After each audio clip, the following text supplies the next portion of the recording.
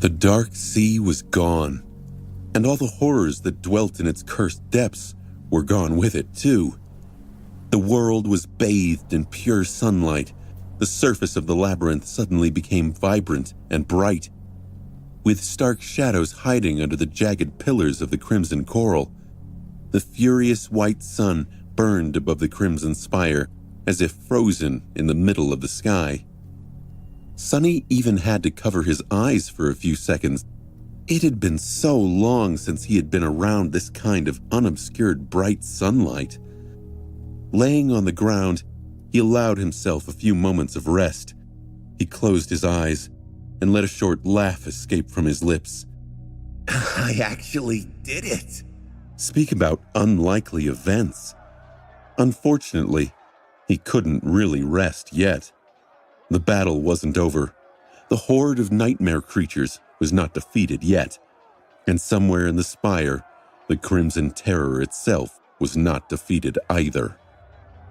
With a deep sigh, Sonny collected himself and rose to his feet. They were almost there. They almost escaped. Now, all that was left was to make one final push, even if it was going to be the hardest one yet. Looking at the tall mound of coral towering above him, he squinted against the light and began climbing it. Was it always so bright? As Sonny climbed, he summoned the runes and glanced at them. Shadows, Marble Saint. Thank God she's still alive. Or, alive isn't the right word, but she's still around. He knew that Saint was all right, but he had still wanted to check. The taciturn demon had been heavily damaged and was bound to spend a long time restoring herself. However, her essence was not in danger. Then, his eyes slid lower.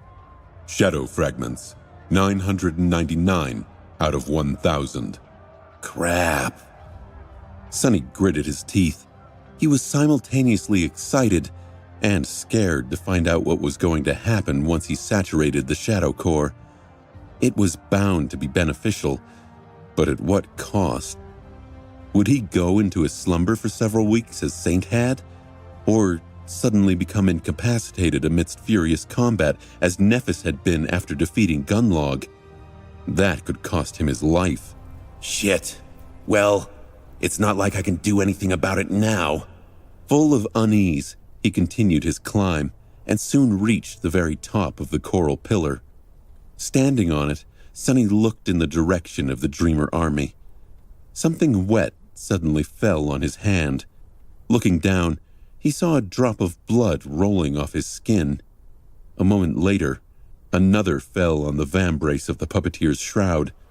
Surprised, Sonny raised his hand and swiped it across his upper lip. It came away wet with blood. A nosebleed? What the hell? Come to think of it, why did he feel so weak? As Sonny stared at his hand in confusion, a violent ripple suddenly ran through his shadow. Across the deep moat that surrounded the island, the remnants of the Dreamer army were at the precipice of turning the tide of battle in their favor.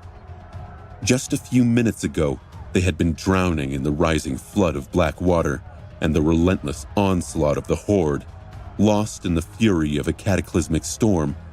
But now, the storm was no more, and the dark sea had retreated. The sun shined brightly in the sky, drowning the battlefield in its light. Bathed in it, the nightmare creatures seemed to become hesitant, almost sluggish. But they were not giving up. The monsters continued to attack the humans in a frenzied rage, their claws and fangs reaping one life after another, but the survivors of the Dreamer army were repaying every loss tenfold. Reinvigorated by the exhilarating gift of sudden salvation, they steeled their hearts and fought with zeal, fervor, and murderous will. More and more nightmare creatures fell to their blades. The horde did not seem to be so endless anymore. The sleepers did not know why the storm had dissipated and why the cursed sea had retreated, but their faith in Changing Star now burned even brighter. She had promised to guide them out of this hell, and somehow even the black water had capitulated to her radiant light. The victory was not impossible anymore. They could practically taste it. But Nephis herself suddenly stumbled and slowed her sword dance. A confused, alarmed frown appeared on her face. Dodging the claws of an attacking abomination, she thrust her sword into its maw, then jumped back. Free of the swarming monsters for a few short moments, she lowered her sword and looked at the sky. High above her, Kai was still alive somehow. What is happening? He wondered. He had spent so long flying at a terrible speed, struggling against the crushing wind, dodging bolts of lightning and the cursed spire messengers, pushing the limits of both his body and mind. The exhaustion was catching up with him now, making it hard to think, let alone react. He really didn't feel well. His whole body ached, and his vision was slowly turning blurry. A sickening feeling of weakness permeated his body. The storm had come out of nowhere and then disappeared without a trace. The skies were blindingly bright. That was a relief. But the damn abominations were still there. At least they didn't look tireless anymore. In fact, the messengers seemed to be in as much of a sorry state as Kai himself. He wanted to flatter himself and assume that it was because of his arrows. He had wounded the damned monsters many times after all. But no, that wasn't it. They seemed able to resist the effect of the blood arrow before, at least to a large extent. So why would it change now? Something is wrong. Using the sun to blind his enemies, Kai dove into the light and dashed to the side, narrowly avoiding the claws of one of the messengers. Or so he thought. In reality, it wasn't narrow at all. He dodged it with a lot of room to spare. The quiet dancer didn't even need to get involved. Are they going slower? With a sudden feeling of unease, Kai hesitated for a split second and then reduced his speed to take a good look at the terrifying creature. What he saw made him scowl. The messenger looked wrong. Its glassy black eyes were hazy and moving as if looking all around in an erratic and senseless pattern. They were also crying? No, they were dripping with blood, which flowed down the black feathers like a crimson stream. There were two other similar streams coming from the monster's ears. The muscles of his pale body were spasming, rolling under the white skin like panicking worms.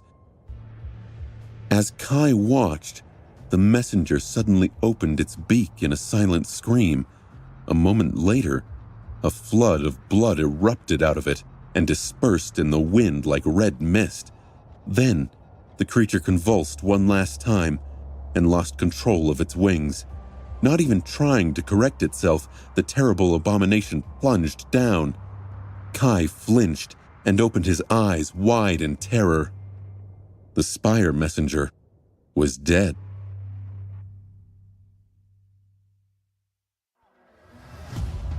Sunny swayed a little and then looked down at his shadow. The shadow seemed to be in pain. It was slumped, clutching at its chest with one hand and waving at him with the other. When it noticed that Sunny was staring at it, it desperately pointed to itself. What is this guy trying to say? Was he having a heart attack? No, of course not. That would be ridiculous. Shadows didn't have hearts. What was it pointing at then? Sunny scowled.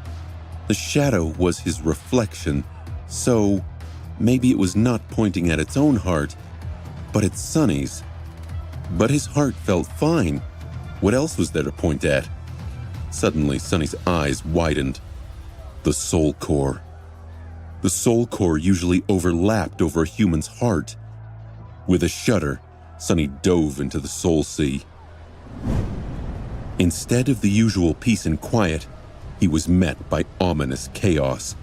The dark waters that were always tranquil and still were now restless and turbulent. They rippled and surged as though under the assault of the invisible winds. Up above, the spheres of light that represented his memories shimmered and blinked, as if about to be extinguished. The black sun of the Shadow Core was trembling. He could almost see tiny cracks appear on its transparent surface. Only the silent shadows were still the same, not disturbed by the approaching disaster at all. They stood motionlessly staring at him, with no expression on their black, lifeless faces. Sunny did not pay them any attention and stared at the Shadow Core with wide eyes, dumbfounded. Soul damage. I am receiving soul damage. He was under the effect of a continuous soul attack. Escaping the unquiet sea in panic, Sunny wiped the blood off his face and looked around with a grim expression. He saw his reflection in the choppy waters. He was even paler than usual. What the hell is attacking me? After a few moments, he suddenly shivered, stunned by a chilling revelation, and then looked up at the blinding discus of the sun. He had not been wrong. Its light was indeed much brighter than it had been before. The skies of the Forgotten Shore, which had always been gray, were now almost white, full of merciless heat and radiance. It looked as though someone had erased reality itself, leaving behind nothing but an endless white void. With each second, it was growing more and more incandescent. The sun! The source of the soul attack was not a nightmare creature. It was sunlight itself. Anywhere it reached, the souls of living creatures were being slowly eroded and destroyed. And since the sun was now directly above them, at high noon, there was almost nowhere where it couldn't reach. There was no escape from it, except for... Turning around, Sunny stared at the opened gates of the Crimson Spire. Behind them, welcoming darkness promised shade and safety. This was the only place where he could hide from the annihilating sun. The army! Spinning around, he peered across the moat. Out there on the battlefield, the nightmare creatures had stopped their endless onslaught. Now, they were stumbling and swaying as though drunk. Many had already fallen to the ground, blood streaming from their orifices. Their souls had been destroyed, and they were dead. The surviving warriors of the Dreamer army were staring at them in bewilderment, their distant figures full of both relief and confusion. Sunny wanted to scream, warning them of the terrible danger they were in, but knew that he was too far away for anyone to hear him. From the tall mound of coral he was standing on, he could see the graceful shining figure in their midst. He knew that Nephis must have figured out what was going on by now, but she didn't know that the gates of the spire were open. Think. Sunny racked his mind for an idea. That's it! He raised his hand as high as he could stretch it. A moment later, a clear ringing of a silver bell spread across the labyrinth, rolling over the remains of the Dreamer army. Far away on the battlefield, Nephis spun and looked in his direction. Come on, Neph! Sunny rang the silver bell again and waved his hand in the air. However, there was no need. Changing Star had already moved, thrusting her sword toward the spire. In the next moment, the Dreamer army lunged forward. Sleepers were running with all the speed they could muster, following the command of their lady. Yes! Wait, what is she doing? Nephis herself did not follow her soldiers. Instead, she turned around and ran in the opposite direction. Nephis was running to the distant pillar of coral that they had left at the start of this mess. Sunny's heart skipped a bit when he realized that she was going back for Cassia. But there was nothing he could do to help. Not anymore. Good luck to them, Sunny thought. Jumping down from the mound, he rolled on the ground and ran toward the darkness of the spire's doorway without looking back. However, before Sunny could reach it, he saw something falling down from the skies. What the? A ragged human figure slammed into the crimson coral and rolled several times before coming to a stop, then remained still. Sunny dashed toward it, quickly recognizing the bright colors of Kai's armor. To his relief, the charming young man was still alive, but barely conscious. A graceful rapier was worriedly zipping in the air around him, the steel of its blade bleak and devoid of the usual luster. The two of them must have been high up in the sky when the soul erasure had begun, much closer to its source, and so suffered more than those of them on the ground. Not wasting any time, Sonny grabbed Kai by the collar and dragged him toward the opened gates of the spire. The quiet dancer followed. Soon, the three of them reached the border between light and darkness. Without hesitating even for a second, Sonny dove into the cool shade, made a few steps to get deeper into its shelter, and fell to the ground. Only now, protected from the annihilating sunlight by the solid mass of the ancient tower, he realized how terrible his condition had been. But no more. His soul was finally at peace once again, whatever wounds dealt to it, already healing. Kai was still alive too. Sonny lightly punched Kai's arm. Lucky bastard. Thank gods. Breathing heavily, he checked on the unconscious archer, then sat down and stared at the blindingly bright landscape outside. Were the others going to make it? A few seconds later, something suddenly flashed through the air. It was Castor. Falling on his knees near them, he glanced at Sonny with tired eyes and then gently placed an unconscious sleeper he had carried with him on the ground. Without saying anything, both of them turned to the gates of the spire and looked into the light. Seconds passed in torturous silence, and then a human silhouette appeared out of the brightness, and then another, and another. One was exceedingly taller than the rest. Thank gods, Sonny whispered. Effie managed to outrun the others, diving into the cool embrace of the shade. She glanced up at Sonny and managed a gentle smile. You're not rid of me yet, dummy. Sonny shook his head and felt the knot in his chest loosen just a little bit. He was still waiting, though. Is she? Are they going to make it? The other survivors of the Dreamer army had reached the island and dashed toward the life-saving darkness of the gargantuan tower. Soon, they crossed the distance separating them from the gates and dove into their shade. Sonny watched, something sharp moving in his chest. A torturous eternity later, he finally saw the familiar figure in white armor appear at the doorstep of the colossal structure. Carrying Cassia, Nephis entered the shadows. She was the last one to come. Looking at them, and at the small crowd of sleepers gathered at the border between darkness and light, Sonny was finally able to exhale. They made it. The battle for the Crimson Spire was over. Now, all they had to do was find the gateway hidden somewhere inside the ancient tower, and survive the wrath of its master.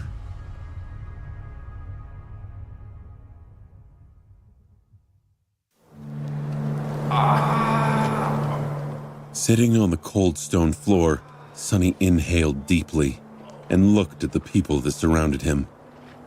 All of them were exhausted, wounded, covered in blood and dirt, barely staying conscious.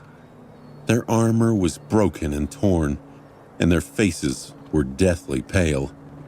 They sat on the ground, too tired to move or talk, breathing heavily, and stared down with empty eyes.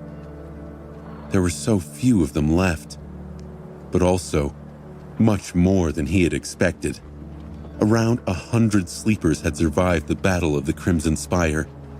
They were the strongest, the bravest, but most likely the luckiest warriors of the Dreamer army. 4/5 of it had been eviscerated in the slaughter. Not to mention another 500 or so that had died during the bloody struggle for the throne of the Bright Castle. This 100 was all that remained of more than 1,000 humans that had been surviving on the Forgotten Shore before Changing Star had arrived in the Dark City like a brilliant omen of disaster, like a herald of ruinous change. Sonny was appalled and horrified as much as he was surprised and elated. He had honestly thought that the number of people who would make it this far was going to be in the single digits. Looking around, he searched for familiar faces. Nephis and Cassia were there, of course. So was Kai. Effie was slumped against a wall, dressed only in her white chiton, which was now torn and painted completely red with blood. Her armor seemed to have been destroyed. Castor was also there, bandaging a shallow wound on his shoulder.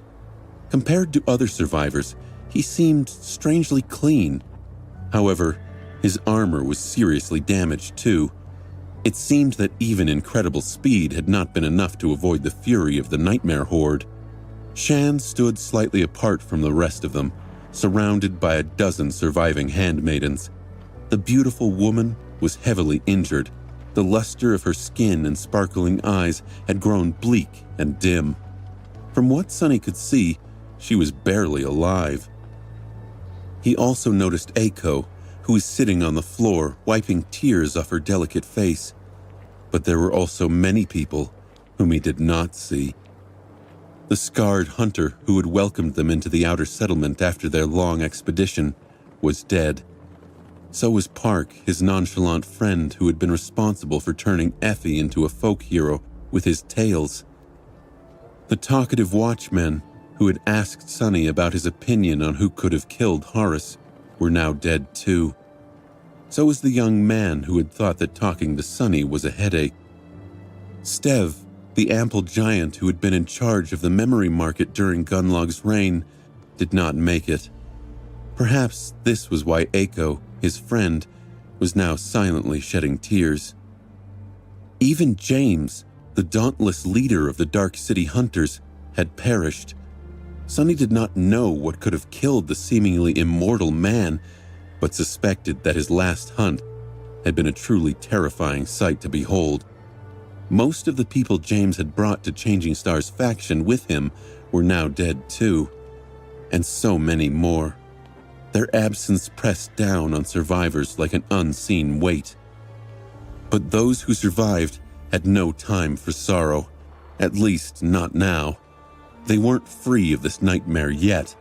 If anything, now they were truly in the belly of the beast.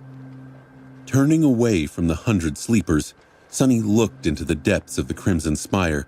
Once, the entire tower must have been hollow, but now there were growths of coral everywhere inside. They resembled frozen waterfalls of blood, as if rivers of it had once streamed from the top of the spire and then suddenly turned solid, frozen in time. Because of that, it was hard to see what was hidden in the depths of the cyclopic construct. Further away, the interior of the tower was shrouded in the cold darkness. Lingering for a few moments, Sunny decided not to send his shadow to explore. The Crimson Terror had already proven its ability to hurt it, so he was unwilling to risk the well-being of his invaluable helper. Instead, he glanced at Nephis. Changing Star was peering into the glowing brightness that drowned the forgotten shore. By now, the light of day outside was almost blinding. On her face, there was a strangely thoughtful expression. As Sunny watched, she turned around and raised her head, looking in the direction of the spire's tip. After a while, she frowned and then faced the surviving humans. When she spoke, her calm voice echoed in the darkness of the ancient tower. "It's time to go. Gather your strength. We are almost there." The sleepers looked at her with tired eyes, the light of hope igniting in them with renewed strength. Slowly, they rose to their feet. Those who were relatively fine supported those who were seriously wounded. Those who had lost consciousness were being carried by their friends or fellow warriors.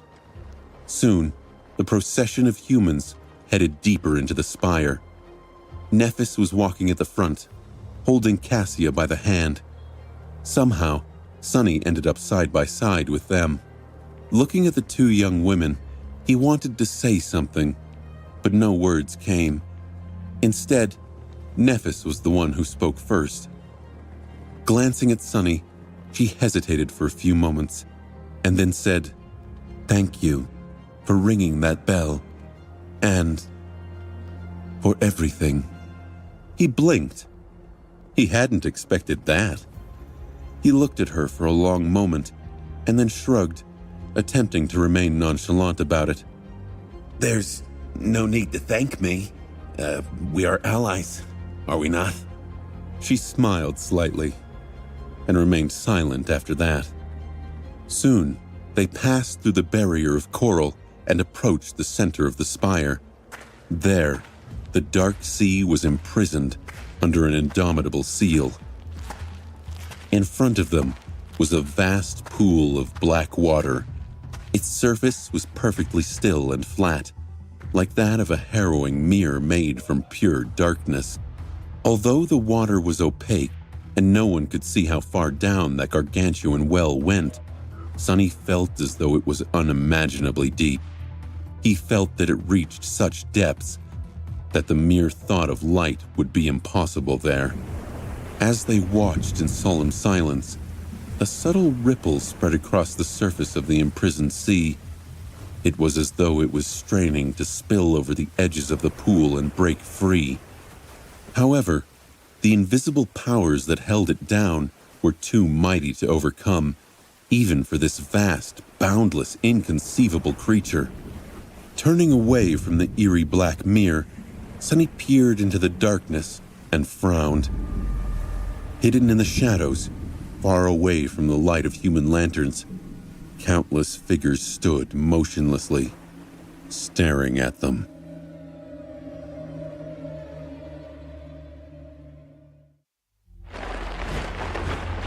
At first, Sonny wanted to shout to warn everyone, but after observing the silent figures for a few moments, he thought better of it.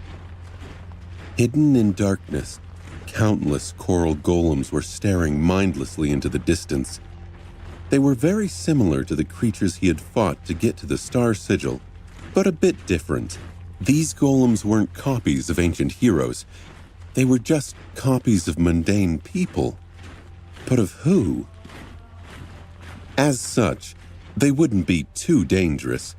A single sleeper could fight dozens with ease, let alone the experienced, powerful warriors of the Dreamer army. More than that, the golems did not seem to be hostile. Some of them stood motionlessly, while some aimlessly wandered about.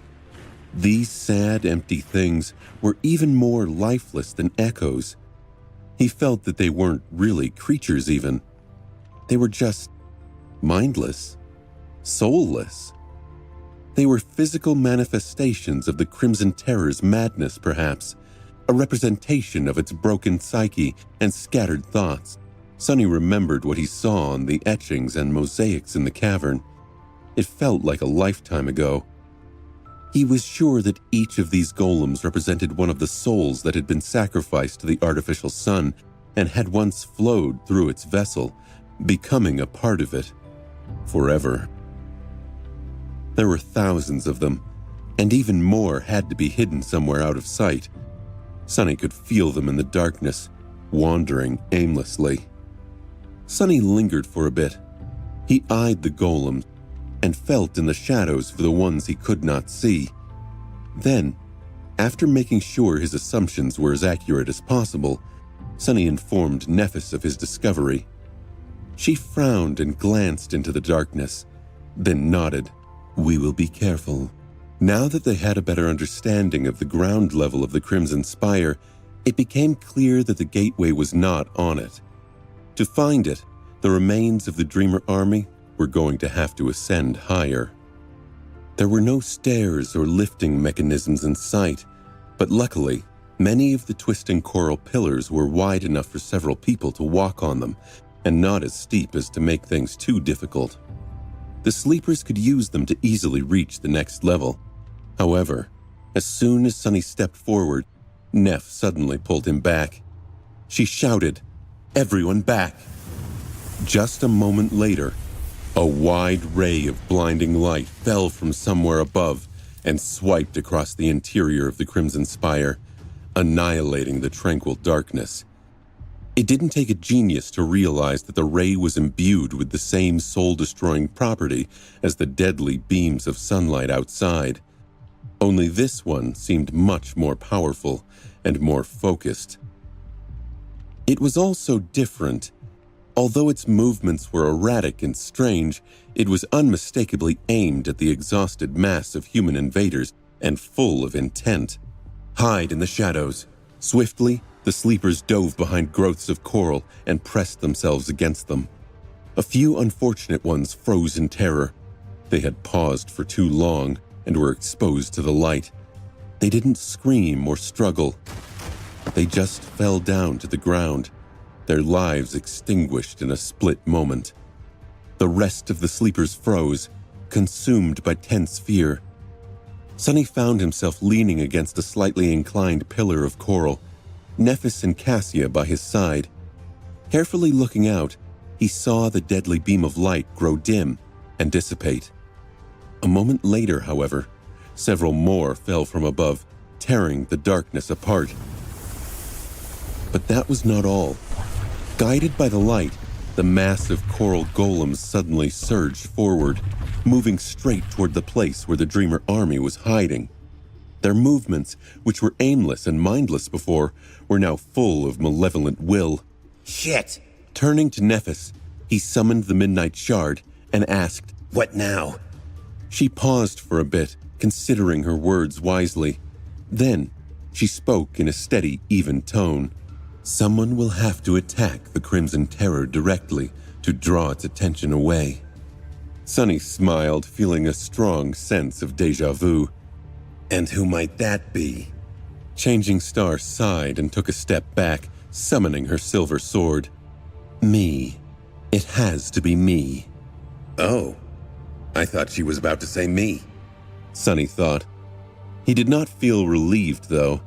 If anything, he felt a swirling of emotions, ones he did not have the time to even start deciphering.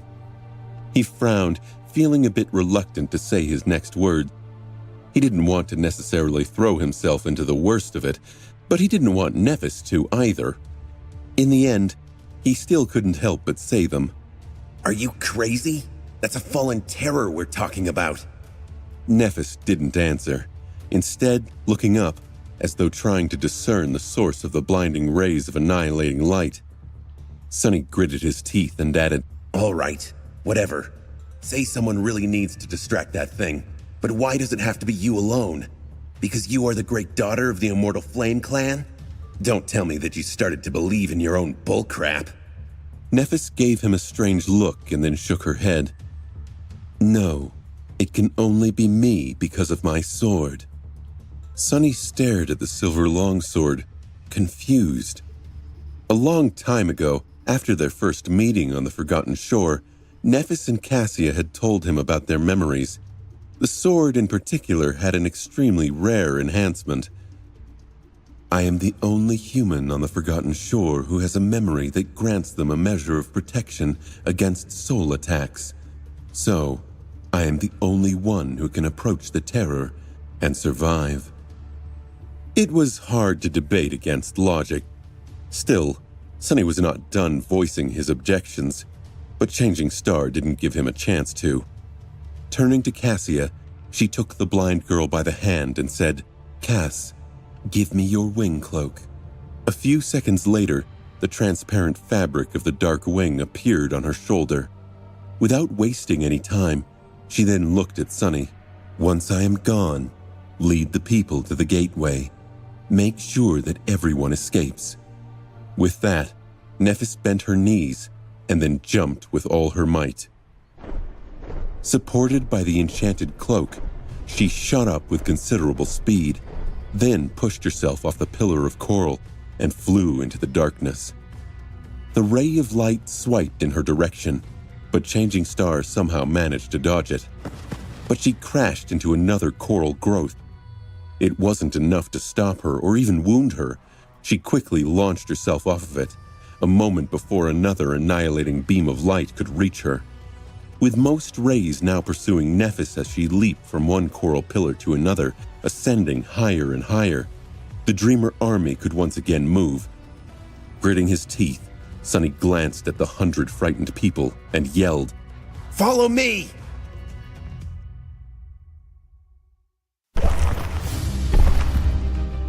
Sonny had never expected to become a leader of anyone, let alone of 100 desperate people. But now, that was exactly the situation he found himself in. To add insult to injury, he was really the best person for the job, even if he would never admit that aloud. It was not because of any kind of leadership qualities. He had a skill that no one else had, however. It was the fact that he could see in the dark. Now that the rays of soul-destroying light were led away by Nephis, he could also let his shadow free and send it forward to explore and search for the gateway. He was worried about using his shadow for this before, unsure that it was healed enough, but now he really had no choice. And if there was ever a time when saved weapons should be used, now was certainly the time. So if anyone could give the remains of the Dreamer army to their salvation, it was him. How in the hell? Sonny shook away his unsure thoughts. Hiding his unease deep inside, Sonny projected nothing but absolute confidence and shouted for everyone to follow him. Surprisingly, the sleepers did just that without voicing any objections. Confidence is easily confused for competence, I guess. Of course, the fact that he was affiliated with Changing Star in some capacity helped a lot, even if most people were not completely sure how and to what extent. Taking Cassia's hand, Sonny dove out of his cover and dashed toward a wide, spiraling coral route that reached high into the darkness above. He could hear the sound of footsteps following him from behind. The Dreamer army was on the move once again. Jumping on the route, Sonny sent his shadow forward and glanced at the approaching sea of coral golems. There was still time. He ran forward, using the coral growth as stairs. A second later, he yelled, "Those at the back! Ready your weapons!" They did so, while the first rows of sleepers followed Sonny up. Almost everyone had time to climb onto the route by the time the first of the golems showed up. The coral figure stumbled from the darkness, only to be met by a flash of a sword. It crumbled instantly, offering almost no resistance. But a moment later, several more appeared, and then more, and more. The sleepers destroyed the first wave to buy themselves a few moments, and then jumped onto the route, then dashed away, soon catching up with the rest of the survivors. At the head of them, Sonny hesitated for a moment. Thanks to the shadow, he knew that the wide coral growth they were ascending was soon going to twist upward at an almost vertical angle and grow much more narrow. Luckily, there was another one crossing it just a few meters ahead, separated by a very small gap. Picking Cassia up, he took a step forward and jumped, landing on the other route, then turned around and moved in the opposite direction to the one they had been going, but still upward. Behind him, the sleepers repeated his jump, and down below, the wave of golems was already climbing on the twisting roots to pursue them. "Damn it!" He yelled out to those behind him. "Watch out! Those bastards can climb!" He ran forward, struggling against the steep incline, then suddenly froze and looked up. There, a few dozen meters away, a wide gallery circled around the empty expanse of the Crimson Spire. And on it, another mass of golems was surging in the direction of the Dreamer army. Countless twisted figures were appearing from the chaotic mess of crimson coral and rushing forward, searching for a path to reach them. Many fell off the edge of the gallery and plunged down to explode into shards once they hit the floor. But some fell right on the route he was standing on. Gritting his teeth, Sonny looked back and noticed a familiar tall figure close by. Effie stared at him tiredly and forced out a smile. She asked, "What is it now?" He put Cassia on the ground and gently pushed her toward the huntress. "Take care of her for me, all right?" Cassia starts to protest, but then sighs. "Thanks, Effie." Effie waved a hand, letting him know that she got it.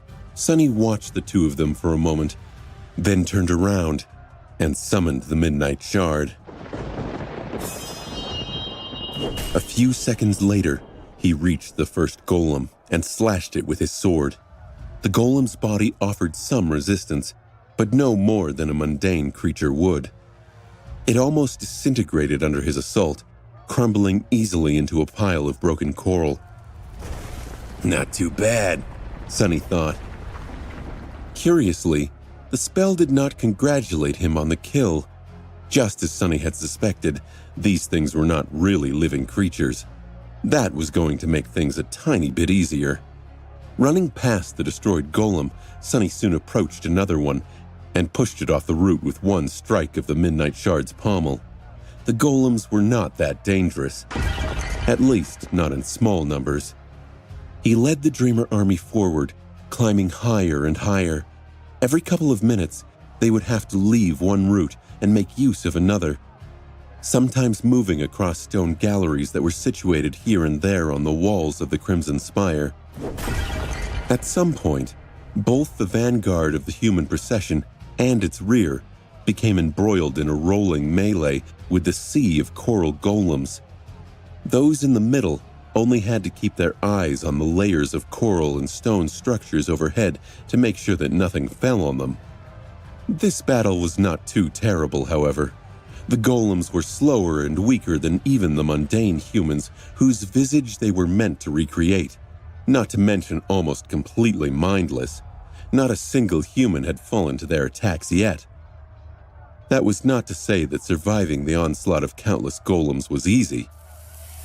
Somewhere high above, meanwhile, the flashes of white light slowly turned into one continuous radiant halo. Nephis was probably already approaching the very pinnacle of the ancient tower. The fact that none of the annihilating rays had returned to attack the sleepers served as proof that she was still alive, drawing the attention of the terror away from them. Where are you? Where are you? At the head of the Dreamer army, Sunny cut through another golem and suppressed a curse. Where was the damn gateway? And just as he thought that, his shadow finally found what it had been looking for all that time: their way back to the real world.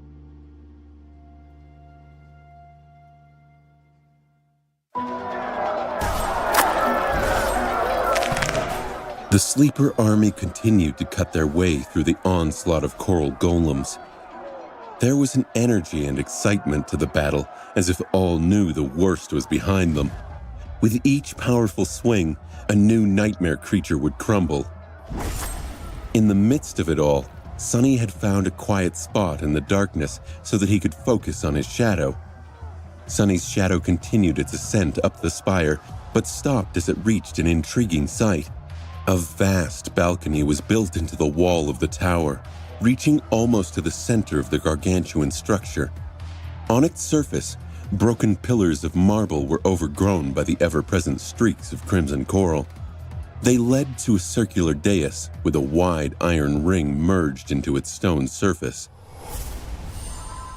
Around the ring, a beautiful pattern of runes was shimmering with familiar light.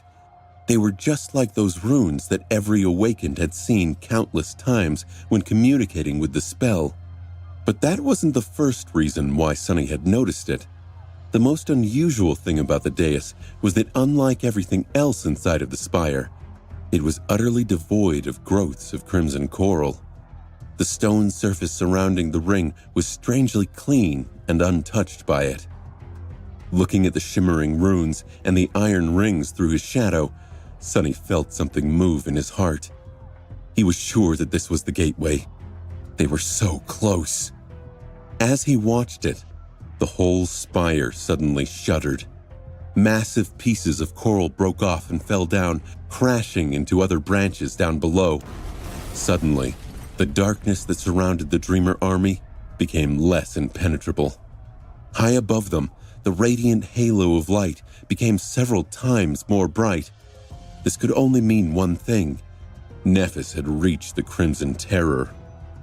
With a somber grimace, Sunny escaped from his reverie and dashed forward, slicing several golems as he went. The frightened sleepers followed, entrusting their fates into his hands.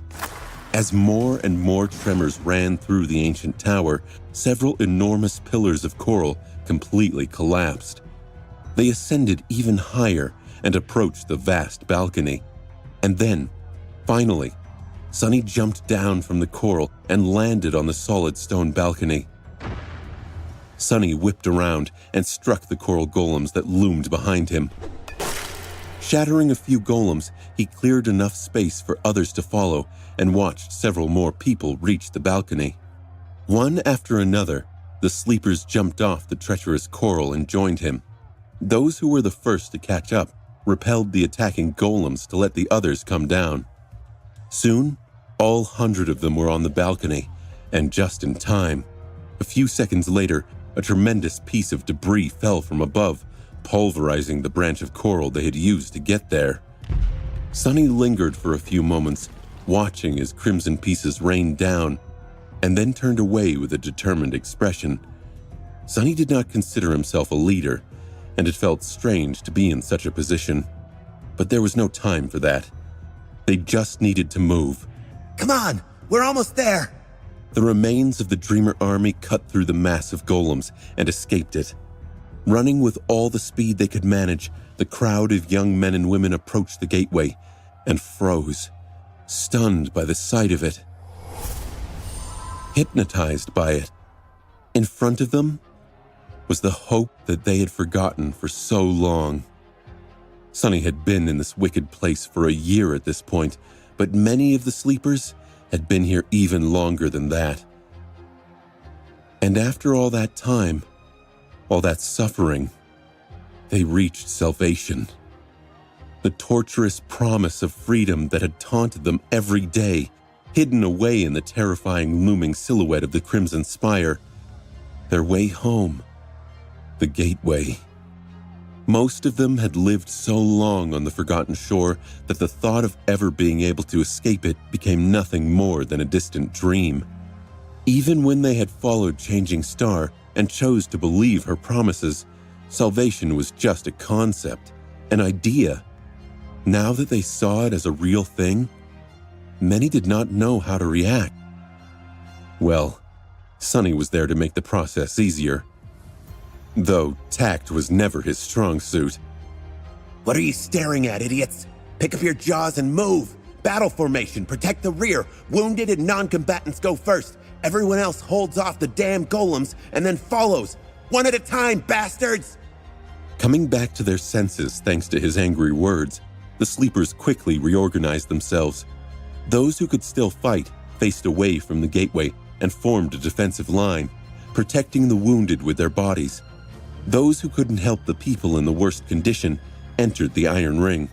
Sunny watched as the first human was placed in the center of the gateway. A moment later, the runes surrounding the ring flashed with shimmering light. The body of the sleeper suddenly shone, too. The ghostly shine was dim at first, but then grew brighter and brighter. Soon it was hard to distinguish the shape of a human body at the center of that light. And then, the light dissipated, much like a memory or an echo would, leaving nothing behind. After all these years, all that suffering, all that loss, the first sleeper had finally escaped the Forgotten Shore. Looking through the emptiness left by the disappearance, Sunny realized that he had forgotten to breathe. A second later, an exhilarated cheer rose above the crowd of humans. The intensity of emotion in their voices. No words existed to describe the complicated, overwhelming conflagration of feelings burning in the chests of the survivors of the Dreamer army at that moment. In the next moment, the pursuing wave of golems crashed into the defensive line, and the next human stepped into the gateway. The defenders held their ground, throwing the coral creatures back. Sunny lingered at the edge of the dais, watching the crowd of humans. One after another, they were disappearing into the beautiful radiance of the gateway, while the others continued to confidently repel the assault of the golems. They were going to survive. That meant that his job here was done. And just as he had expected, Castor was nowhere to be seen. Lingering for a few short moments, Sonny glanced at the gateway one last time and then stepped away. As he moved through the crowd of humans and approached its edge, someone suddenly called out his name. Sonny! Turning his head, he saw Effie. The huntress was carrying the unconscious body of Kai on one shoulder and keeping Cassia close to her own under another. The blind girl's face was ashen, confused, and empty. Sonny smirked back at her. Don't you mean doofus? Effie grinned a weary grin. What are you doing? Sonny stared at her for a few moments and then suddenly smiled. There's just some unfinished business I need to deal with. Take care, you three. I will see you later. I hope. Sonny's friends made it to safety. That warmed his heart and gave him hope. He could follow them. He'd done more than enough. He could save himself. He probably should. The old him never would take the risk he was about to take. He might be dooming himself to die, or maybe stranding himself here for no reason. It's possible Nephis didn't need him, or worse yet, she was up against forces he couldn't help her with. But he couldn't just walk away. He couldn't abandon her. Sonny turned his back on freedom and walked into the darkness, praying this wasn't the dumbest decision he'd ever made.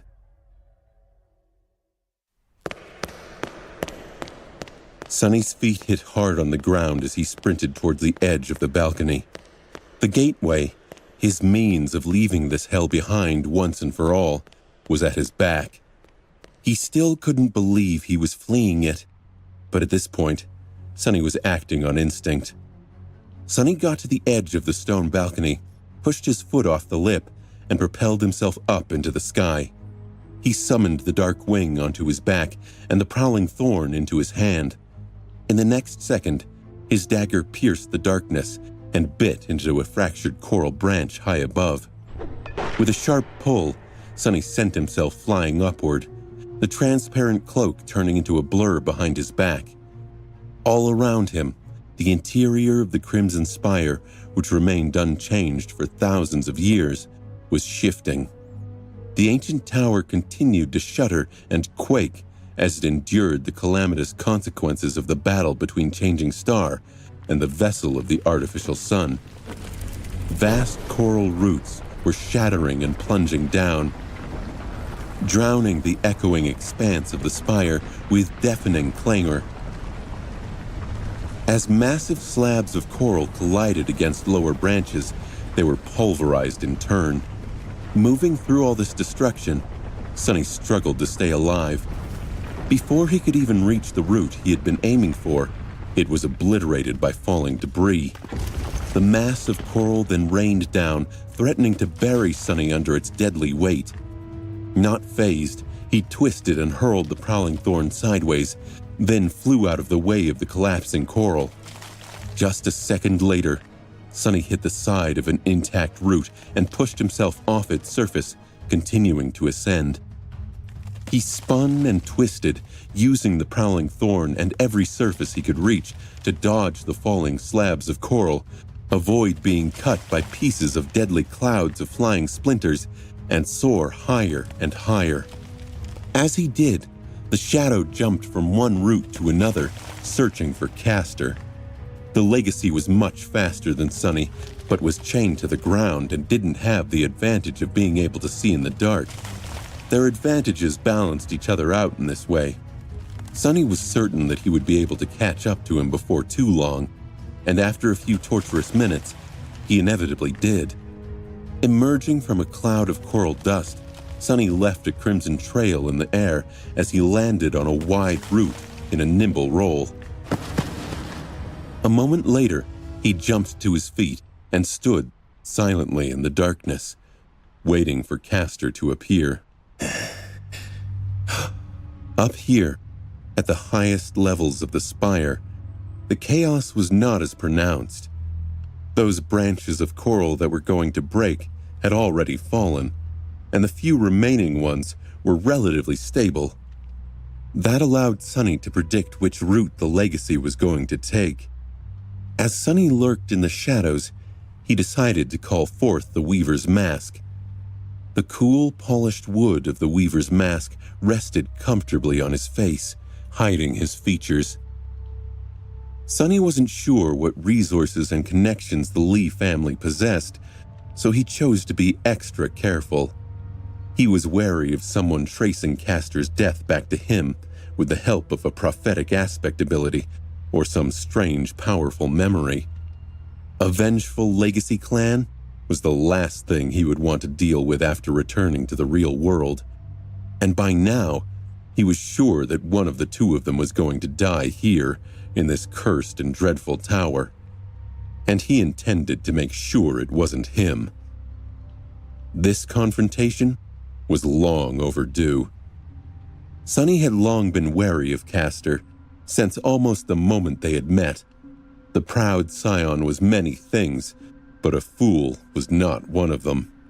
There was a chance that he had long guessed Sonny's flaw. The mask was his insurance against that eventuality. If Castor didn't know who he was facing, he didn't know how to prepare or counter them. Sonny thought to himself, Let's see which one of us is better. Let's see which one of us deserves it more. For Sonny, this fight was not only about defeating Castor. It wasn't even about defending Neff. It was about everything Castor stood for. It was about all the advantages he had in life, and all the things Sonny was deprived of. A lifetime ago, when he and Castor had first met in the academy, they were on opposite sides of society. One was on the top, and the other was on the bottom. One was strong and surrounded by a circle of admirers, and the other one was weak and alone. One had the best education, the best mentors, the vast resources of his powerful family, and the inherited arsenal of memories, and plenty of soul shards to propel him forward to future success. The other had nothing. Sonny had always had nothing. No family and no home, no place to call his own, no one to care about whether he lived or died, no opportunity, no chance, no future. And somewhere, deep inside of his soul, Sonny had decided that must mean he was nothing. If everyone treated you as worthless, how could you see value in yourself? And yet, there was a tiny spark in him, a rage at that fact. He needed to prove to the world, to himself, that wasn't true. Was there a better way to do that than defeating the man the world valued more than anyone? Castor and Sonny had been thrust into the same hell. Sonny clawed and fought, suffered and endured, survived and bettered himself through will, intellect, and countless brushes with death. And now, a year later, he was ready to claim his rightful place. In a year, he earned through blood and sweat everything Castor had been given. By defeating Castor, he was going to prove once and for all that he wasn't lesser than anyone, that he wasn't some inconsequential nobody to be discarded and forgotten, to be lost on the pages of history, that he mattered as much as those real humans did, that he was as exceptional as the best of them, despite the fact that he wasn't born into wealth and prosperity. As Sonny waited in the darkness, the light of a memory lantern swiftly approached from below. Castor was rushing to the pinnacle of the spire, using his incredible speed and training to avoid being killed by the falling debris. He was already getting close when, suddenly, the light of his lantern fell on a motionless figure that stood in the center of a wide coral root barring his way. Dark armor weaved out of soft fabric, with lusterless black leather protecting vital spots. An austere blade held lightly, its tip turned to the ground. The wooden mask that resembled the face of a fearsome demon was new, but still, he had no problem recognizing who was in front of him. Slowing down and stopping a few meters away from the hateful little vagrant, Castor gritted his teeth and spat. "It's you. Hidden behind the mask, Sonny smiled. No, you are mistaken. Actually, it's not me. Then, tilting his head, he stared at the proud legacy and said, his voice full of surprise, "Oh, hey, Castor. What a coincidence to run into you here of all places. So unexpected. It must be fate." It was time for the two to finally meet their bloody fate.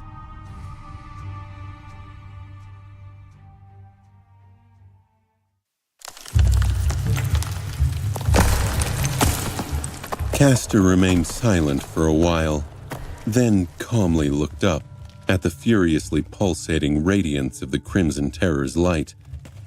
Finally, he lowered his head and exhaled through gritted teeth.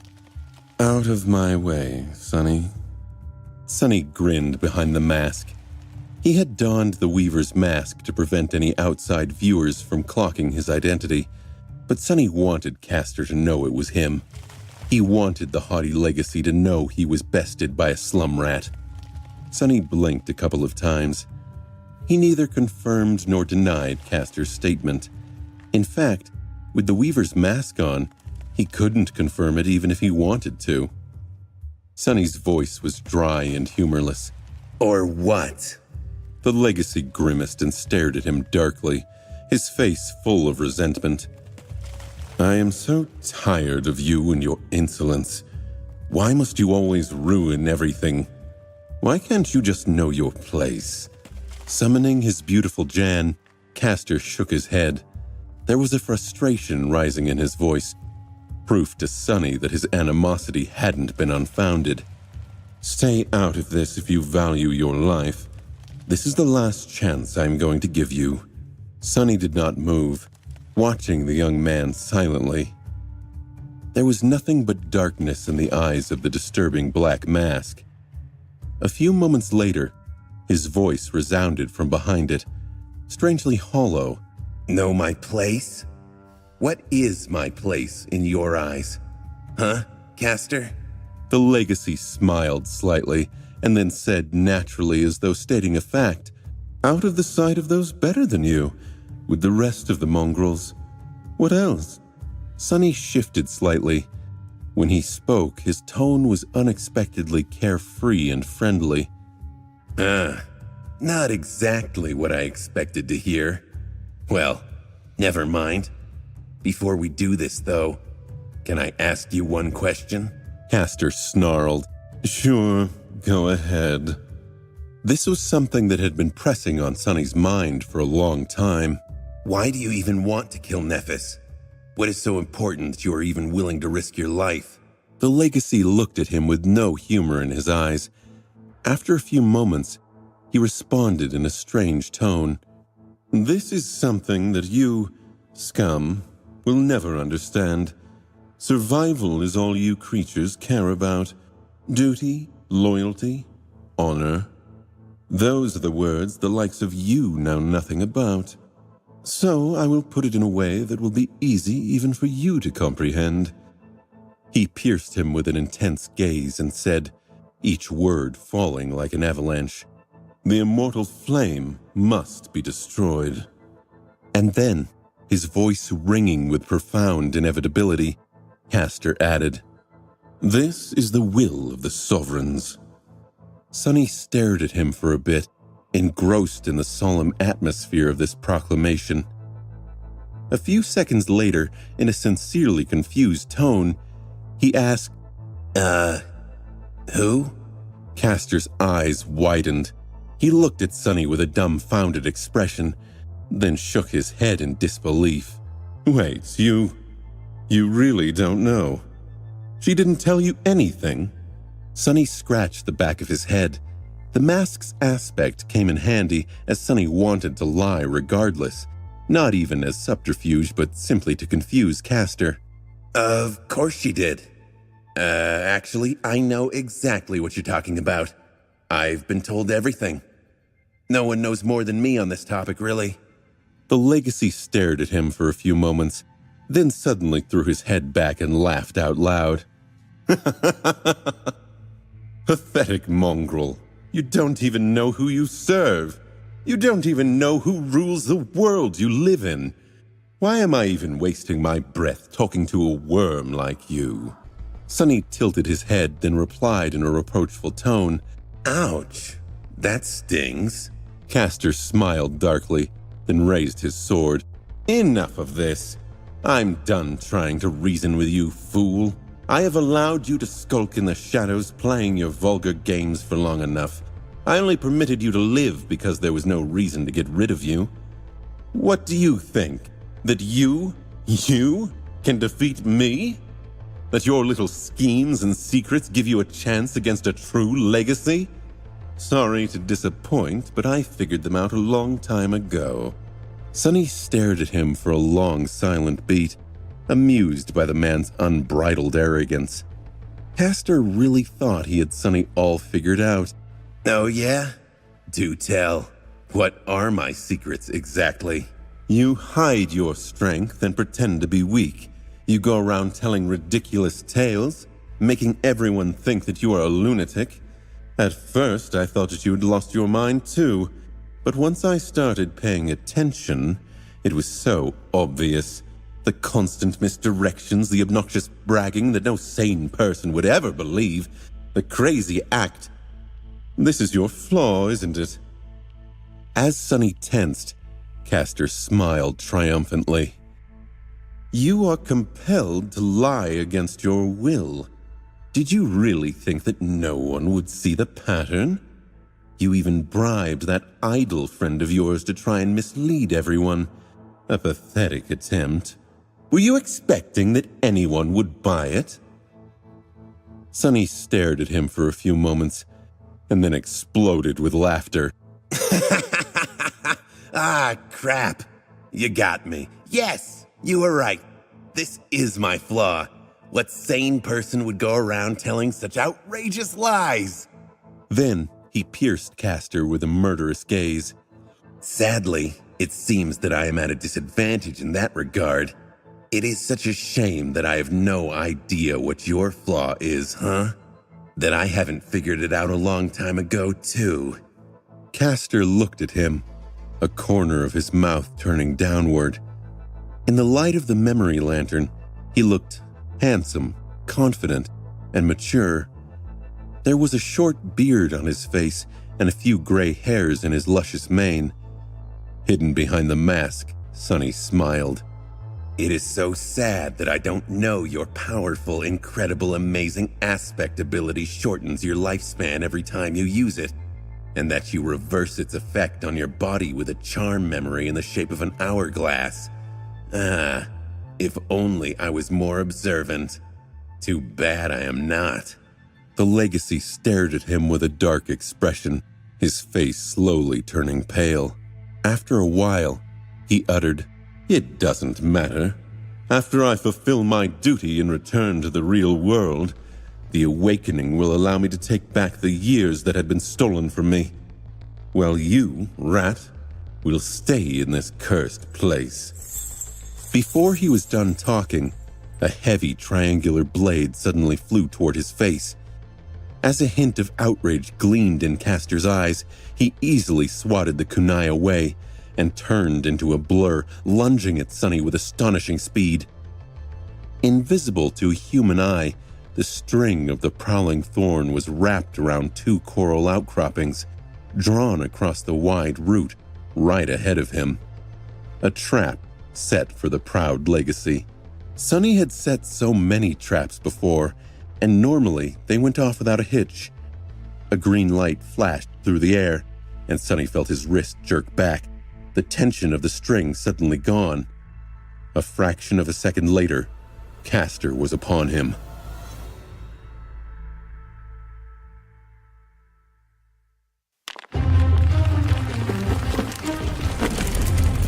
Sonny's mind was racing as he tried to grapple with what was happening. He angrily thought to himself, Fast. He's too fast. Castor was moving with astonishing speed, his figure turning into a blur. His flaw was a cruel one, but the power of the aspect ability he possessed was also incredible. In fact, His own aspect and Nephis's were the only abilities he'd encountered that rivaled the sheer power of casters. Even the greatest warriors on the Forgotten Shore would have had no chance against it. James, Effie, Shan, all of them would have been easily killed by the deadly scion of the Lee family. Perhaps only Horus could have fought him to a draw, but even then, Sonny wasn't sure.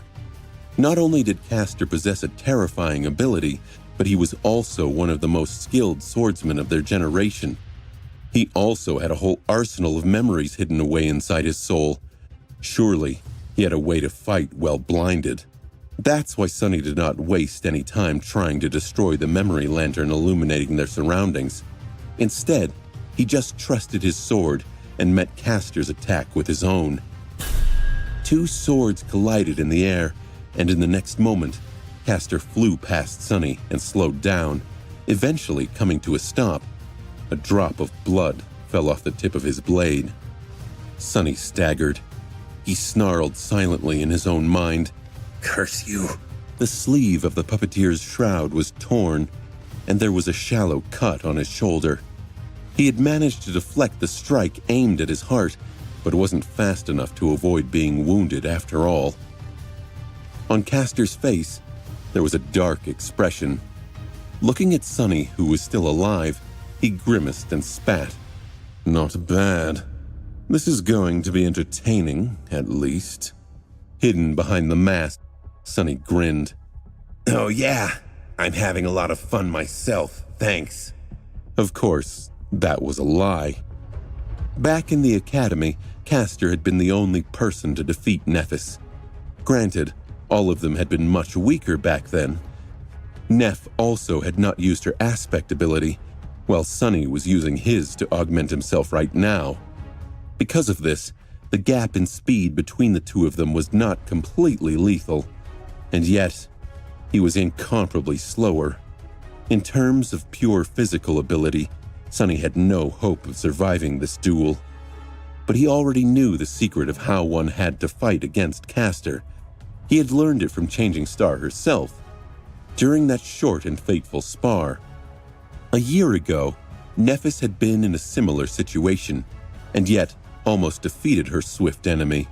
She had anticipated Castor's moves instead of reacting to them, and due to that, his speed advantage had been made less severe.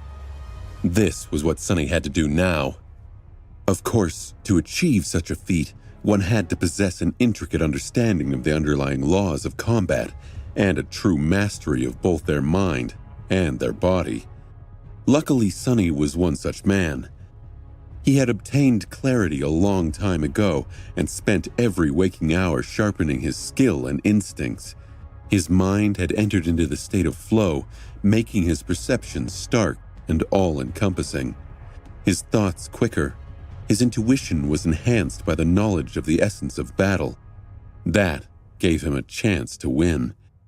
A moment later, Castor attacked again, and Sonny jerked the Midnight Shard sideways, blocking the ghostly green sword at the last possible moment. Sonny thought about Castor's most likely move. Up. Trusting his instincts, Sonny thrust his blade upward just as later the Legacy brought down his sword in a downward slash, aiming at Sonny's head.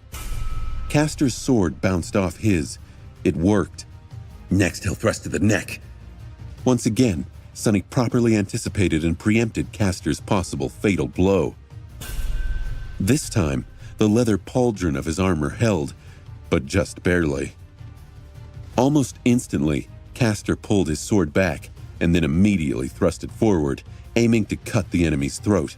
The Midnight Shard awkwardly pushed the gleaming blade away, but not fast enough. Another shallow cut appeared on Sonny's neck, seeping with blood. Sonny refused to give Castor the satisfaction of his anger, but he screamed in his head. Damn it! Infuriated, Sonny tried to counterattack, but was forced to concentrate on nothing but defense. Dozens of strikes rained on him in a span of a couple of seconds, filling the echoing expanse of the Crimson Spire with the clangor of steel. More and more cuts appeared on his body. None of them were too deep or dangerous, but that didn't make them less painful. No matter how cunning and perfect Sonny's movements were, he couldn't make up for his lack of speed completely. Months of training, hundreds of battles, countless hours spent gaining insight into the inner workings of swordsmanship. Castor had done all of that too, and then some. And he was so much faster. But somehow, Sonny was still alive. Not only was he alive, he wasn't even seriously injured. Yet. At some point, he feinted a block and dodged the blade of Castor's sword instead. Then, whipped his empty hand forward as though trying to punch the legacy in the head. At the last moment, however, a ghostly stiletto appeared in his hand, only to be thrown aside by a powerful hit of Castor's blade. Sonny barely managed to save his arm from being severed at the wrist. Sparing him a contemptuous glance, Castor snarled, "Cretin, have you forgotten that I was there when Changing Star gave you that memory?" Sonny gritted his teeth and lashed out with the austere midnight blade, buying himself a moment to regroup. I guess it slipped my mind. With that, he suddenly hurled the moonlight shard at the legacy, then followed it with a fearsome thrust of his sword. Castor easily dodged the stiletto, deflecting the blade, and kicked him in the stomach, sending Sonny staggering back with a pained moan. For a fraction of a second, he was wide open. His enemy did not miss that opportunity. Turning into a blur as he lunged forward, the gleaming sword flashed through the air, and at the same time, Sonny suddenly spun and twisted his body. The two of them almost brushed against each other as Castor flew by. A moment later, Sonny shuddered and bent over, blood streaming from a deep wound on his side. The legacy turned around and smiled cruelly, a hint of satisfaction reflecting in his eyes. "Not so boisterous now, are you, worm?" Sonny groaned and slowly straightened his back, pressing one hand against his bleeding side. His voice sounded strained and solemn. Yes. That didn't go exactly as planned." Then he tilted his head and raised his other hand, staring at the object dangling from a torn chain that was gripped in it. The hourglass charm swung into view. Suddenly, Castor's hand shot toward his neck. "You..." Sonny grinned and dangled the sandglass charm in the air. "Wait! Wow! How did this thing get here?" Castor gritted his teeth, and the stolen memory immediately began to radiate a subtle white glow. He was trying to dismiss the charm and return it to his soul core. Before that happened, however, Sonny clenched his fist, ruthlessly shattering the crystal hourglass into tiny pieces. Castor's eyes widened. "Bastard!" As his shout resounded in the darkness, the shards of the precious memory flew to the ground, turning into sparks of light and disappearing as they fell. Rage radiated through Castor. The question was whether his anger would make him sloppy or more deadly.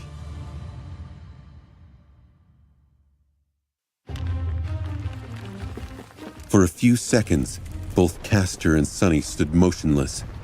On Castor's face, shock and disbelief were mixed with fury, indignation, and fear. Slowly, he raised his head and pierced Sonny with a hateful gaze. "You scum!" His voice was trembling with suppressed rage. Sonny saw a glimmer of hope. He thought, "Good. Rage is good.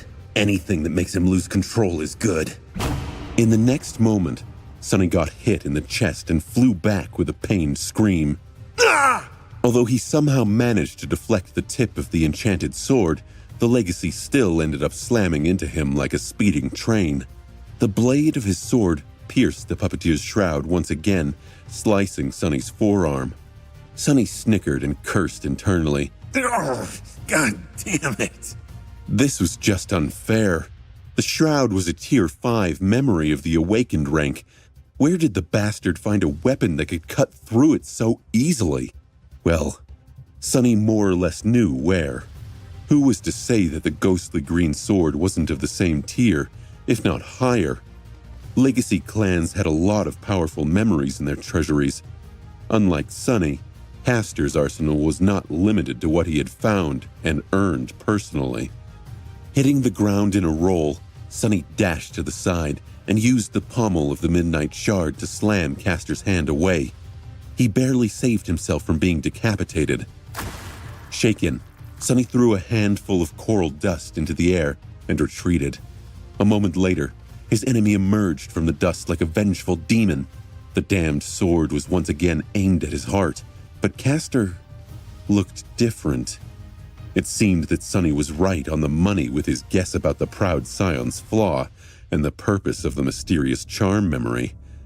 Before, Castor had already looked slightly older than the other members of the cohort, which was strange, considering that both Effie and Kai were supposed to be the oldest among them. This was what had initially caught Sonny's attention, because back at the academy, there had been no such difference. However, now that the crystal sand glass was broken, time seemed to be catching up with the legacy. If anyone were to see him now, they would have assumed that he was in his late 20s, perhaps even early 30s. He still resembled the youth that Sonny had met just a year ago, but just barely. Instead, a handsome, mature, powerful man was attacking him, his dark skin still smooth, but already showing the signs of future wrinkles at the corners of his eyes and mouth. There were several silver hairs in his beard. Straining every muscle in his body, Sonny stood his ground and parried the deadly thrust, then dodged to the left. Once again, he was a fraction of a second late, and another cut appeared on his body. Sonny let out a pained snarl. The cut stung like a bitch, but it was okay. Now, the name of the game was to make Castor overexert himself. Every blow that he didn't land mattered. With a pained grimace, Sonny dodged, evaded, parried, and blocked, continuing to retreat and create distance between himself and Castor. At some point, a furious roar made his ears ring. "Get back here, you rat! Why are you running like a coward?" Hidden behind the mask and struggling to breathe, Sonny gritted his teeth and hissed, "No reason in particular." The next time he and Castor clashed, the legacy appeared to be in his late 30s. Now, he resembled a man in his prime. His powerful physique became even more formidable, his broad shoulders straining the metal of the sturdy scale armor. His temples were gray, and his beard had silver streaks running through it. He looked like the kind of older man young girls would be utterly smitten by. Sonny winced as he felt another laceration appear on his body. He pushed Castor away, then dashed back. The Midnight Shard flew from one side to another, from low to high, not stopping even for a split second. The ringing of steel fused into a continuous deafening clamor. He felt as though his lungs were on fire, but he couldn't allow himself to slow down, even for a moment. A momentary lapse was going to cost him his life. Sonny silently told himself, "Come on, this is not much worse than facing against Saint." But it was worse. So much worse. Even while augmented by the shadow, Sonny couldn't resist Castor's furious onslaught. He was stronger and much more resilient. But that was the thing about sharp weapons. They were created to make the amount of force required to kill someone much less demanding. A skilled swordsman who relied on speed could dispatch an enemy with one well-aimed touch of the blade. To someone like Sonny, Castor was a nightmare. If not for the blood weave, he would have grown weak and slow from blood loss a long time ago, just from the numerous cuts on his body.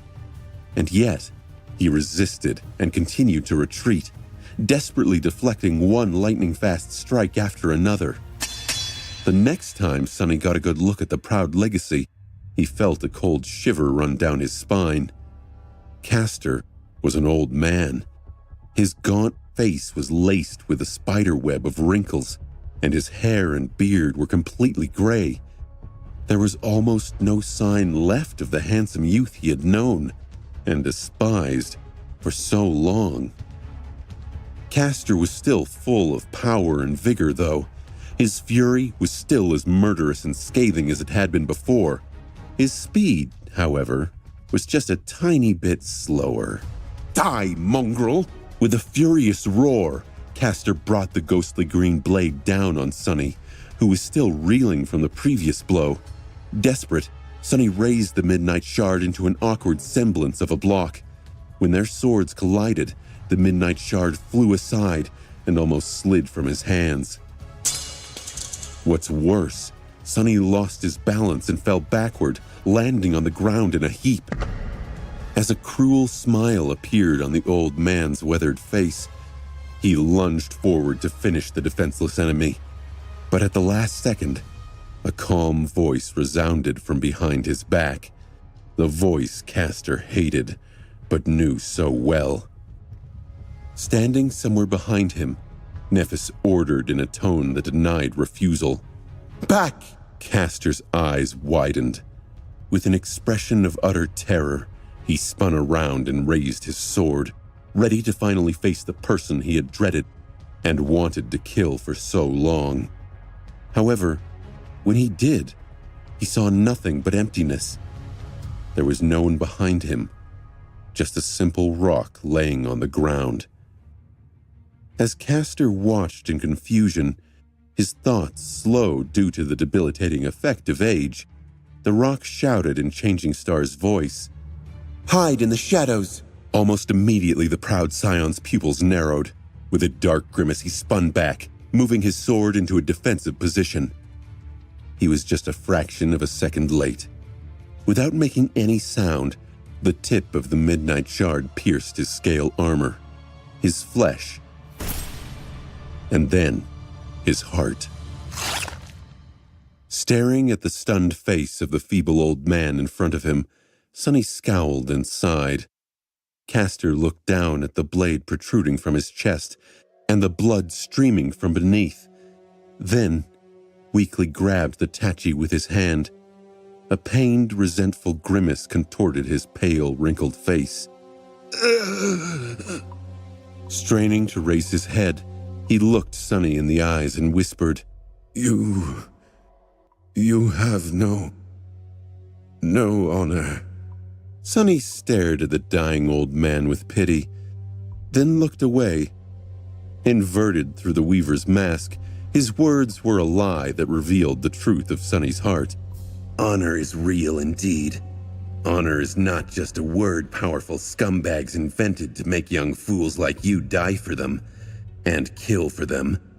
It's not a chain that they wrapped around your neck to make you a slave. Castor looked at him for a few moments, trying to say something, but then slowly fell to his knees.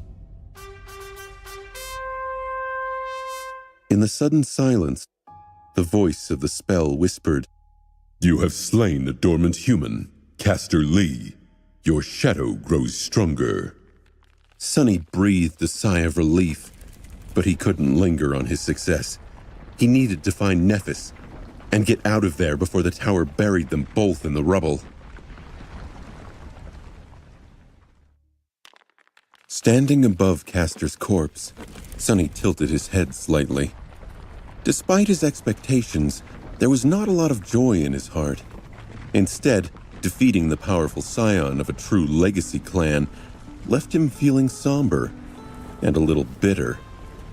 There was, however, a sense of, if not validation, then at least vindication.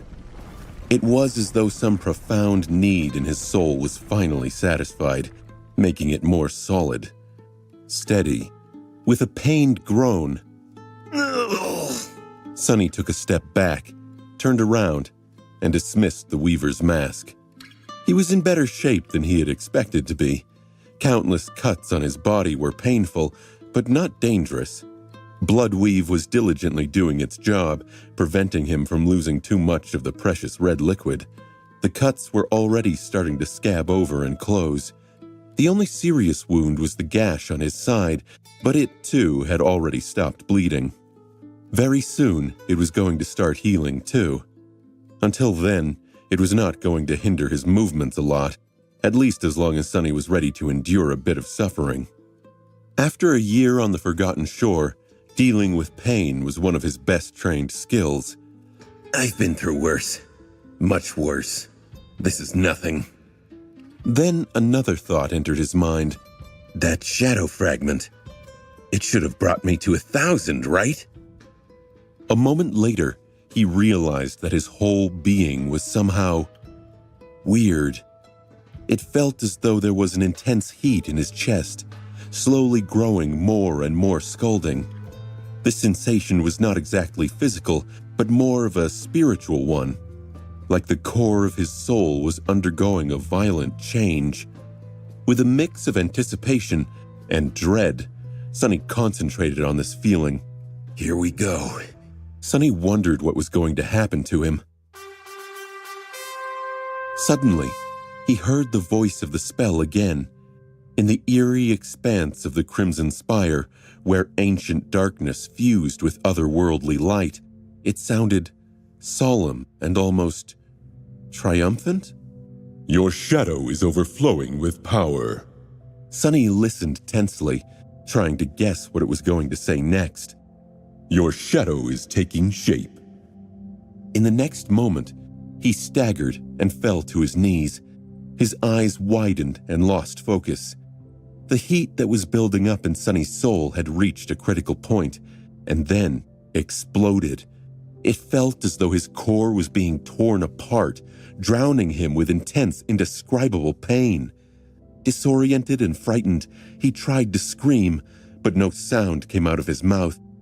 Something was emerging from within his soul, ripping it into shreds. Sonny knew that he couldn't stop that process, so all he could do was endure. As Sonny convulsed on the ground, the spell whispered, Your shadow is complete. And then, something even stranger happened. The spell was about to say something else, but it was interrupted when the entire Crimson Spire suddenly shuddered. This quake was much stronger than all the previous ones, making it feel as though the gargantuan structure was about to topple. Sonny heard the deafening sound of breaking stones. Almost at the same time, he was suddenly enveloped in absolute darkness, all light disappearing from the echoing interior of the ancient tower. And the spell abruptly fell quiet, its last proclamation left unsaid. The pain tearing his soul apart was also gone. It didn't feel as though the process was finished, though. It felt as though it was interrupted. Sonny blinked in confusion. What is happening? Disoriented, Sonny looked around. Why was it so dark? He then raised his head and glanced up.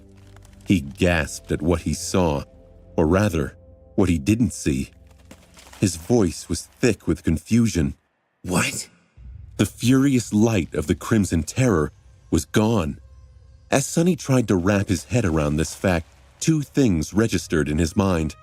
The first one was that he felt very strange. His chest was still full of ethereal heat, but there was also something else, some kind of interference. He was having trouble finding words to describe that sensation, but knew that it wasn't harmful, at least not immediately. The second thing he noticed was that currently there were giant slabs of stone plunging down on his head. A piece of the tower slammed into the ground next to him, shattering into bits upon impact. Picking himself up off the ground, Sonny dashed to the edge of the wide route and jumped off of it. Just a second later, one of the slabs crushed into the coral, turning it into dust. A violent shockwave hit him in the back. The prowling thorn was currently restoring itself in the Soul Sea, its invisible string cut by Castor's enchanted sword. So, for a moment, Sonny found himself in free fall. Then, the transparent blur of the dark wing finally weaved itself from sparks of light on his back and allowed him to glide forward, following the momentum of the jump. As he reached the wall of the spire, another deafening crash resounded from behind. Looking up at the descending mass of broken stone, Sonny thrust the moonlight shard forward. The tip of the fallen memory easily sunk into the ancient granite, giving him purchase. Hanging onto it, He pressed himself against the cold stones and gritted his teeth, waiting for the avalanche of debris to pass and prayed that nothing hit him. A few moments later, the spire shuddered again and then grew still. Somewhere down below, destruction was still raining on the interior of the spire, but this high, it was relatively quiet. Sonny opened his eyes. He was still alive. The dome of the Crimson Spire seemed to be broken, letting in beautiful sunshine. The darkness was not as impenetrable now, suffused with that light. Dust particles floated in the air, sparkling like tiny diamonds. Sunlight! Sunlight! Panicking, Sonny looked around, searching for shelter, but then noticed that his shadow was utterly calm. Unlike before, when his soul was being destroyed by the artificial sun, it wasn't doing anything. It did seem a bit confused, though. What the hell is going on? Perplexed, Sonny decided that it was most important to understand what had happened to him. Now that he had a moment of peace, he dove into the Sea of Soul. What he saw there shocked him so much that he almost let go of the hilt of the Moonlight Shard and fell down. The entire landscape of the tranquil sea was changed. If before there was nothing but darkness, now it was filled with blinding white light. The light flowed through Sonny's soul, making the silent waters ripple and swirl. Up above, the black sphere of the Shadow Core was burning with furious flames. It trembled and seethed as though overflowing with power. However, that power was being suppressed by the current of light, which prevented it from spreading outward. Beneath it, there was a massive whirlpool. Stunned, Sonny stared at the unrecognizable expanse of his soul and didn't know how to react. What the hell is this? Full of unease and dark thoughts, he hesitated for a bit and then summoned the runes. Everything was the same as the last time he had glanced at them, except for one line. Shadow fragments, 1,000 out of 1,000. Sonny scanned the profile and noticed another change, one he'd missed before. In the cluster of runes describing his attributes, a new one appeared. Sonny held his breath and dove in. Let's see what we've got here.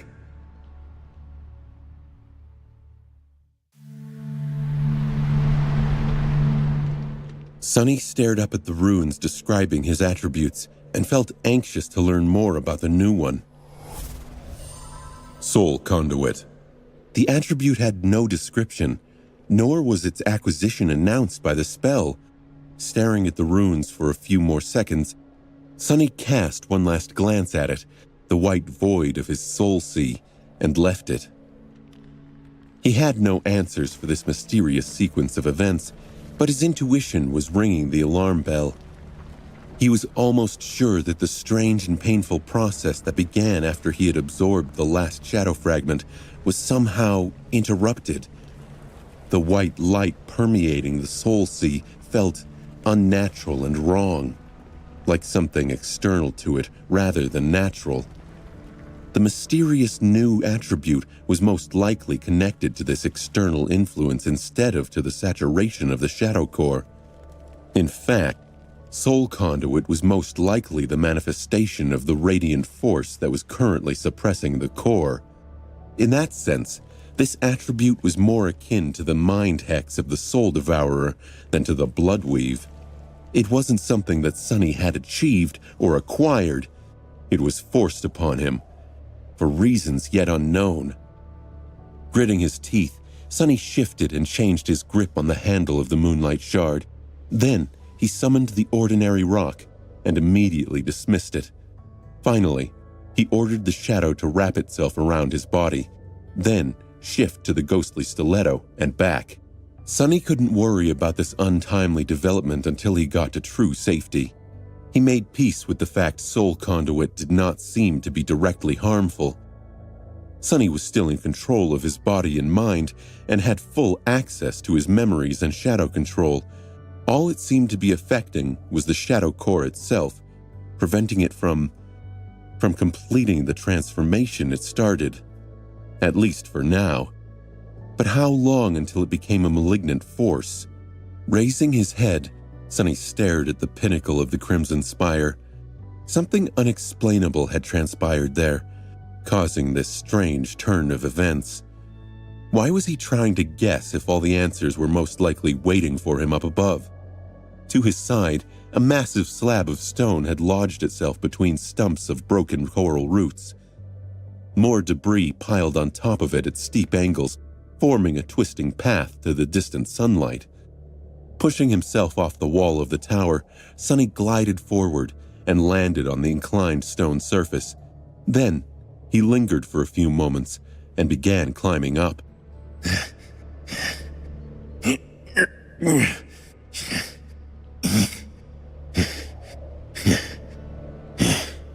The higher he ascended, the more sunshine surrounded him. Eventually, the whole tower was filled with nothing but stark beams of light and deep, dark shadows. The world was black and white, as though no other color was allowed into this solemn space. After a while, Sonny approached the broken dome of the Crimson Spire.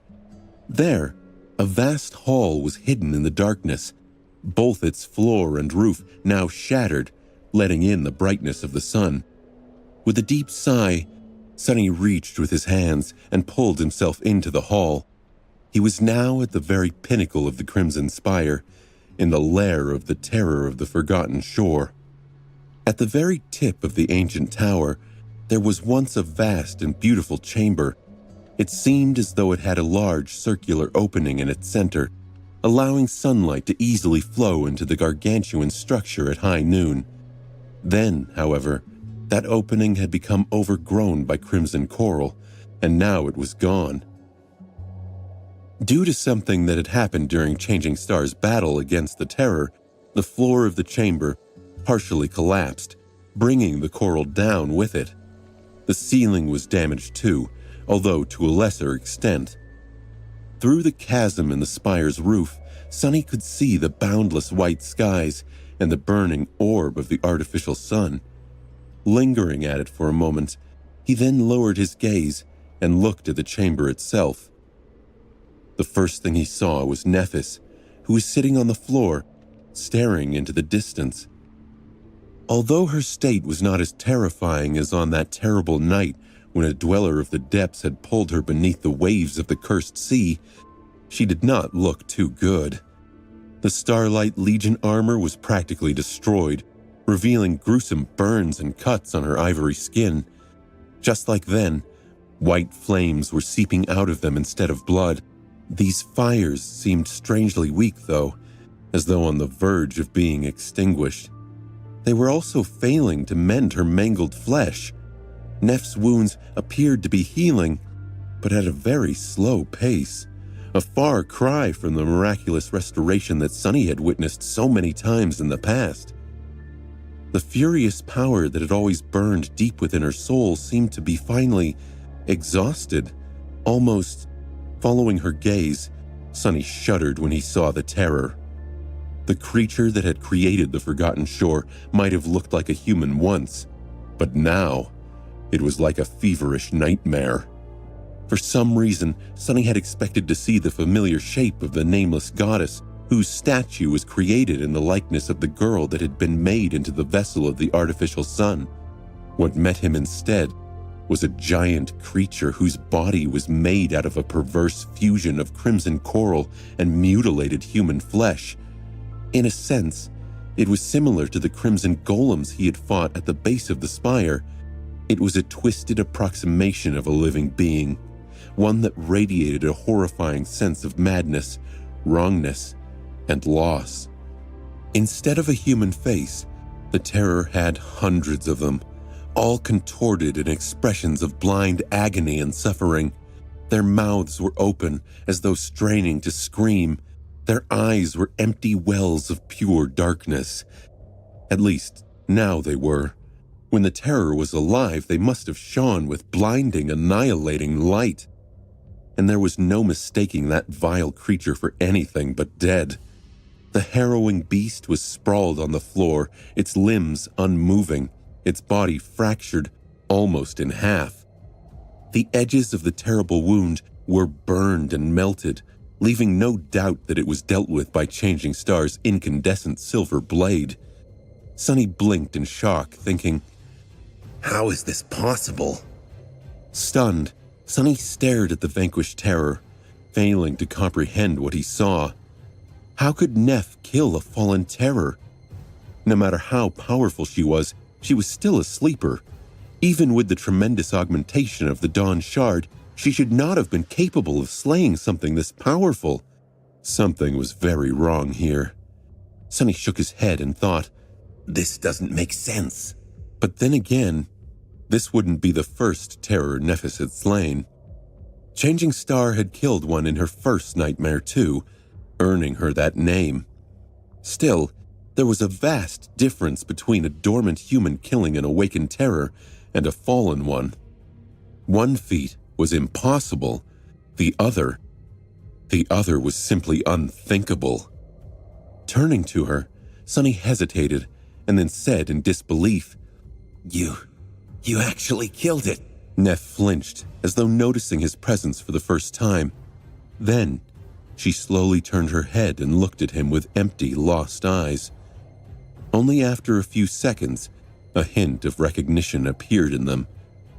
She remained silent for a while, and then said in a hollow voice, Sunny, you are finally here. Sunny's face paled. Whatever was wrong with Nephis went beyond battle fatigue. She looked like she was just a shell of the woman he knew. Worse, he had no time to figure this all out before the tower fell.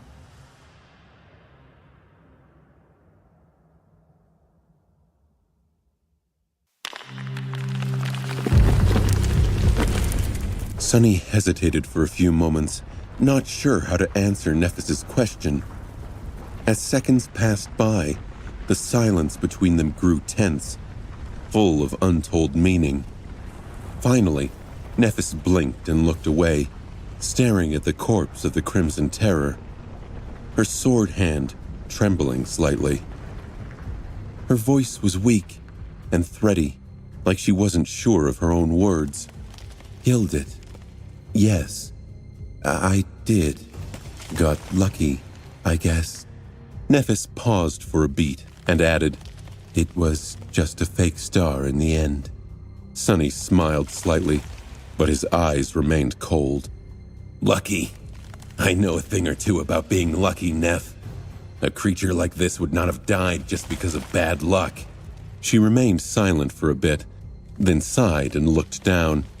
It was evolving, trying to become a Titan. The burden of transformation made it vulnerable. I just happened to attack while the terror was at its weakest. That's why it died. Sunny cocked his head to the side and thought, Evolving? Into a Titan? Noticing a surprised expression on his face, Changing Star grimaced and pointed to the artificial sun. Have you not thought about what we have done? Sunny looked up at the radiant sphere of light and frowned. In all the chaos, he had indeed forgotten to consider the full scale of what had transpired after the battle, as well as the reasons for and consequences of it. Come to think of it, why would the light of the artificial sun destroy the souls of every living creature it touched? It had not been like this before the fall of the ancient civilization, for many generations at least. But then, the vessel had become corrupted and turned into a nightmare creature, the Terror. And at the same time, the seals imprisoning the curse of the all-consuming darkness had been destroyed, letting it free. So in fact, the corrupted sun had never existed without the dark sea keeping it company. Until today, Sunny had always thought that the sun was restraining the dark sea. Could it be that it had always been restrained by the darkness as well? And when he banished the ancient curse and locked it underground, the sun was finally liberated from its shackles. That's why its light suddenly changed, turning into the annihilating white radiance. It had become free to do whatever it wanted. But there was something else.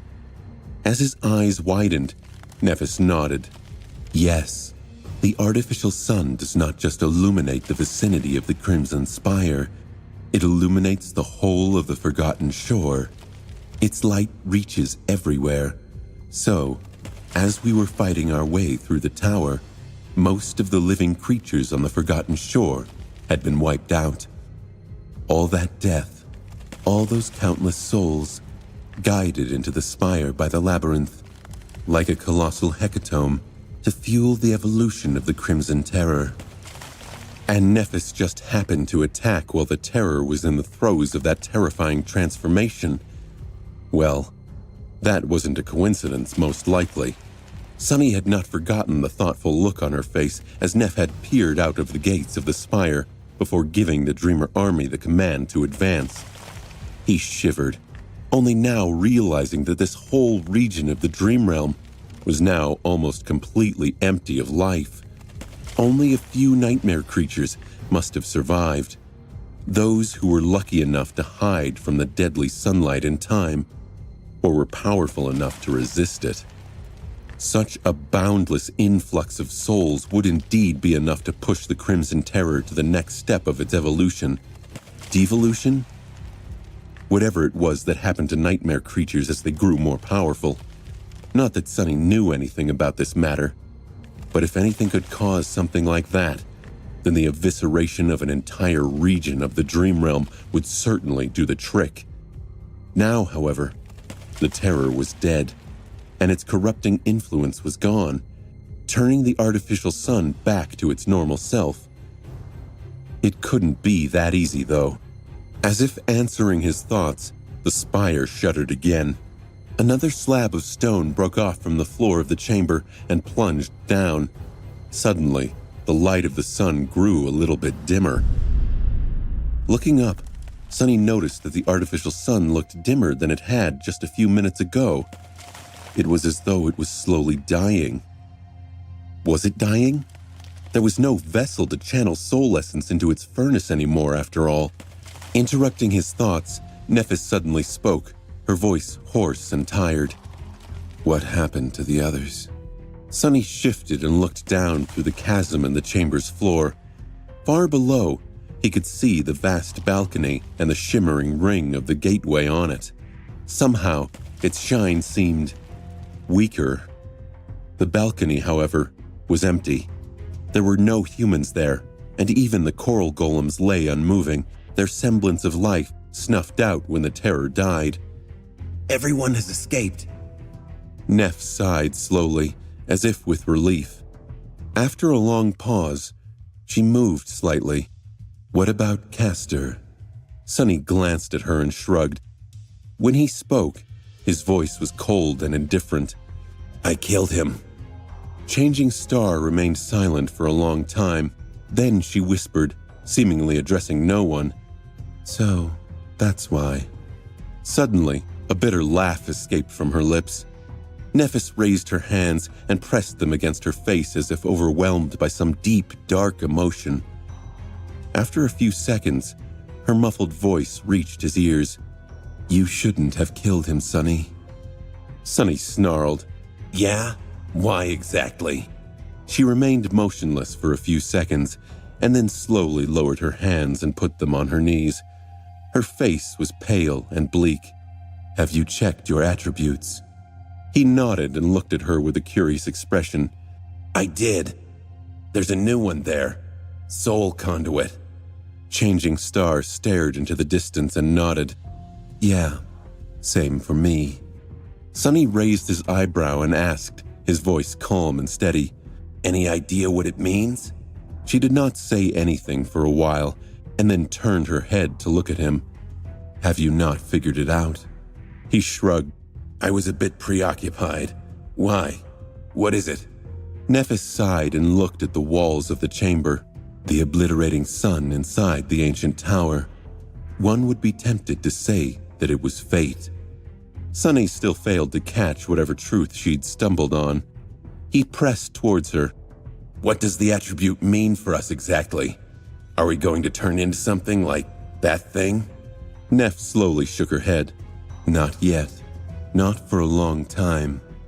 The terror had absorbed most of the souls it had reaped after the battle, and there's no one to make sacrifices to the sun now. The labyrinth, too, is now dead.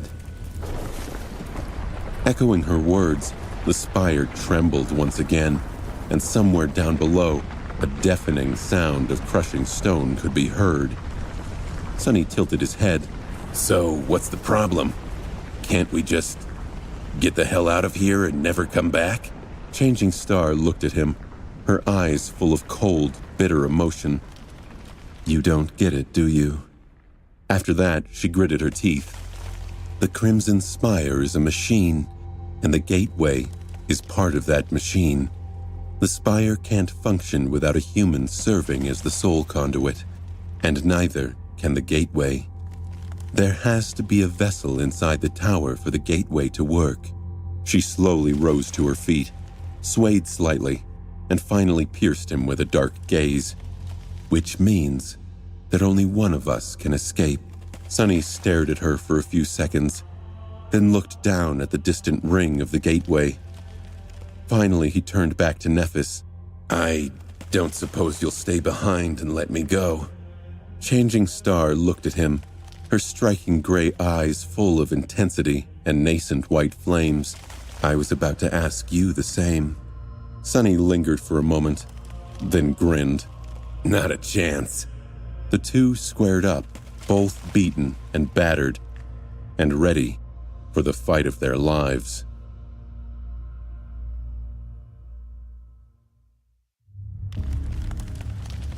Slowly walking away from the edge of the chasm, Sonny stopped opposite Nephis and looked at her. In his dark eyes, there was nothing but coldness.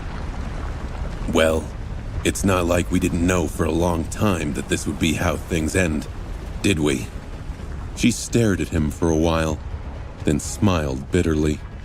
You're right, we did. Indeed, they knew.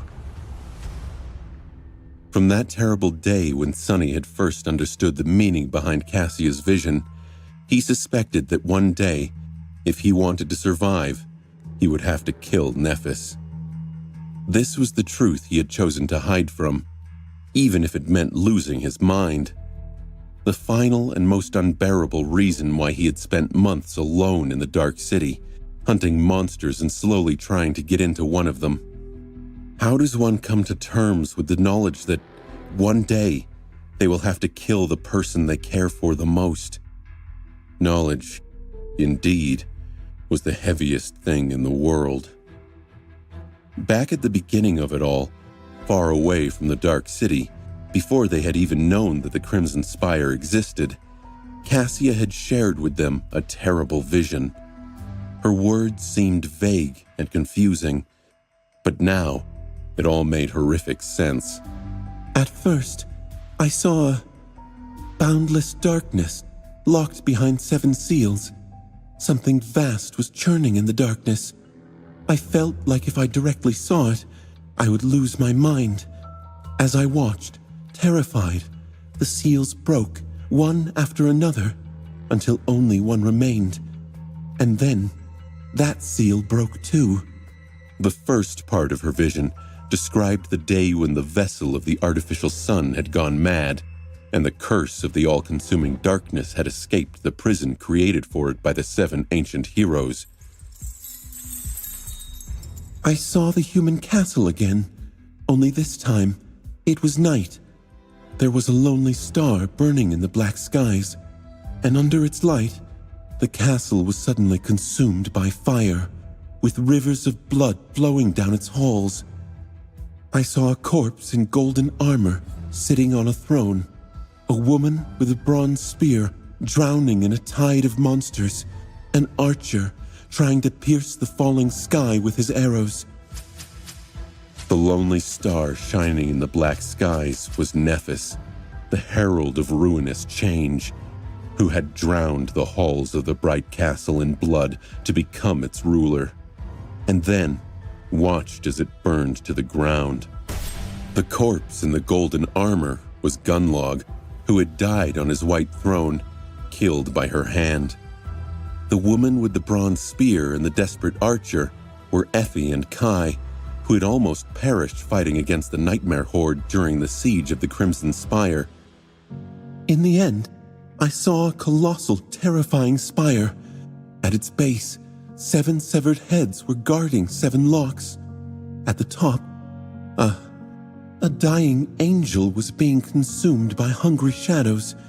When I saw the angel bleed, I suddenly felt as though something so precious that it can't be described with words was taken from me. 7 severed heads guarding 7 locks were the heads of the giant statues who stared at the star sigil that Sunny had used to banish the Dark Sea. And the last part of the prophecy, it wasn't that hard to understand.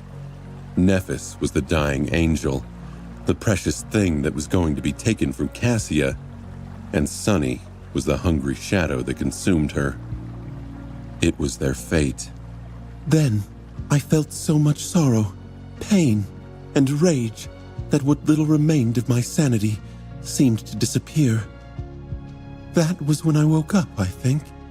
This was the last thing Cassia had said. Looking at Nephis, Sunny sighed and turned away. I warned you, didn't I? I told you that this story won't have a happy ending. That there will be only sorrow, pain, and rage. Do you remember what you answered me? These were the words he said on the day Nephis had asked him to join her expedition. Back then, his suspicion that they would inevitably end up as enemies had already grown, becoming almost a certainty. Almost. That cursed word. This was the word that had given him hope, no matter how small. He hoped that he was wrong. But despite that hope, Sunny had been preparing for this moment for a long, long time. It was because he had known that he would have to face Nephis in combat that he had decided to incorporate the saint's methodical style into his technique. It was why he trained without rest, day and night, not sparing himself from the pain and hardship. If his only skill was one that she had taught him, what chance did he have of defeating her?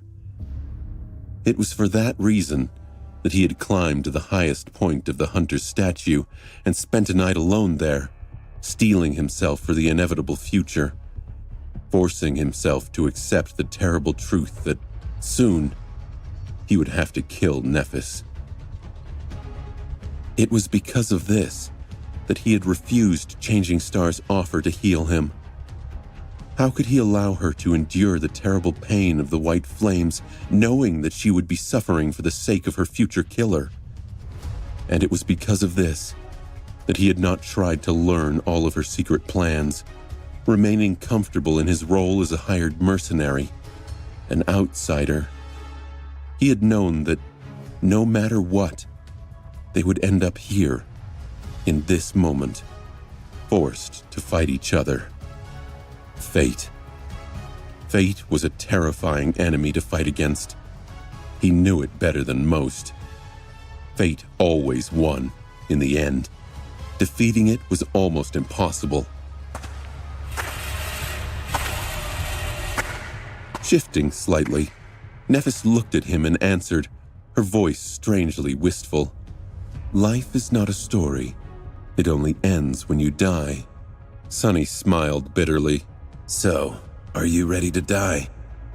As the white sparks ignited in the depths of Changing Star's eyes, she answered with another question. What about you? Instead of answering, Sunny summoned the Midnight Shard and raised it, assuming a battle stance. Opposite of him, Nephis did the same, her silver sword weaving itself from a blinding light. Of course, neither of them planned to kill the other. They needed the other to remain alive, at least until the victor passed through the gateway. How long would the loser survive after that, though? Especially if they were beaten terribly enough to lose the ability to resist further. Sunny had a bitter thought. If Castor was still alive... But no, it was too late for that. Had Nephis known that would be a possibility?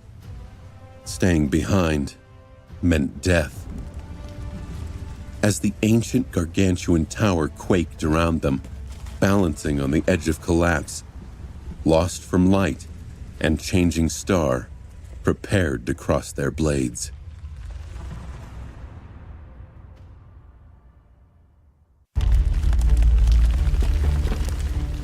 Sunny and Nephis looked at each other, the air practically crackling with tension at the point where their gazes met.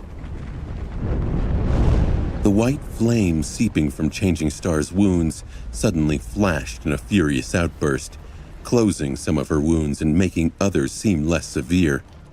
After that, however, it grew weak and disappeared, retreating back into the furnace of her soul. As a pained grimace contorted the young woman's face, a dim radiance then slowly shined from beneath her ivory skin. At the same time, the shadow flowed up and wrapped itself around Sunny's body, making it brim with power and vitality. He inhaled deeply and slightly moved, shifting his weight from one leg to the other. How can it end? Before the thought could fully form, Sunny ruthlessly destroyed it and banished it from his mind.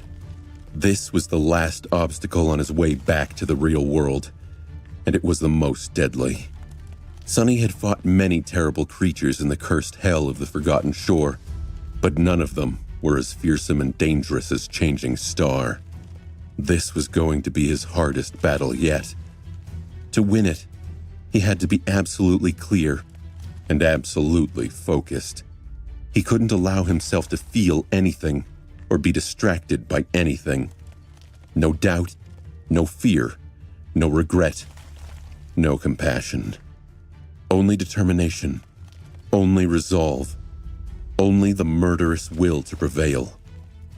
As dust particles shined in the beams of white light that fell through the broken roof of the ancient chamber, as stark shadows swelled with dark anticipation, Nephis brought the pommel of her sword to her shoulder.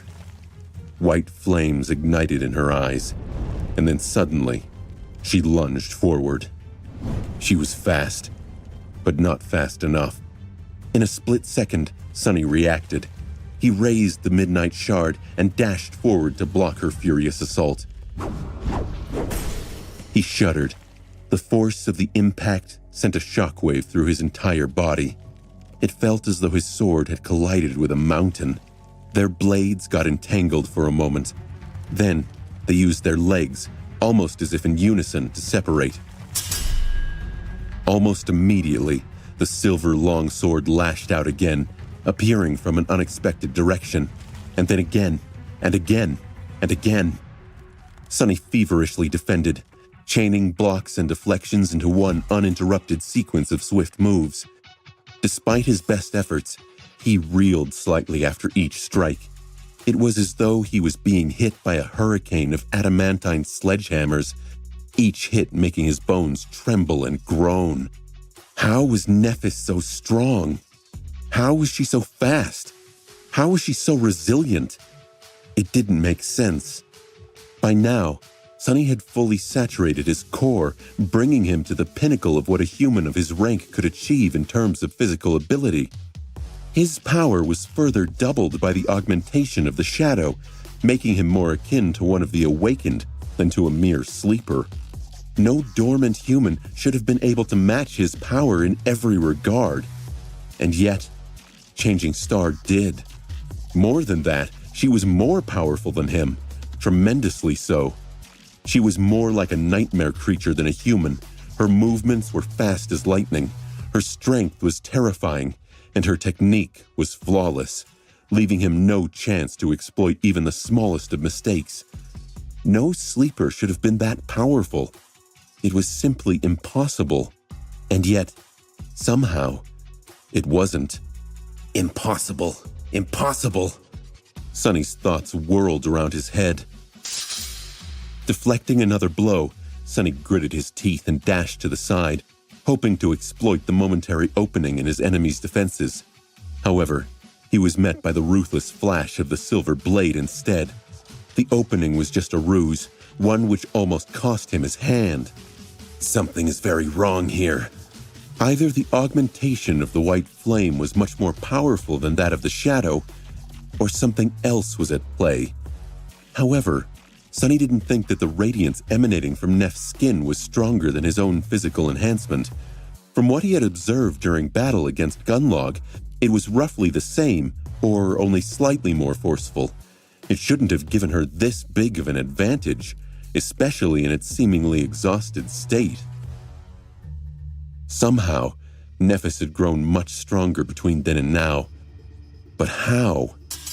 At least the silver sword was not burning with the annihilating incandescent light. If it was, the Midnight Shard might have already been, if not destroyed, then at least severely damaged. In that regard, luck was still on Sonny's side. They exchanged several more blows and disengaged for a fraction of a second, then closed in again. Changing Star's sword shot forward, missing Sonny's face by a few millimeters. Or so he thought before sensing warm drops rolling down his cheek. A thin cut appeared on it, swelling with blood. Just a little bit to the right, and he would have lost an eye. Shaken, Sonny deflected the sword away, preventing Neffis from slicing his neck with a reverse cut, and leaned forward in an attempt to ram her with his shoulder. Changing Star easily sidestepped around Sonny and brought her weapon down, forcing him to block from a disadvantageous position and stagger back. Shit! Their violent clash must have looked furious and morbidly beautiful. Both moved with incredible speed and possessed ferocious strength. Both were skilled and experienced, forged into formidable killers by hundreds of deadly battles. One was darkness and shadows, while the other was radiance and light. But the true combat was happening somewhere else, invisible to the naked eye. This fight was as much about strategy and insight as it was about physical prowess and technique. After all, to excel as a fighter, one had to master both their body and mind. Neffis might have been unnaturally fast and strong, but what really made her devastatingly deadly was her own battle genius, her incredible level of understanding of the laws and principles of combat. Armed with it, she was able to predict what her enemy was going to do, even before they themselves knew it. But that was not all. The scariest thing about Neffis was that, through that understanding, she was even able to manipulate and dictate her opponent's actions, turning them into her puppet. She was in absolute control of the flow of combat. Combat was her domain, just like shadows were his. But Sonny was not a novice either. He was a master of manipulation too. But more importantly, he had enough insight and knew Neffis well enough to, if not deceive her, then at least not allow her to lure him into an inescapable trap. That was why, for a dozen torturously long seconds, neither of them had been able to seriously wound the other. Even if Sonny was locked into desperate defense and outmatched in every regard, he still managed to hold Changing Star's monstrous onslaught off. At least for now. Finally, the two of them disengaged and stepped back, pausing for a few moments. Sonny was breathing heavily, his bloodied face turning even more pale than usual. Neffis stared at him with a grim expression, her own breathing laborious and pained. If this was a cliché drama, at that point, they would have exchanged words, expressing their resolve and determination, admiring their enemy or humiliating them with disparaging insults, showcasing their fearlessness by making a carefree joke. But it was not. Everything that could have been said had been said already. There was no way back. All that remained was violence. Looking at Neffis, Sonny suppressed a devious smile. Something had changed about the proud daughter of the Immortal Flame clan. Something that he had been waiting for from the start of their vicious battle. The wounds that had been partially closed by the white flame were beginning to seep blood again.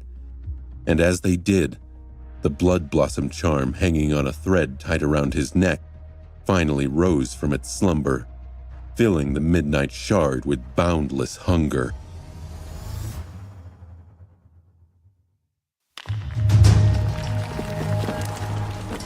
Enhanced by the blood blossom, the austere Tachi suddenly felt lighter in his hands, full of cold, frightening determination.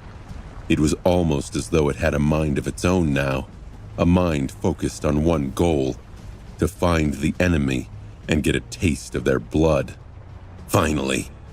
A moment later, Nephis attacked again, her beautiful face cold and indifferent, like an alabaster mask. Only the flames in her eyes moved, burning furiously, white as the empty void of the godless heavens above their heads. Sunny gritted his teeth and moved to meet her. Their blades clashed once again. Just like before, he was shaken by the force of the impact. Only now, he had managed to intercept her strike a fraction of a second faster. It was as though the Midnight Shard was ever so slightly pulling his hand, making it move with a bit more speed, aim a little better, and withstand the pressure of the strikes with subtly less sprain. In the next few seconds, that change had become more apparent. Before, he had no chance to launch an offense. Changing Star was reveling in her flowing and unpredictable battle style, her every movement oppressive and unpredictable. This unpredictability alone made him wary of committing to an attack. Of course, Sunny was using the same style, but even though he had mastered it to an admirable degree, his technique was by no means equal to that of Changing Star. What was worse, she knew it far better than him, so his moves could potentially be predicted with terrifying ease.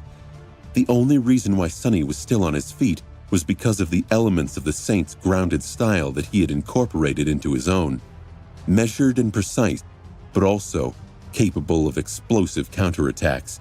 It allowed him to both defend against Nephis's ruthless assault and restrain her to a certain degree, using the threat of a sudden reversal to keep her from going all out. More importantly, she was far less familiar with that style, which allowed him to diminish the predictability of his movements. And now, with the help of the Blood Blossom, Sunny was able to resist Nephis more efficiently, even if it was just by a tiny amount. But the measure of that difference didn't really matter, because the longer their fight went on and the more she bled, the stronger he would become. It wasn't long before he finally managed to land a hit, the tip of his sword scratching against one of her gauntlets. This is just a begin. However, his thought was instantly interrupted. What? Nephis suddenly changed her behavior. Perhaps she had sensed the shift in the dynamic between the two of them, or perhaps she was just desperate to end this fight before her powers ran dry and her terrible wounds finally caught up with her. Or maybe there was some other reason, one that Sunny failed to account for. But regardless of it, Nephis suddenly abandoned her previous calculated attack plan and instead descended on him in a rain of deadly steel, her defenses crumbling and leaving her open to retaliation. Caught by surprise, Sunny barely had time to shift his stance and block. The Midnight Shard was thrown down by a violent blow, pressing against his shoulder. The silver longsword slid across its length and scratched against the guard of the Tachi, mere centimeters away from Sunny's throat. For a few heartbeats, the two of them struggled desperately, trying to overpower the enemy. Their bodies were so close that Sunny could feel Nephis's breath on his cheek, as well as the heat radiating from her skin. Damn it! She was just stronger, so much stronger. Little by little, her sword angled forward and then bit into his skin, blood flowing on its silver blade. With an angry growl, Sunny let go of the hilt of the Midnight Shard with one hand. His fist shot toward Changing Star's body, the ghostly stiletto appearing in it at the last moment. But of course, Nephis had anticipated that. She twisted her torso, allowing the Midnight Shard to leave a deep but harmless scratch on her breastplate. In doing so, she had to relieve the pressure on the Tachi, allowing Sunny to push her sword away from his neck. But before he could jump back, Nephis finished her attack by delivering a devastating blow to his head with the pommel of her sword. Disoriented, Sunny staggered back. He felt blood streaming into his eyes and lost his vision for a moment. Even shadow sense was useless because he simply couldn't differentiate up from down right now. Suddenly, his heart was full of dread. Think! He had maybe a fraction of a second left before suffering a complete defeat. What is she going to do? The silver long sword was currently raised slightly above him after the upward strike. The fastest way to finish the fight would be to bring it down, possibly with its flat on his head, or with its edge on his shoulder, thus severing one of his arms. Yes, the second option was the easiest to execute and the most advantageous. But this was Nephis he was thinking about. What would she do? Faced with the choice of protecting his head or his shoulder, Sunny instinctively threw the Midnight Shard up to block a vertical blow aimed at his skull. His body moved on its own, following the memory of countless hours of training. Thanks to that, he was able to perform the block even in his stunned state. His judgment was correct. The Tachi collided against Changing Star's sword and was thrown aside. Sunny only just barely managed to keep his grip on the Tachi, but thanks to that, the strike missed his head completely. Instead, it fell on his clavicle and bit deep into his flesh, scraping against bone. Sunny's world exploded with pain. But instead of letting it overpower him, he leaned forward and caught Nephis's hand in a trap, entangling it with his own. Then he drove the Midnight Shard forward and felt it pierce soft flesh. Nephis shrieked, her voice full of agony and shock. Then she pushed him away. Sunny fell to the ground. Damn, this hurts. Regaining some semblance of control over his mind, he raised a hand and wiped the blood from his eyes. Then he rose to his knees and looked in the direction where Nephis had been. She was standing a few meters away, leaning on her sword for support. There was a deep gash in her abdomen, just below the lower edge of the fractured breastplate of the Starlight Legion armor, and a grimace of pain on her face. Blood was flowing from the wound he had caused her like a crimson stream. Their eyes met for a moment, and then Sunny lowered his gaze at the austere Tachi that lay on the floor between them. In all the mayhem, he had lost his sword. Both of them froze for a second. Then, ignoring the terrible pain pulsating in his wounded shoulder, Sunny lunged forward and grabbed the hilt of the Midnight Shard. At the same time, Changing Star rushed forward, raising her sword. However, neither of them got a chance to deliver a strike. Because right at that moment, the Crimson Spire shuddered once again, this time much more terribly than before. And in a deafening thunder of breaking stone, the floor beneath their feet suddenly shattered and collapsed into the darkness, pulling them down with it.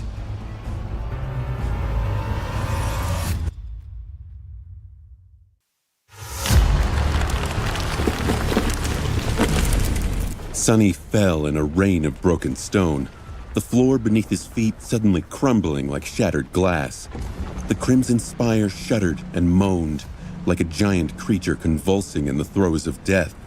The light of the artificial sun grew dim and weak, causing another tremor to run through the ancient tower, wide cracks appearing on its granite walls. Sunny had banished the darkness that devoured the Forgotten Shore every night, and Nephis had killed the vessel of the sun that rose above it every day. Together, they had brought destruction to this cursed land. Today was the end of days for the Forgotten Shore, one that the two of them had ushered in. And one of them was going to have to endure the fallout of this cataclysmic change. Surrounded by a rain of falling shards of stone, Changing Star twisted and somehow managed to aim her sword in Sunny's direction. Even more miraculously, he managed to intercept it with his own. Both were thrown away from each other, the transparent wings weaving themselves behind their backs. For a couple of seconds, Sunny felt his body plunging down into the darkness. Then, finally, the dark wing fully manifested and turned into a blur supporting his weight. Dodging a massive slab of granite that threatened to crush him, Sunny used it as a step and propelled himself through the air. The midnight shard flashed, aiming at Changing Star's wings, but was blocked by the blade of the silver longsword. As the debris fell down, two human figures collided against each other and spun in the air. With nothing to serve as a support, the only chance they had to exert any force was to use the body of the enemy as one. Their bodies entangled, almost as if they were lovers. But in reality, of course, the purpose of this intimate closeness was not love, it was violence. Grabbing Nephis with one hand and using his legs to trap hers, Sunny twisted his torso and delivered a devastating blow with his forehead, feeling the brittle bones of her nose shatter under his strike. But at the same time, her armored fist crashed into his side, aimed cruelly at the half-closed wound left behind by Castor. Sunny screamed. In the next second, her other fist slammed into his face, augmented by the weight of the silver sword. That blow caused Sunny to lose himself for a short moment. When he came to his senses, the first thing he saw was a massive slab of granite falling on them from above. Feeling blood stream down his face and from the newly opened wound on his side, Sunny bent his knee and then used Neff's body to push himself away. The two of them flew in opposite directions, narrowly avoiding being crushed by the enormous piece of stone. Gliding with the help of their enchanted cloaks, Sunny and Nephis circled around each other, moving down in a wide spiral. Both were too preoccupied with dodging the falling pieces of stone to launch another attack, even if they wished to. Around them, the Crimson Spire was quaking and convulsing, more and more cracks appearing on its walls, whole layers of stone separating from them and plunging down.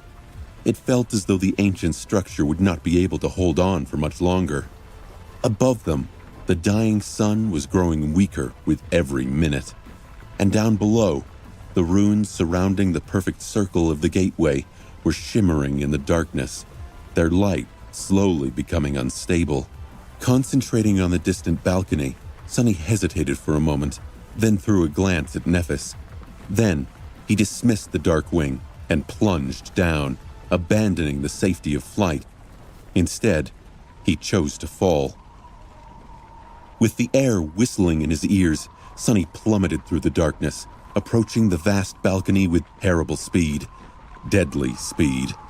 He had to calculate everything perfectly. When the gateway was close enough to discern separate runes shining in a circle around it, he summoned the enchanted cloak again. As the memory began to weave itself into existence, Sunny continued to fall, the stone balcony growing closer and closer. A second later, it was already close enough to see the shapes of the dead coral golems in the darkness. A second more, and a bestial fear took hold of his heart. He was about to die, to splatter on the ground like a crushed bug. Almost at the last moment, the Dark Wing finally came into existence. Immediately, Sunny activated the enchantment and tried to turn his vertical fall into a horizontal glide. As inertia pulled him down with dreadful speed, he cut a smooth arc in the air and hit the stone surface of the balcony, turning the violent impact into a roll. Then, without losing even a moment, he jumped to his feet and ran toward the gateway.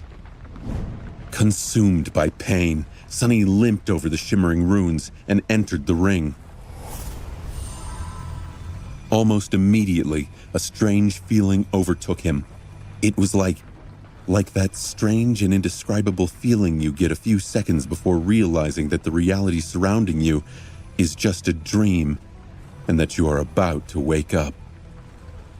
The light of the runes grew stronger.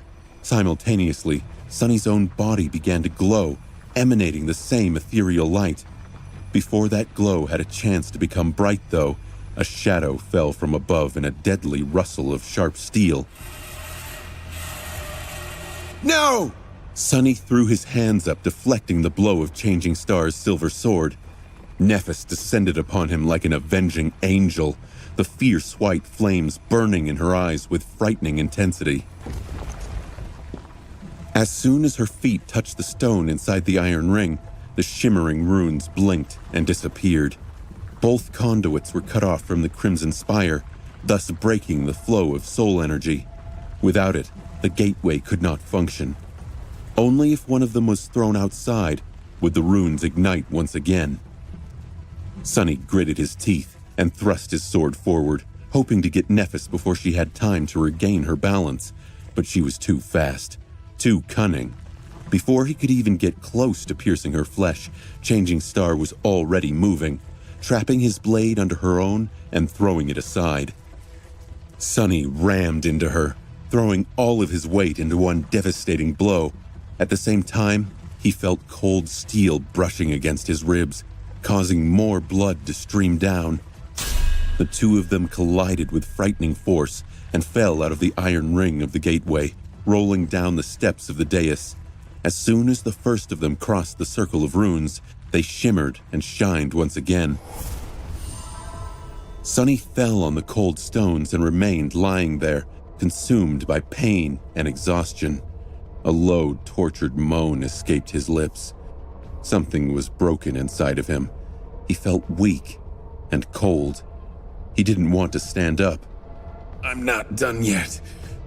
I'm not.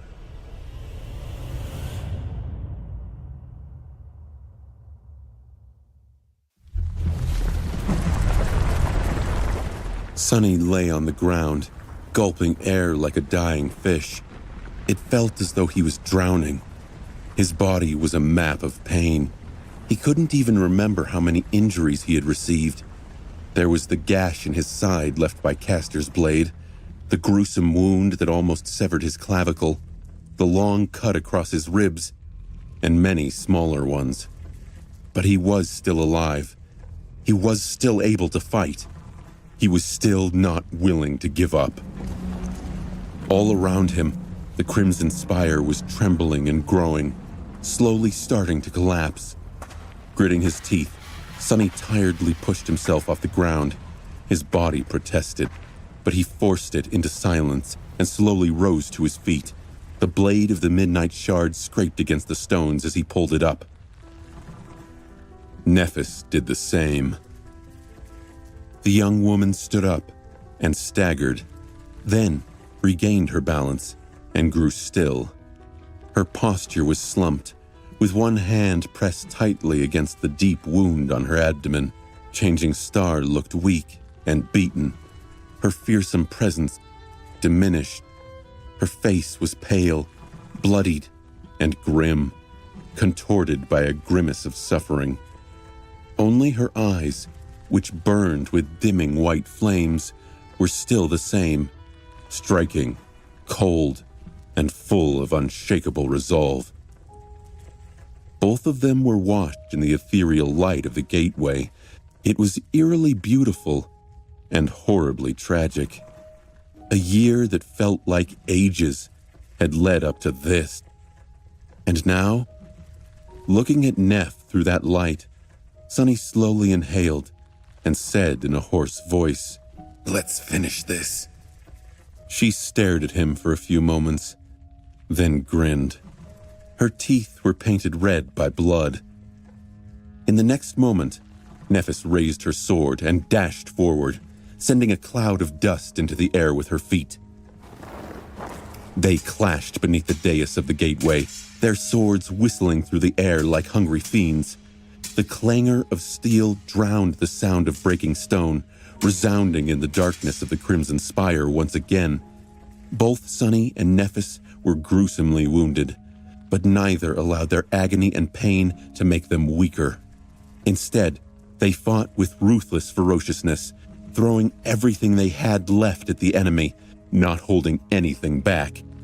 Now that Changing Star was bleeding heavily, the blood blossom hanging on Sunny's neck entered a state of frenzy. At times, it felt as though his sword moved on its own, helping him strike faster, harder, and with deadlier precision.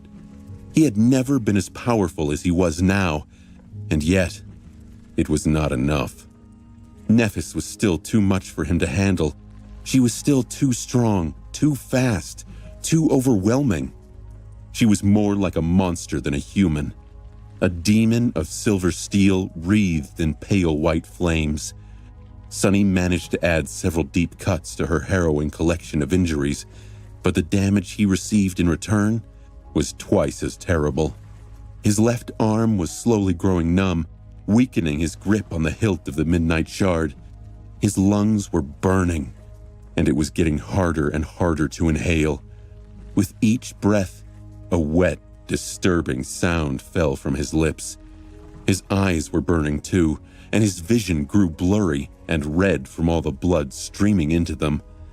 He had to rely on shadow sense a lot to make up for this debilitating affliction. I can't go on like this. He had to think of something devious and smart, something that would work. But for the first time, Sunny's bag of tricks was empty. No matter how much he thought, he couldn't imagine anything that would defeat Nephis. She knew him too well, better than anyone in the entire world. 2 worlds, even. And yet, Sunny felt that he had no chance of victory if everything continued as it had. He was already just 1 step away from death. And so, he did the one thing he could think of. It was a desperate gamble with little chance of success. Summoning all of his remaining strength and resilience, he forced his perception to shift and started weaving the strange, taxing movements of the incomplete shadow dance into his technique. He allowed his mind to become formless and shapeless, and then aimed it at Changing Star, trying to mimic her incredible battle art to the smallest detail, and use it as a weapon to destroy her. After all, if not Nephis, then who could he ever imitate? He was the person who knew her best in the world, too. He was her companion, friend, and pupil. He was already practically her shadow, her compliant little helper, caught in the net of her schemes, in her insane, insatiable desire, and incapable of breaking free. Not only because there was no other choice, but also because he didn't really want to be apart from her. Deep in his heart, he did not want to lose her. He knew her flowing, deadly battle style better than anyone except for Nephis herself. After all, he had practiced it as well, spending countless hours to master its foundation and gain insight into its principles. From repeating the same downward slash hundreds of thousands of times to this terrible battle, he had never stopped learning from her. If he had a chance to make that one final step to mastering the first level of Shadow Dance, it was in a fight against her. And so, Sunny fought, summoning the memory of the beautiful slave girl dancing with her 7 shadows. He strained his already failing body to its limit, past the limit, trying to force it to perfectly reflect Changing Star's deadly grace and fearsome elegance. But put under that strain, his body began to collapse. Sunny felt as though there was something brittle in the center of his chest, a small part of his body that was slowly cracking under the pressure. With each move he made, a new crack appeared on its surface. He just hoped that he would make the breakthrough before that small part exploded. If he could endure just a little more, do a little more, understand a little more. But in the end, he didn't. After another strange and excruciating move, one that somehow felt different from all the rest, the delicate thing in his chest suddenly shuddered and broke. For a moment, Sunny felt like a marionette whose strings had been cut. His eyes widened in horror. He was about to crumble. He wondered if his body would even remain whole. It felt like pieces of him were slipping away. And then, the Midnight Shard shivered slightly. In the next second, the invisible well of power hidden in his soul opened, and a flood of rejuvenating strength carried his exhaustion away.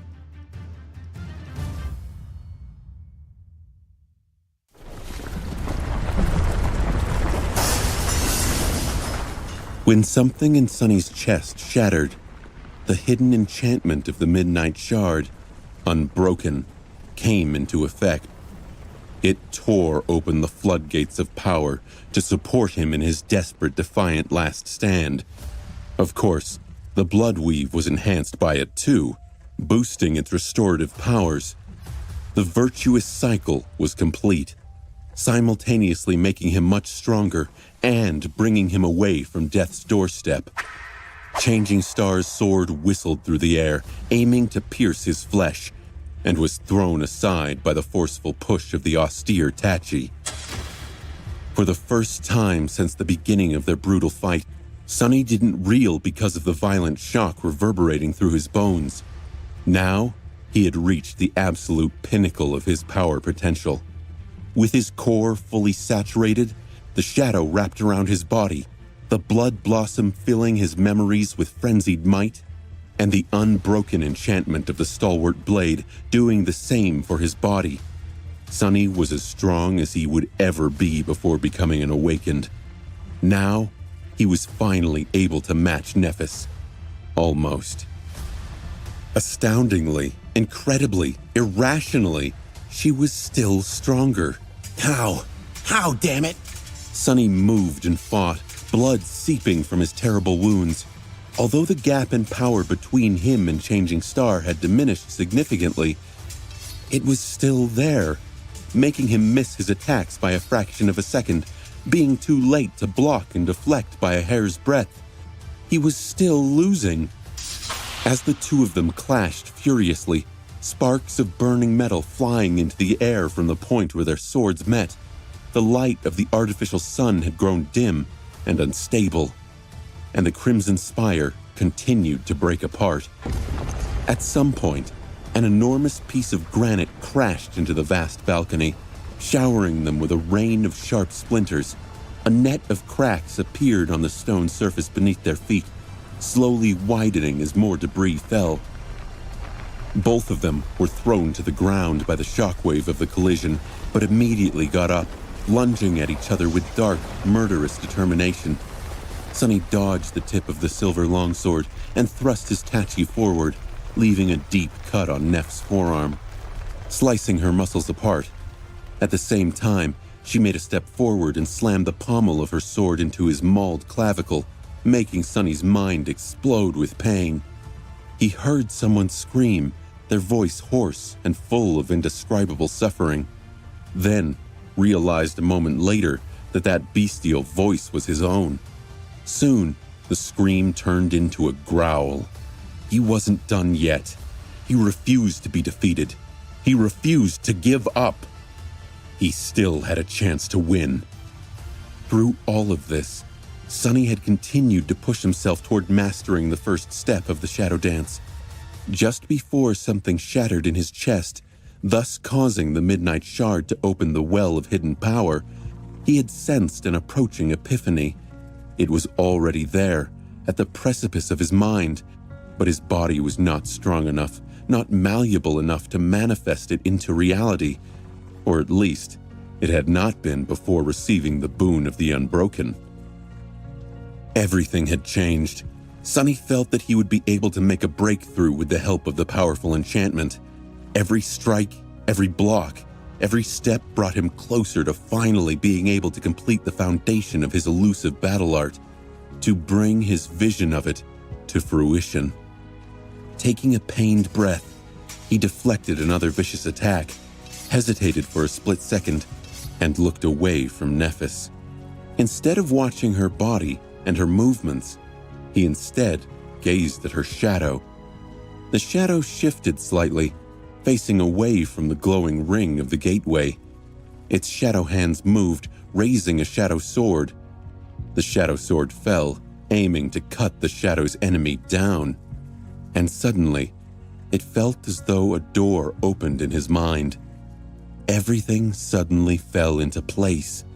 Everything connected. What was fragmented and obscured before now became clear and whole.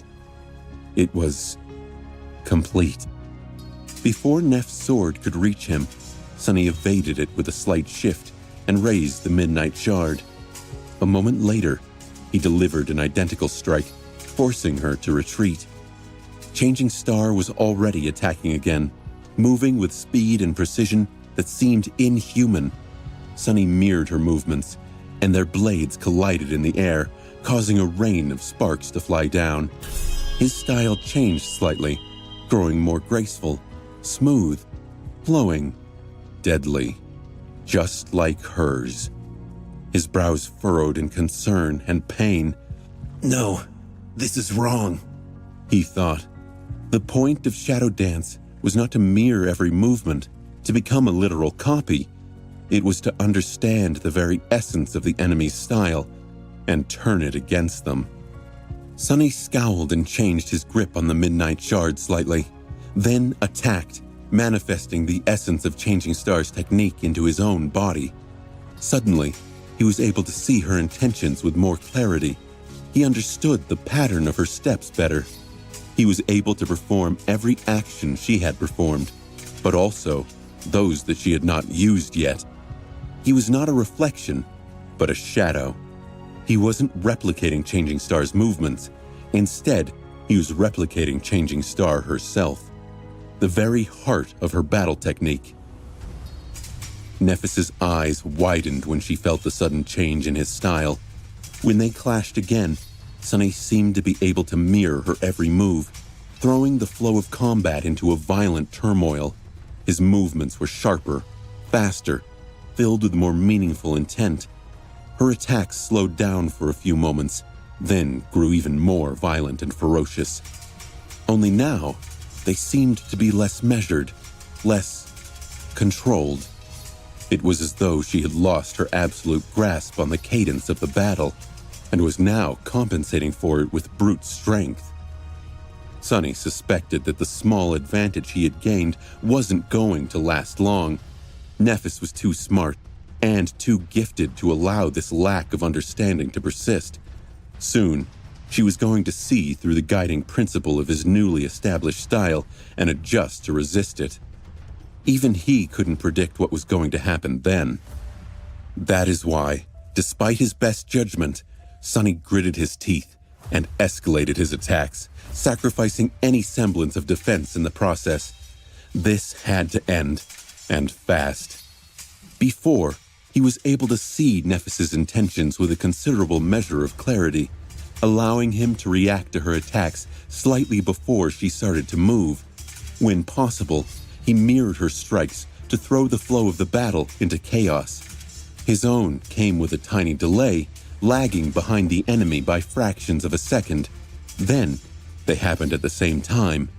And then, miraculously, his attacks started to come in advance of Changing Stars, even if the difference was barely perceptible. That was all Sunny needed. In the terrible crescendo of their merciless duel, blood fell to the cracking stone of the gateway balcony like a crimson rain.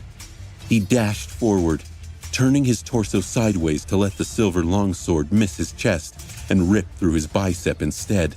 As a blinding wave of pain flooded his mind, Sunny caught Nephis' arm with his own, and then, twisting it, brought his fist on her elbow, shattering it. As pieces of bloodied bone tore through her skin, Nephis shrieked terribly and made an awkward move, trying to smash him in the head with the flat of her sword. But because it was now only held in one hand, the force and speed of that strike were not as formidable as that of her previous attacks. Diving under the blade of the silver longsword, Sunny fell to one knee and pushed the Midnight Shard forward in a horizontal cut, its blade tearing through Neph's abdomen and exiting in a flood of blood from her back. Nephis froze. Her sword slid from her grip and clattered to the cold stones. She swayed and then fell heavily to the ground. The radiance of her skin was slowly fading away. With his back to her, Sunny stared into the darkness. After a few moments, he closed his eyes and sighed. Over. A second or two later, he stood up, turned around, and walked toward the broken figure of the young woman who was still trying to reach for her sword, blood spilling from her mouth. As Sunny's shadow fell on Nephis, she gritted her teeth and spat. It's not over yet. I can. Ruthlessly throwing the sword away with the tip of his boot, Sunny looked at her from above and said in a tired, listless voice, You can't. It's over, Neph. Then he looked away at the shimmering dais of the gateway. His face was hidden in shadows. You're done. He won. Looking at the shining gateway, Sunny tasted that word. Why was it so bitter? Why was it so painful? Why wasn't it sweet and joyous? With a dark grimace, he glanced at Nephis and then turned away. What could he say to her that had any meaning? One of them was going to escape this hell, and the other was trapped. One was victorious, and the other was defeated. One of them was going to live, and the other was going to die. Any words he could find would be empty, but not empty enough to express the hollow sense in his heart. His feet trembled as he made the first step toward the gateway. Why did his heart have to feel so heavy? Why wasn't he celebrating? He deserved to be saved. He struggled and suffered to come this far, enduring countless horrors that would have broken and destroyed anyone else. He bled and fought, clawing his way to this point, never allowing himself to rest or stop growing. He was the strongest. He was the last one left standing. Not the countless nightmare creatures of the Forgotten Shore, not Gunlog, the mighty Bright Lord, not Castor, the strongest, even among other legacies. Not even Changing Star, the last daughter of the legendary Immortal Flame clan. No, it was him, a homeless kid from the outskirts, someone whom no one had ever expected to survive, let alone thrive in the ruthless embrace of the nightmare spell. Someone everyone else considered to be below them, an inconsequential nobody with no chance of ever becoming anything else. Well, he showed them all, had he not? Gritting his teeth in anger, Sunny made another step. To hell with you. Behind him, Nephis had finally abandoned her hopeless attempts to reach her sword. As Sunny walked away, she slowly crawled a few steps, then arduously pushed herself and sat up, leaning on a piece of rubble. The light of the gateway reflected in her eyes as she watched him go, hunched, seemingly unable to move anymore. Stepping over a wide crack in the stone that was slowly approaching the shimmering circle of runes, Sunny came to the iron ring. Now, only one step separated him from freedom. But instead of making it, he suddenly froze, looking into the distance with a grim expression on his face. A second passed by. Then another. The crimson spire shuddered once again, sending more stones falling. As the light of the artificial sun grew so dim that it was almost impossible to see, Sunny swayed a little, then turned around and walked back to Nephis. Stopping above her, he lingered for a moment, then kneeled so that their faces were on the same level. Looking Neph right in the eyes, Sunny raised his hands and clapped several times. Finally, he said in a terrible, furious voice, Congratulations. You almost fooled me.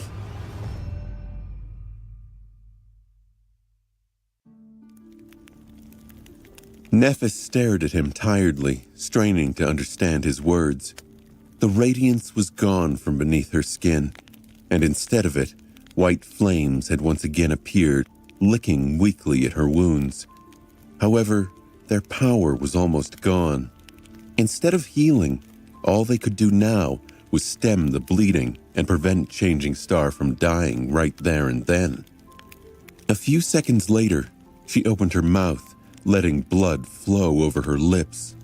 "What are you talking about?" Sunny snarled. Drop the act.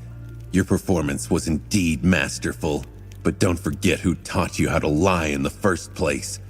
Did you really think that you would be able to deceive me? She was silent for a few moments. I don't understand. He looked at her. Why did you do it? Why? Nephis blinked and drew in a shaky breath, but didn't say anything, looking at him with pain and confusion.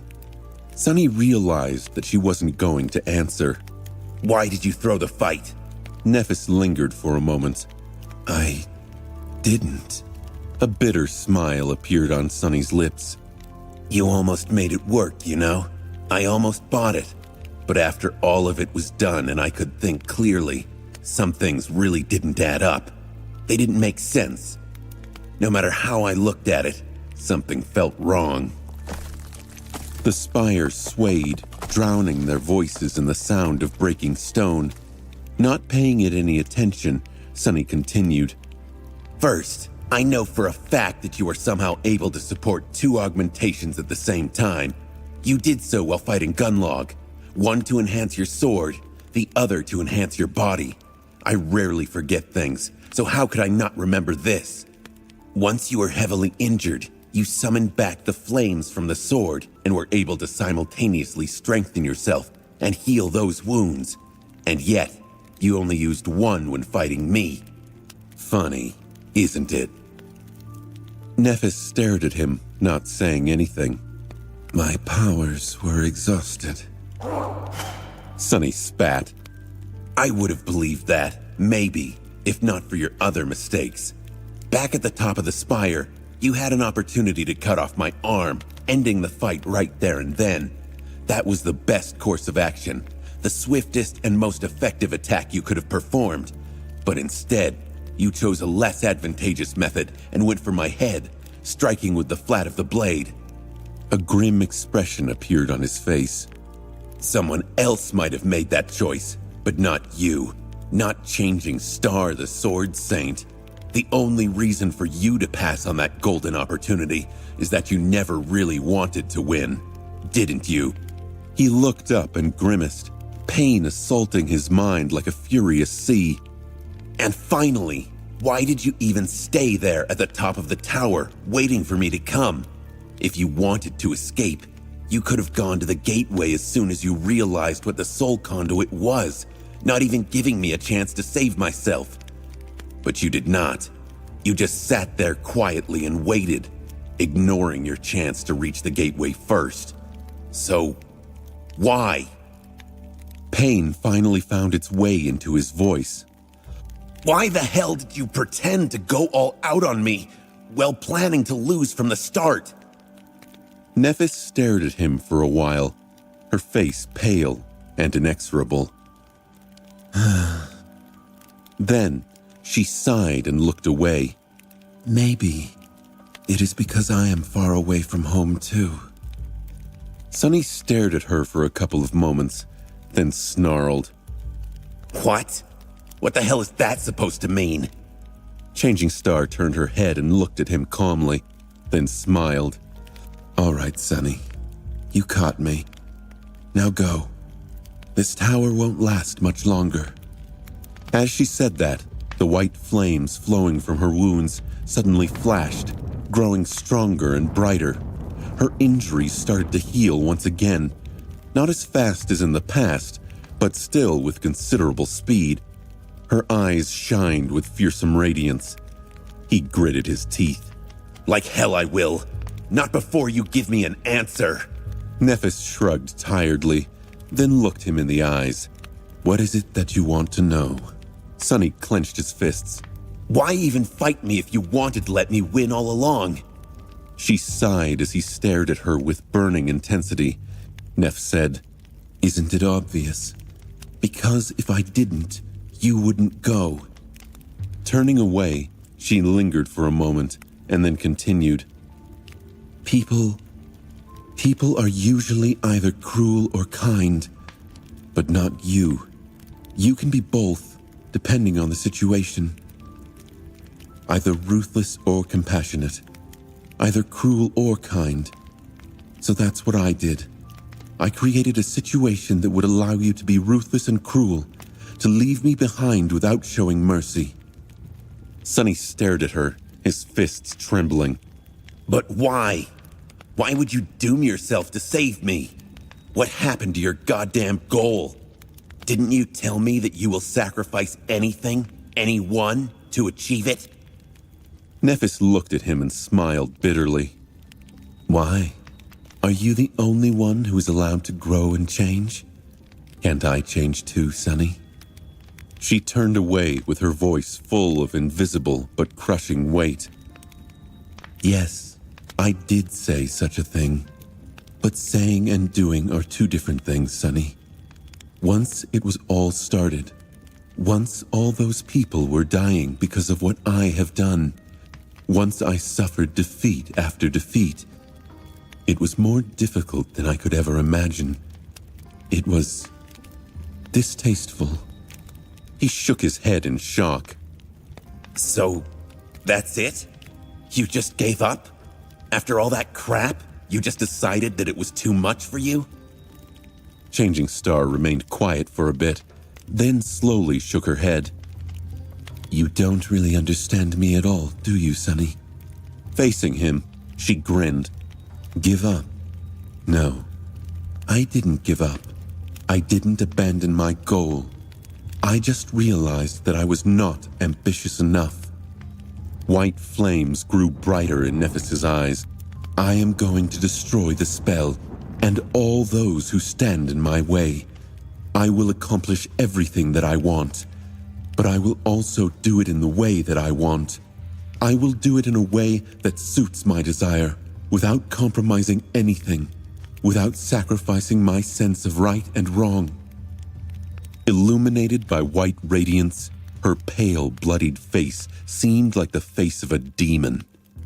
Manipulating all those people, causing their deaths. I would do it again. I would kill more if I needed to, because it was fair and right. I gave them the chance to save themselves or die fighting against the spell. There is no better way. For a moment, her eyes were aflame with passion. However, then, her expression suddenly changed. But abandoning you here would be vile and wrong. It would leave a bad taste in my mouth, just like leaving a helpless blind girl to die alone would. I wouldn't do it. If I do, I would be no better than those who I want to destroy. What's the point of reaching my goal if in the process I become the same as those whom I hate? She pierced him with a burning gaze and said, No, Sonny, my goal hasn't changed. It's just that reaching by using the wrong path is worse than not reaching at all. But why do you care anyway? Don't you think that it is insane? Don't you think that I am despicable and vile? So go. Why are you hesitating? Sonny stared at her, a deep frown appearing on his face. Finally, he asked, I'm hesitating because of you, fool. What about you? Nephis smiled. What about me? Do you think I will die here in this tower? No. I will be fine. I will escape it and survive somehow. I'll find another way out. No matter how long it's going to take me, I will. Nothing will stop me. You know it won't. He stared at her for a long while, then glanced at the shimmering gateway. The crack traveling through the stone balcony was already almost upon the circle of runes, threatening to destroy them. Salvation was so close. He could almost taste it. Turning away from the dais, Sonny shook his head. That's a horrible plan. You want to travel around the dream realm battling nightmare creatures? Fine. Let's do it together. We can try to go through the Hollow Mountains and reach the human citadels on the other side. And that's just the south. We can also try north, east, and west, searching for an unclaimed gateway. 2 of us will have a better chance to survive. The 2 of us together. It's better than being alone, right? No, I can't. I can't let you stay, Sonny. Go. Go and meet your sister. There's something waiting for you in the real world, at least. All that's waiting for me is emptiness, bloodshed, and graves. If I return, the same thing that happened in the Bright Castle will repeat itself over and over again until there's nothing else. So, go while you can. The runes on the gateway shimmered as if on the verge of disappearing. He gritted his teeth. No. Nephis opened her eyes and looked at him, a sense of sorrow appearing on her face. Leave me, Sonny. Please. Go. He shook his head stubbornly. I don't want to. Changing Star was silent for a moment, looking at him with a pained expression. Go. Lost from light. His eyes widened. Deep within his soul, something moved and rose from slumber, triumphant, unbreakable, eternal, irresistible, complete, perfect, and sweet. Before Sonny knew what he was doing, his hand shot forward, the ghostly blade of the moonlight shard appearing in it. Stop. His hand froze, the tip of the stiletto mere centimeters away from Neff's eye. Trembling, he looked at his arm and willed it to move forward. But it didn't. It didn't move at all. It was as though that hand did not belong to him anymore. As deep horror drowned his heart, Sonny moved his gaze and looked at Nephis, his eyes wide with shock. How?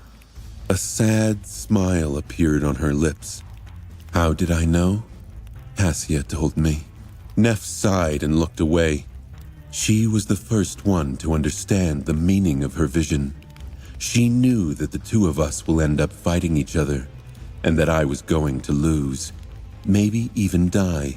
She just didn't know how, when, and why. So, Cassia told me your secret, in hopes that it will save my life one day. But I hoped that I would never have to use it.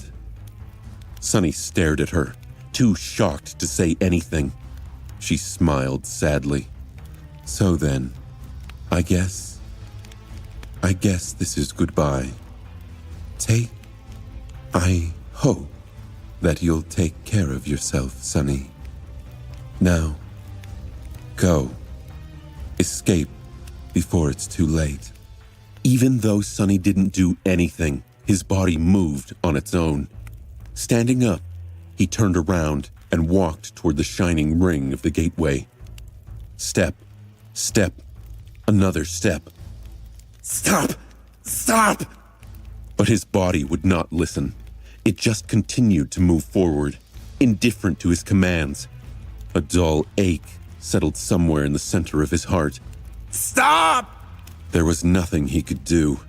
He was a miraculous shadow, bound to a master.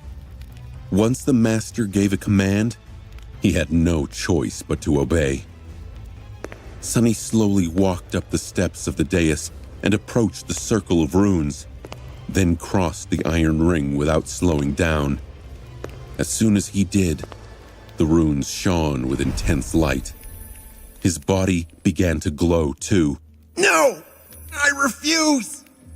The ethereal radiance grew brighter and brighter until it became hard to discern the human figure in its middle. No! And then, suddenly, it disappeared, leaving only emptiness behind. Sonny was gone, finally free of this long and arduous nightmare. The journey back to reality that had taken him more than a year was now over. He made it out, alive. Just a few seconds after he disappeared in a flash of light, the crack in the stone reached the circle of runes and broke it. The shine of the gateway grew unstable and swiftly faded away.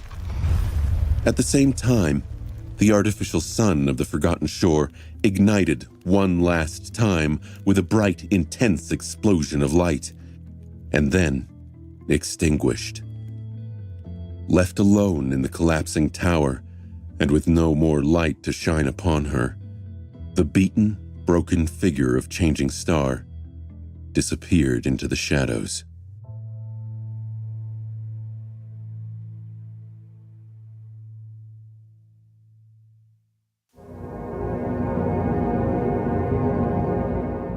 Once again, Sonny found himself in the endless space between dream and reality. All around him, there was nothing but a boundless black void, which was illuminated by a myriad of bright stars. Between those stars, countless strings of silver light were woven into a beautiful and inconceivably complex pattern. Once again, he felt as though he had glimpsed the inner workings of the spell. Was it just an illusion? Or was he able to see more now? It was almost as if his eyes were now able to discern a hint of meaning behind the unimaginable, titanic brilliance of the ethereal weave. He had the eyes of Weaver now, after all. With a pained moan, Sonny forced himself to look away from the strings of silver light. The magnitude of the secret hidden in the cosmic pattern was so immense that just thinking about it could drive him mad. The Forgotten Shore had taught him an important lesson, and it was that one had to be careful about what they looked upon. Some things were not meant for humans to see, and he had other things to think about. Curse it! Curse it all! Curse all of you! His voice disappeared into the darkness, full of indescribable fury, bitterness, and sorrow.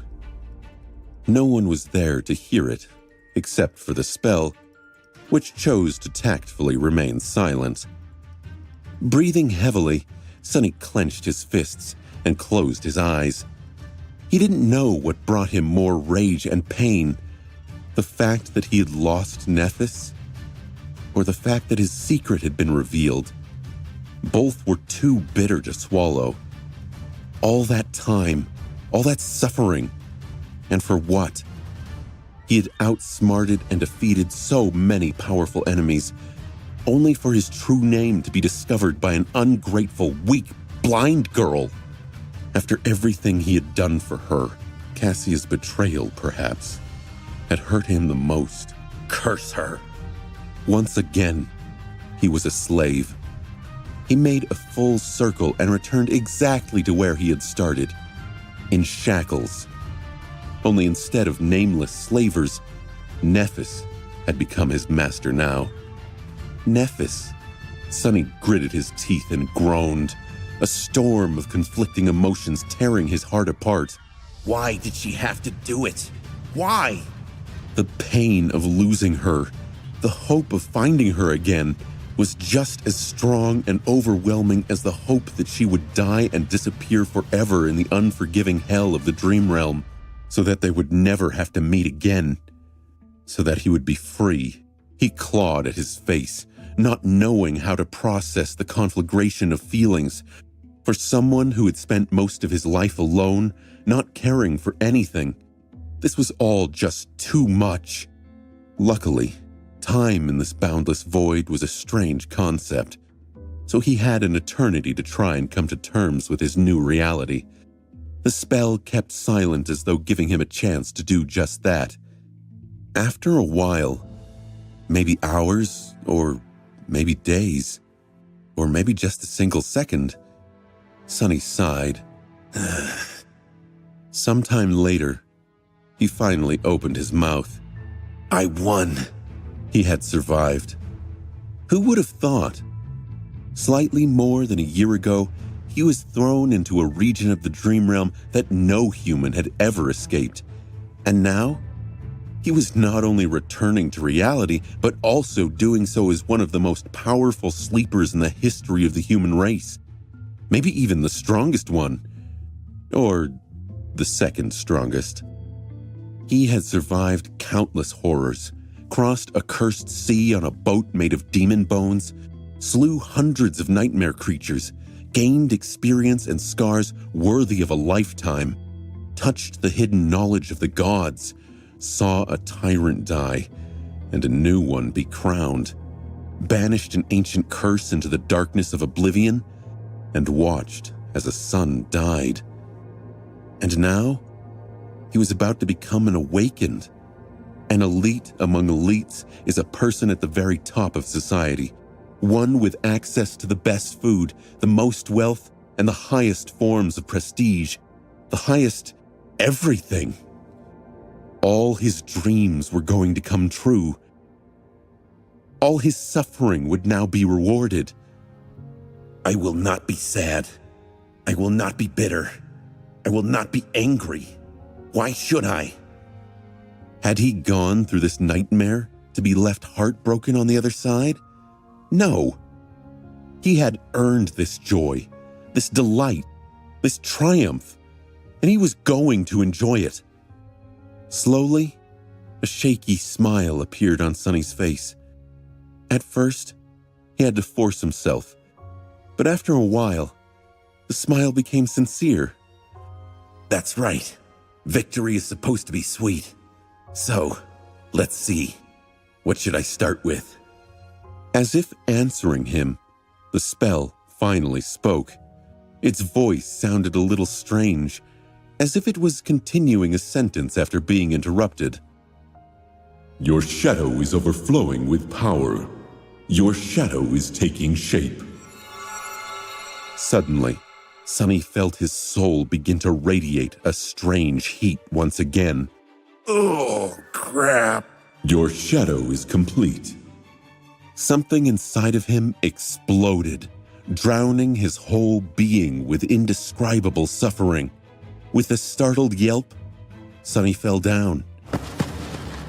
How come I end up on my ass every time I come to this place? The first time Sonny had appeared in the void, he was so shocked to discover the divine rank of his aspect that his legs buckled. And now, due to the painful transformation happening to his soul, he ended up in the same situation again. Because he had left the Crimson Spire, the soul conduit attribute was gone, and without its interference, the strange process that had begun due to the saturation of the Shadow Core was finally able to continue. It was just as painful as Sonny remembered. Gritting his teeth to prevent himself from screaming, Sonny tried to endure that terrible agony. He was no stranger to physical pain, but this was something different. It came from the soul itself, and for that reason, was so much worse. Ah, damn it all! However, it was still not nearly as bad as the chilling torture he had gone through after consuming the drop of Weaver's blood, or the nightmare he had endured after meeting the Black Knight for the first time. And it didn't last long. After a while, the pain lessened, and then finally disappeared, leaving him feeling refreshed and whole again. Sonny carefully stood up and looked down, checking to see if he was still in one piece. He felt stronger. Much, much stronger. Stronger, faster, more resilient? Very much so. He felt so powerful, in fact, that for a moment, Sonny even entertained the idea that he had subconsciously commanded his shadow to wrap itself around his body and was now enjoying the effect of its augmentation. To make sure that this wasn't the case, he habitually glanced down to check on the shadow and froze. What? The hell? The shadow was not wrapped around his body. It was where it was supposed to be, on the unseen surface Sunny was standing on, somehow visible despite the darkness of the black void. But it wasn't alone. Two identical shadows were currently staring back at Sunny.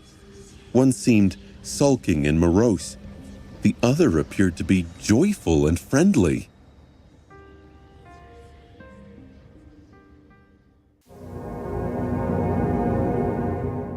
Sunny stared at the two shadows, dumbfounded.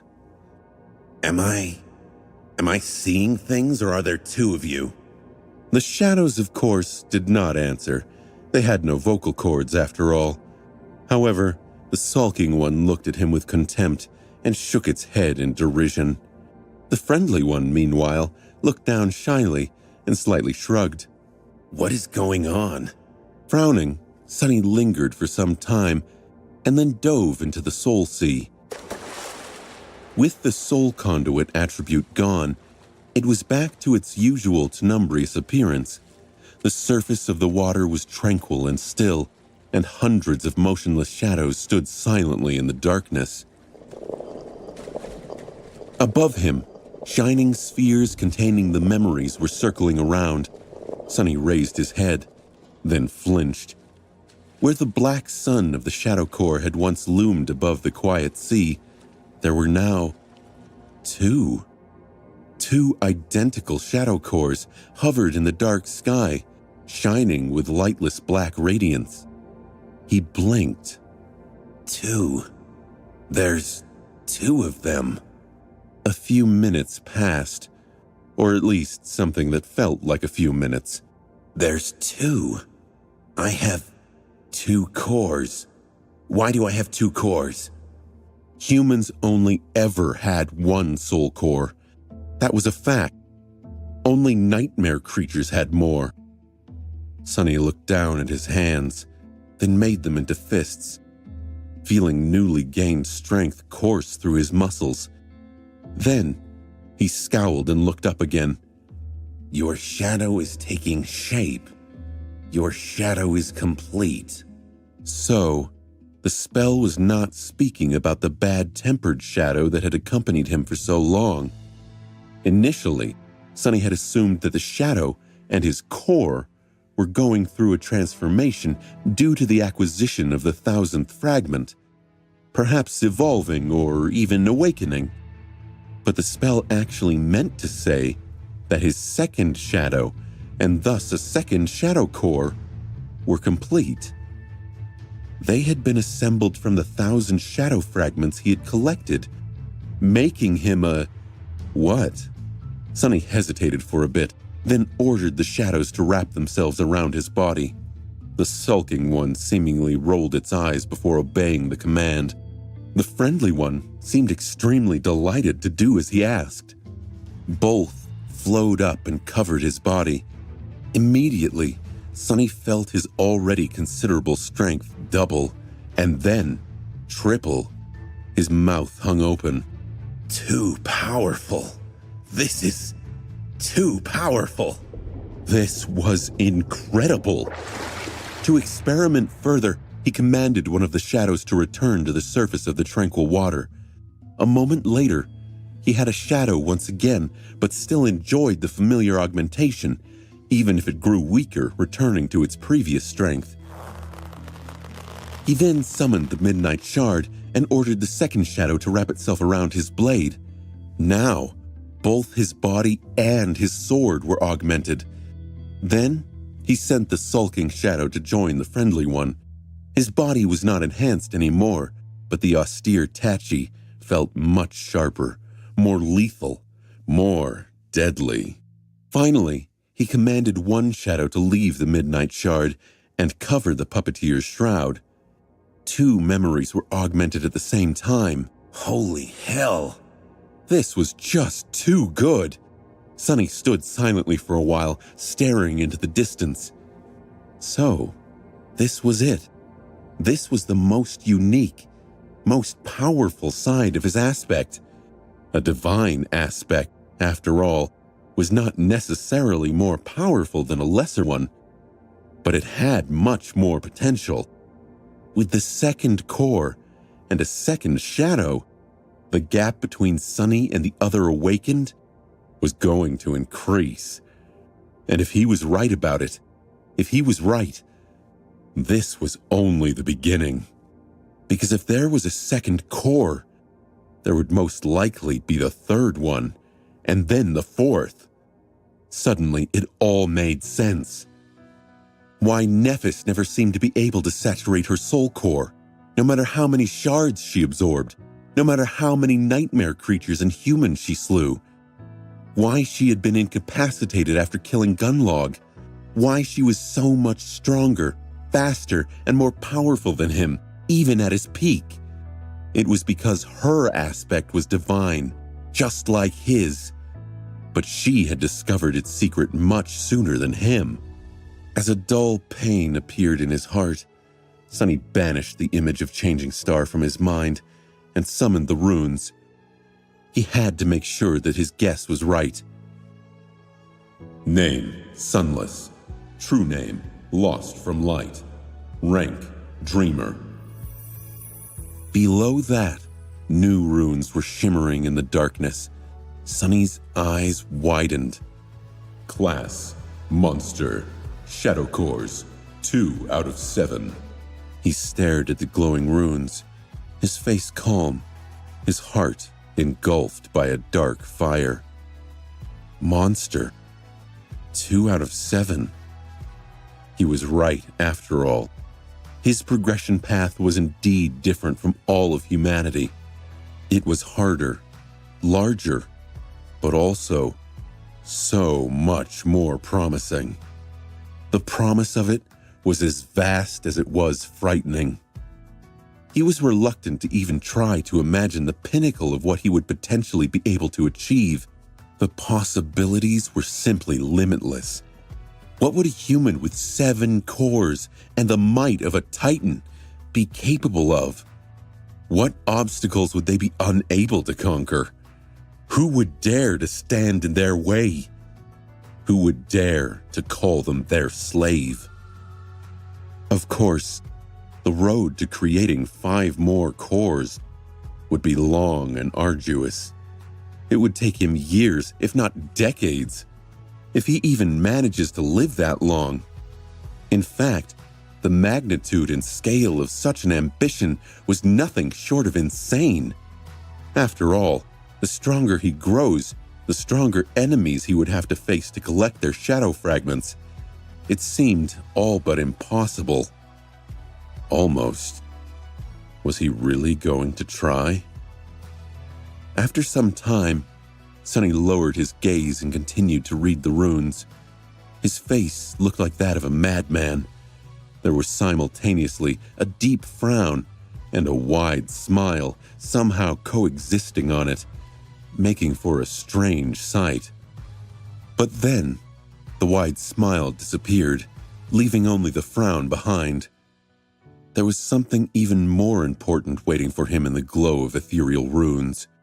Something even more frightening. Reaching the lowest part of the field of runes, he read, Aspect, Shadow Slave. Aspect rank, Divine.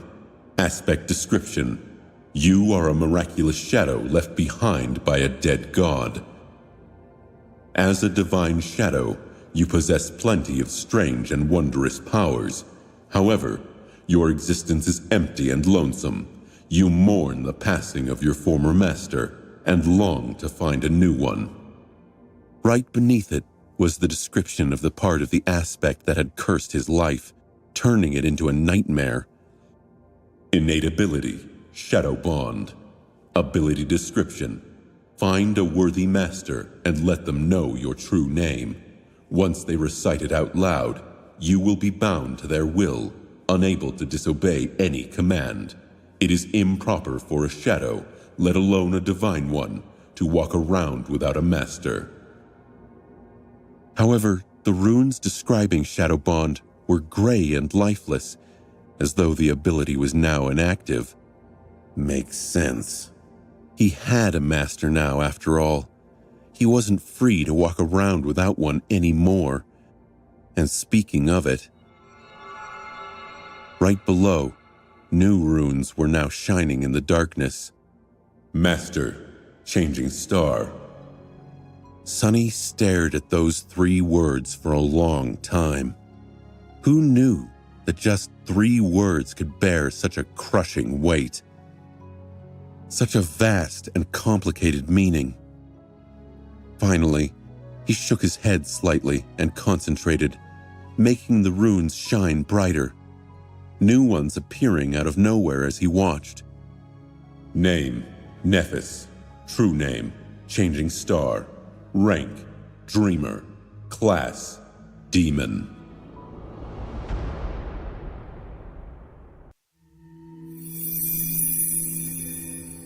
The runes shimmered in the tranquil darkness of the silent sea. Name, Nephis. True name, changing star. Just as Sunny had suspected, that true name hid many meanings.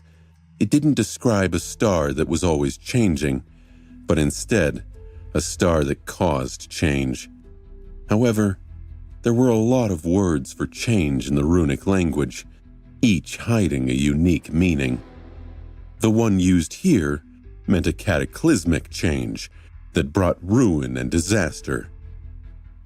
Sometimes bad, and sometimes good, but always cruel and calamitous, wreathed in misfortune.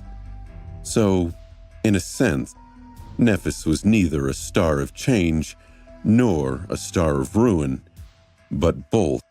The two went hand in hand, inseparable, destined to bring both salvation and damnation to those touched by her light.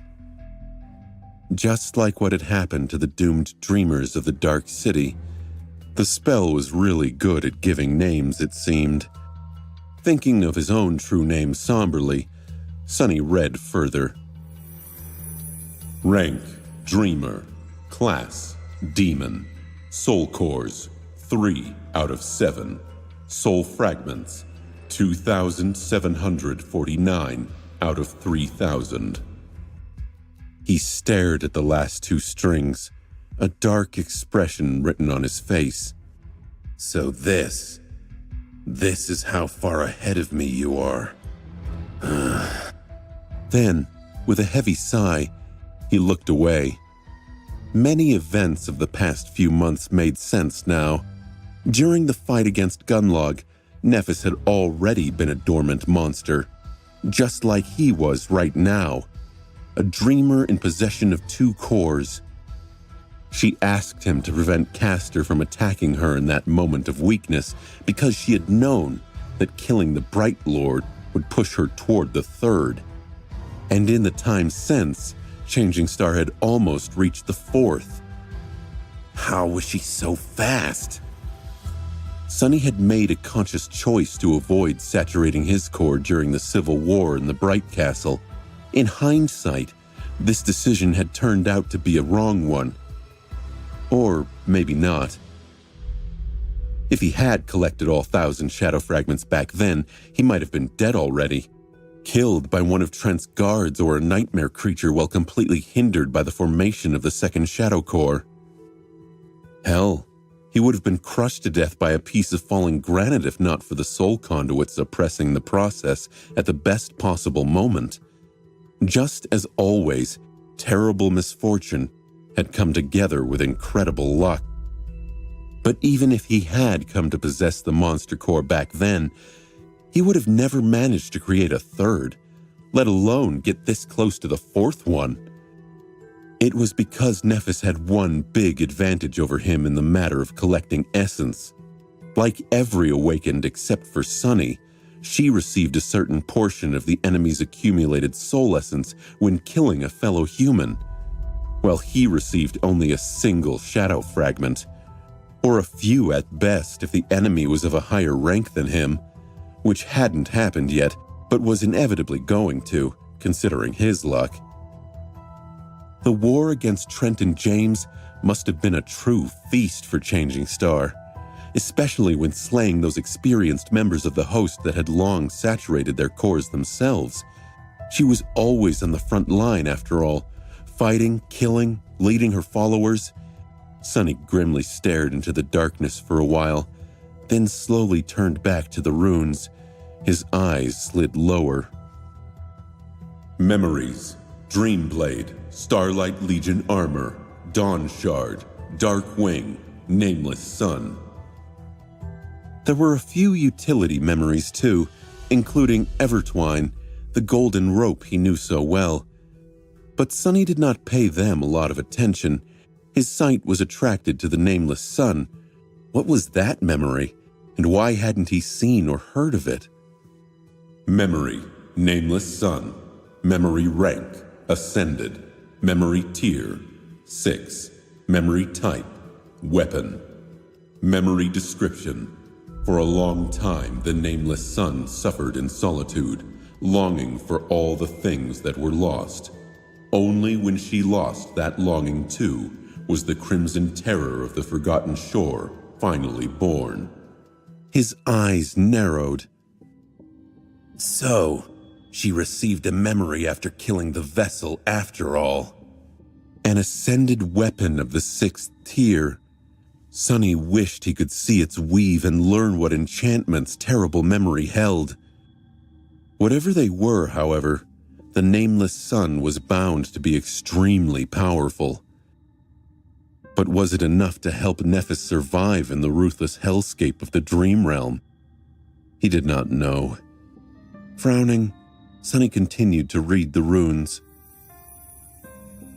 Attributes, Dreamspawn, Nephilim, Flame of Divinity, the Fire. The Dreamspawn attribute description was, You are born of two worlds, belonging to both, but welcomed in neither. Your soul exists on the edge between nightmare and reality. The Nephilim attribute description was, There once were terrible creatures born of an unholy union between the divine and the profane. Nephilim were the most beautiful and harrowing of them all. The Flame of Divinity attribute description was, Your soul is aflame with the light of divinity. The Fire attribute description was, You have inherited the lineage of Sun God. He hesitated for a bit, studying Neph's attributes. So, that's how it is. Sunny had always wondered what was her innate attribute, the one that was at the center of all the rest, the core of her being, just like his fated trait. He often thought it was tied to drive, battle prowess, or will, but it was not. Instead, Neph's innate attribute was called Dreamspawn and tied her to her nature as a child of a hollow mother. She was connected to the Dream Realm and the Nightmare spell from before she had even been born.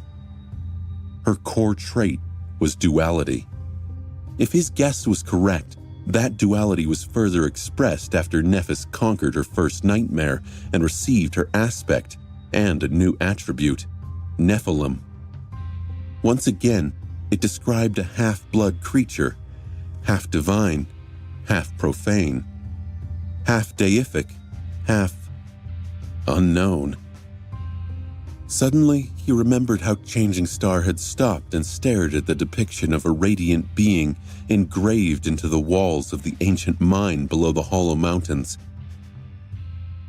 Was that creature one of the Nephilim? Or a fallen angel from whom Nephilim were supposed to be born? After all, the similarity between that creature and her powers was hard to deny. And then there was the last attribute, the fire. Sunny rubbed his face. A lineage attribute, similar to his blood weave. Finally, the meaning behind that word became clear. Lineage memories, akin to the drop of ichor, could impart awakened with unique attributes that, unlike the usual ones, seemed to be hereditary. They could be passed down through a bloodline, and at least one of the great legacy clans, the almost destroyed Immortal Flame, possessed one. Did all great legacy clans like Song or Valor possess one too? Was that what allowed them to rise to the very top of humanity and claim their place as great clans in the first place? Those bastards have so many secrets. Sunny also couldn't help but notice a slight difference between Bloodweave and the Fire. While the latter was described simply as lineage, the former was described as a forbidden lineage. What exactly made Bloodweave forbidden? Was it because it didn't come from a proper deity like the sun god, but from a mysterious weaver who was a demon? Had no one except for gods been allowed to leave behind a lineage? The Bloodweave was also described as a partial lineage, while the Fire was not. Questions. With a heavy sigh, Sunny turned to the runes once again. Aspect, Lightbringer. Aspect rank, Divine. Aspect description. You are a creature of light that was banished and doomed to exist in the darkness. You bring radiance and warmth to wherever you go, but with it comes indescribable longing. Aspect ability, Soul Flame. Ability description. Your soul burns with the purest of flames. That flame can both restore and destroy, and is both a blessing and a curse. Innate ability, Half-breed. Ability description. You can directly absorb a portion of the soul essence of any nightmare creature destroyed by your flames, as well as of any human. Flaw, pristine soul. Flaw description. You must suffer to use your power. Sunny dismissed the runes and was motionless for a while, thinking. The name of the aspect, Lightbringer, could be translated in several ways.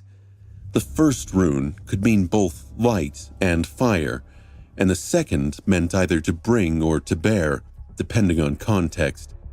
So it could have been Firebearer as well, not that it made any difference. The rest he had already known or suspected, so it didn't surprise him much.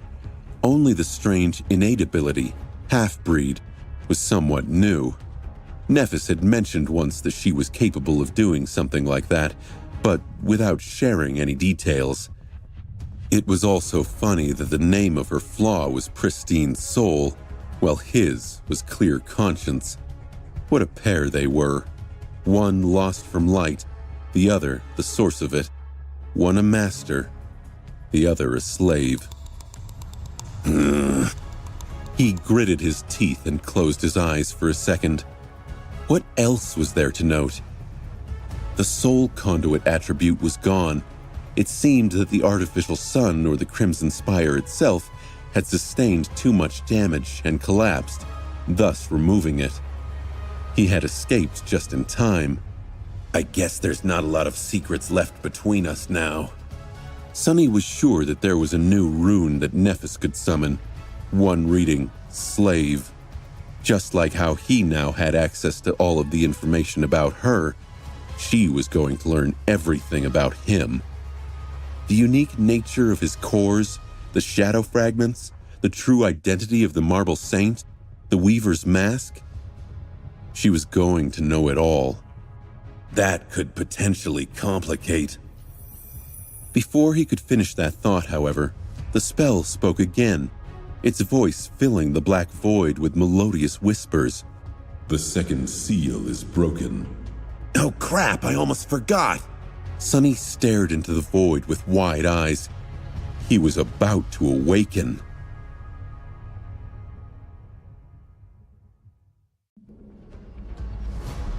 Just like after the first nightmare, Sunny suddenly sensed something waking up within him.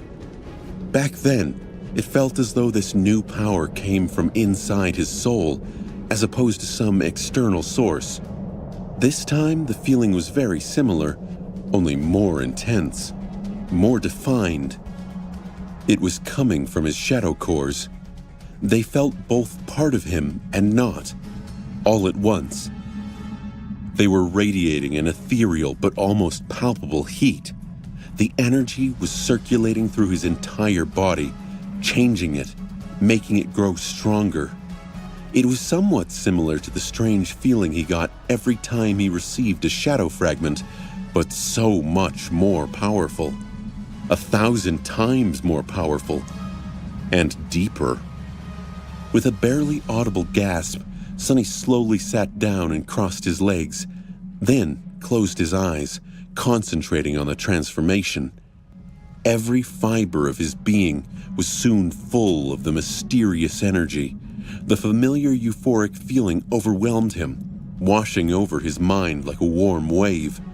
However, Sonny wanted to feel more, understand more. He wanted to remember this moment in every detail. This was everything he had been working towards since his first nightmare. Beneath the physical changes that his body was undergoing to become better, stronger, was another, subtle, but equally incredible change. It was happening to his soul. Sonny had no words to describe it, but knew that he had never experienced anything as wonderful. The transformation of his soul was not at all painful like the creation of the second Shadow Core had been, and not nearly as torturous as the agony that consuming a drop of divine blood had caused him. It felt natural, right, and profound, as though he was coming one step closer to becoming complete, to what he had always been meant to be. Soon, the pulsating waves of heat retreated, replaced by a dull wave of soothing coldness. The dull ache in his heart that had remained there unnoticed ever since leaving the forgotten shore lessened a little. His mind became calm and tranquil.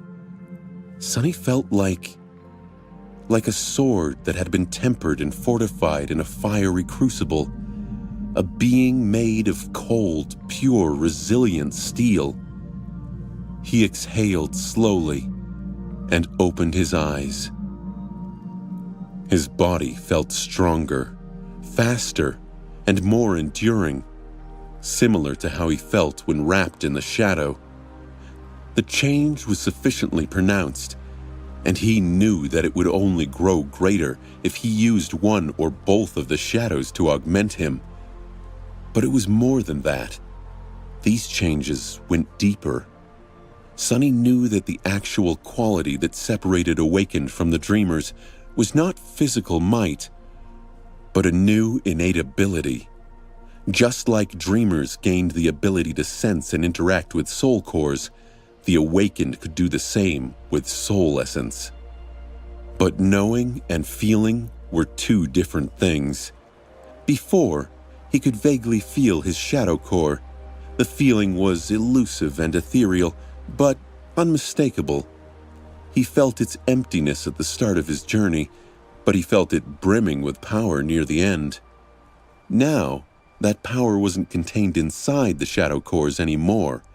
It had broken free, flowing naturally through his entire body. It circulated slowly, coming and going from the cores, passively saturating his bones and muscles with power.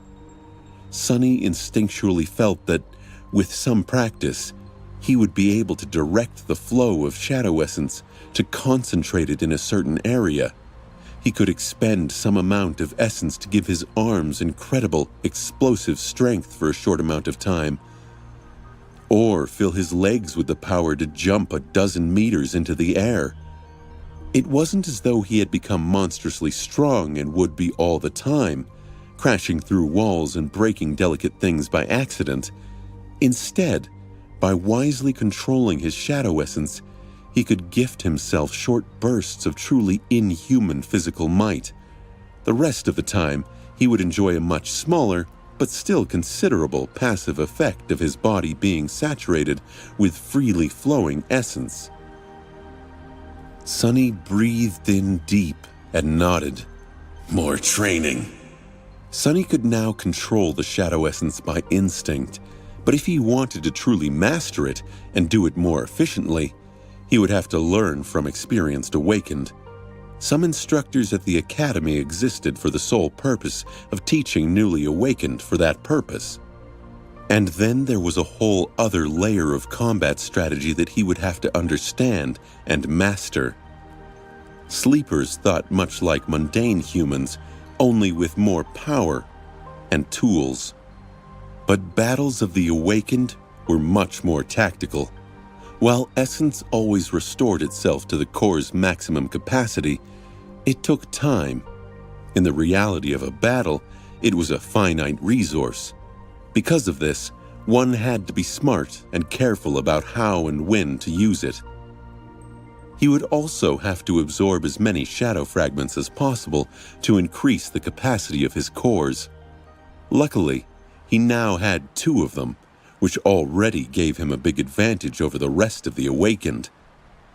But this new amazing quality he had received was not the end of the awakening.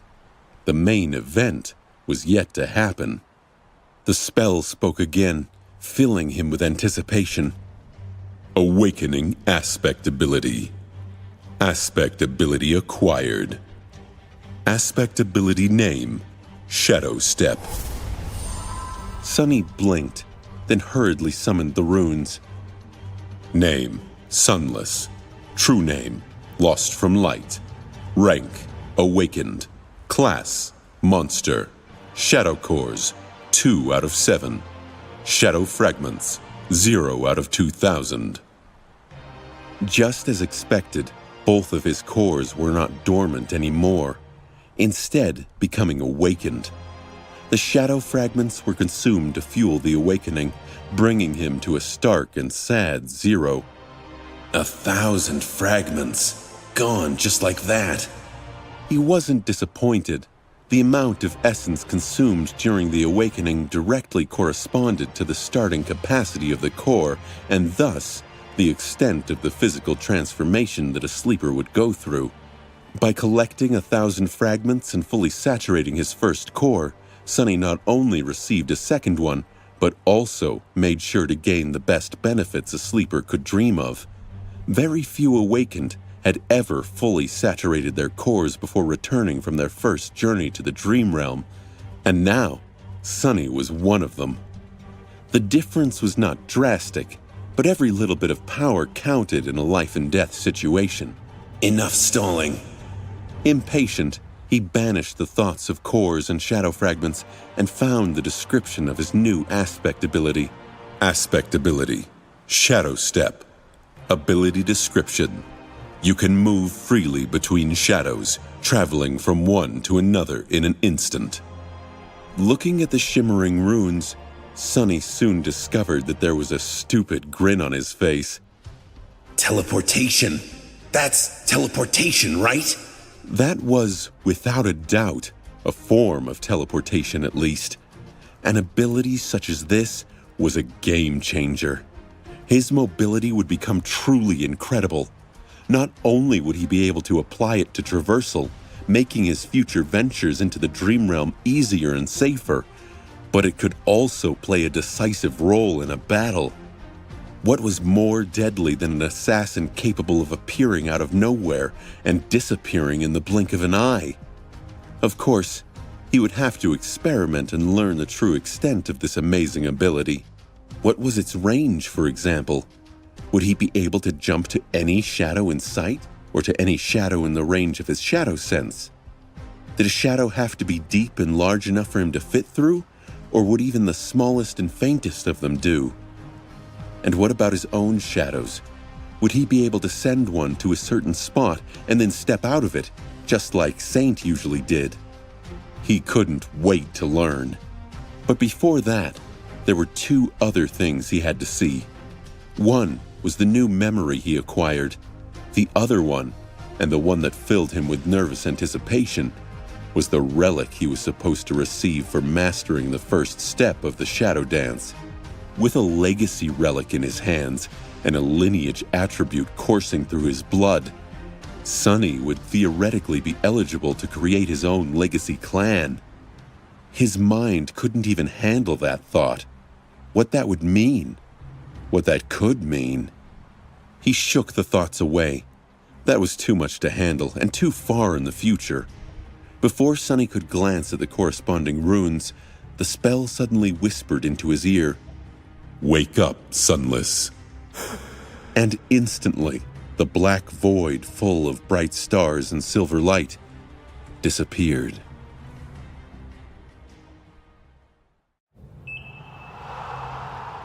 On one of the underground levels of the Academy Hospital complex, in a small room that was filled with the massive rectangle of the Dream Pod and various pieces of medical equipment, a delicate girl with pale blonde hair was sleeping beneath the transparent glass lid, her face surrounded by wisps of cold vapor.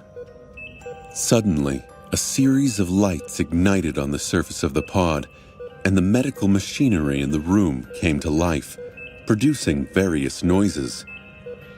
A few moments later, the girl opened her striking blue eyes and screamed. Across town, on the top floor of a private care facility in the center of a city, in a spacious room with tall windows and a luxurious interior, a state-of-the-art sleeping pod stood silently, bathed in sunlight. An attending nurse sat in a comfortable chair beside it, monitoring the vital signs of a beautiful young man who slumbered inside. For the past 3 years, there had not been a single minute when the young man was left alone. His pod was surrounded by fresh flowers, and someone was always there to keep watch. For 3 years, the flowers and nurses came and went, but the young man had remained the same. Nothing about him ever changed. Suddenly, the nurse opened her eyes wide. A second later, the sleeping pod shone with bright light. Its lid swiftly slid sideways and hid in a special housing slot. The figure inside was slowly rising in the air as if pulled up by an invisible force. The beautiful young man was levitating. The nurse remained motionless for a few seconds, stunned. Then, she hastily ran to the panel on the wall and pressed a call button. In a small apartment in one of the less prestigious areas of the city, in a tiny room, a tall young woman was laying in an old and barely functioning pod. This one was possibly the last representative of its model, taken out of production a long time ago. Still, it seemed like the most luxurious thing in the apartment by far. The door of the room was open, letting in the sound of a news broadcast. A pleasant and confident tone was currently saying, Unusual number of awakenings. Dear viewers, we are currently receiving a report from our correspondents and will be able to update you on this event shortly. The representative of the Great Legacy clans, meanwhile.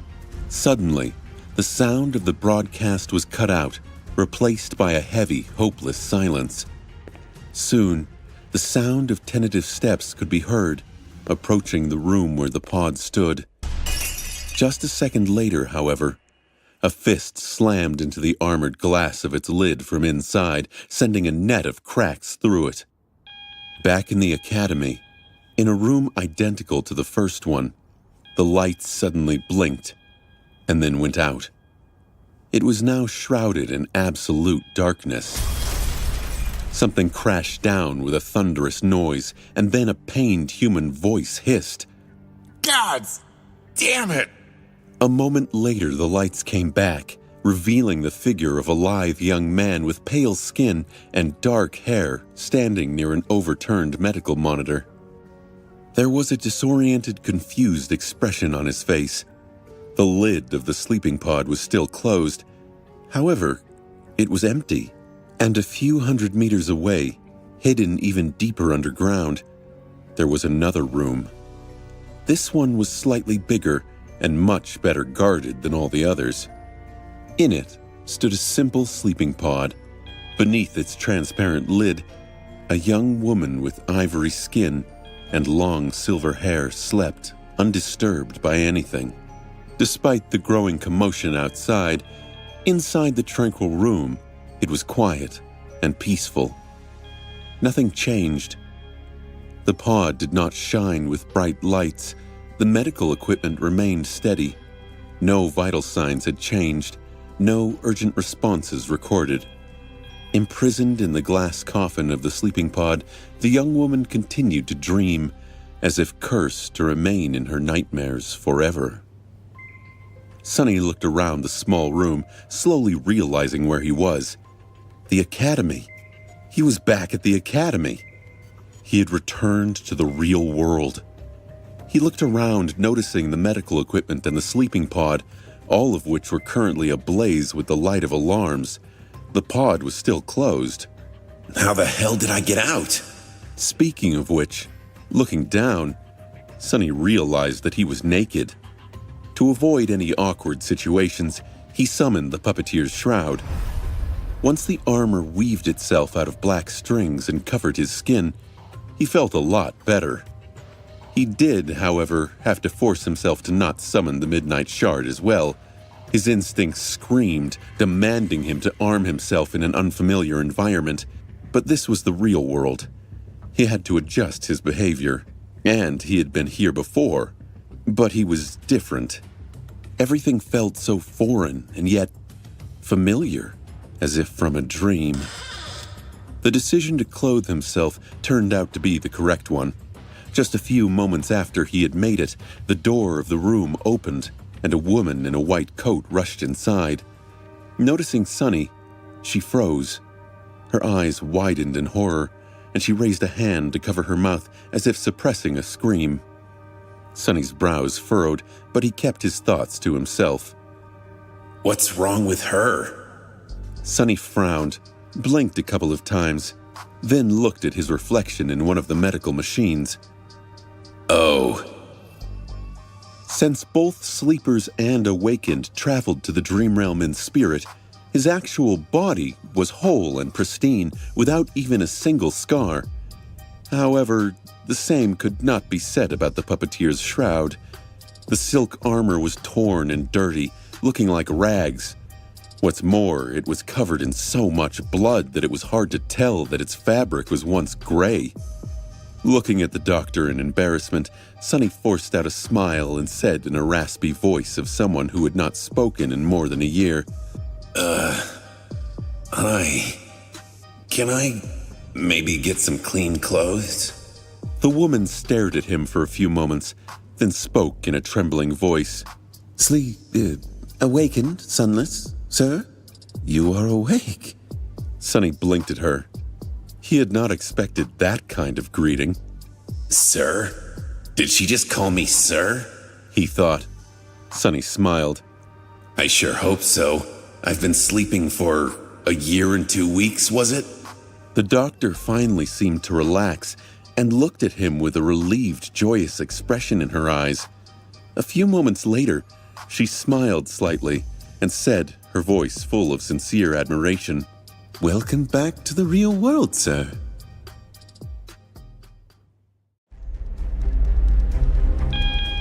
The hospital complex and the administration of the academy were in complete chaos today. Weeks following the winter solstice were always a busy time for all the people working on the periphery of the awakened society, since most of the sleepers who had ventured into the dream realm that year usually returned in a span of 1 to 2 weeks, very rarely a month. Those who had survived, anyway. But the sudden awakening of so many sleepers who had been gone for years, counted as irrevocably lost, created a shockwave that spread through entire humanity. And people at the academy were at the epicenter of that storm. It was a joyous chaos, nevertheless. In a small office at the surface level of the hospital, a young woman dressed in black slacks and a white blouse was sitting behind a desk, hastily compiling a short report. She had dark brown hair neatly tied into a high ponytail and thick glasses that were constantly sliding down her nose, forcing her to push them back up. The young woman was one of the administrative workers tasked with the initial debriefing of returning sleepers. In her time working at the academy, she had seen a lot of incredible things and heard a lot of incredible stories.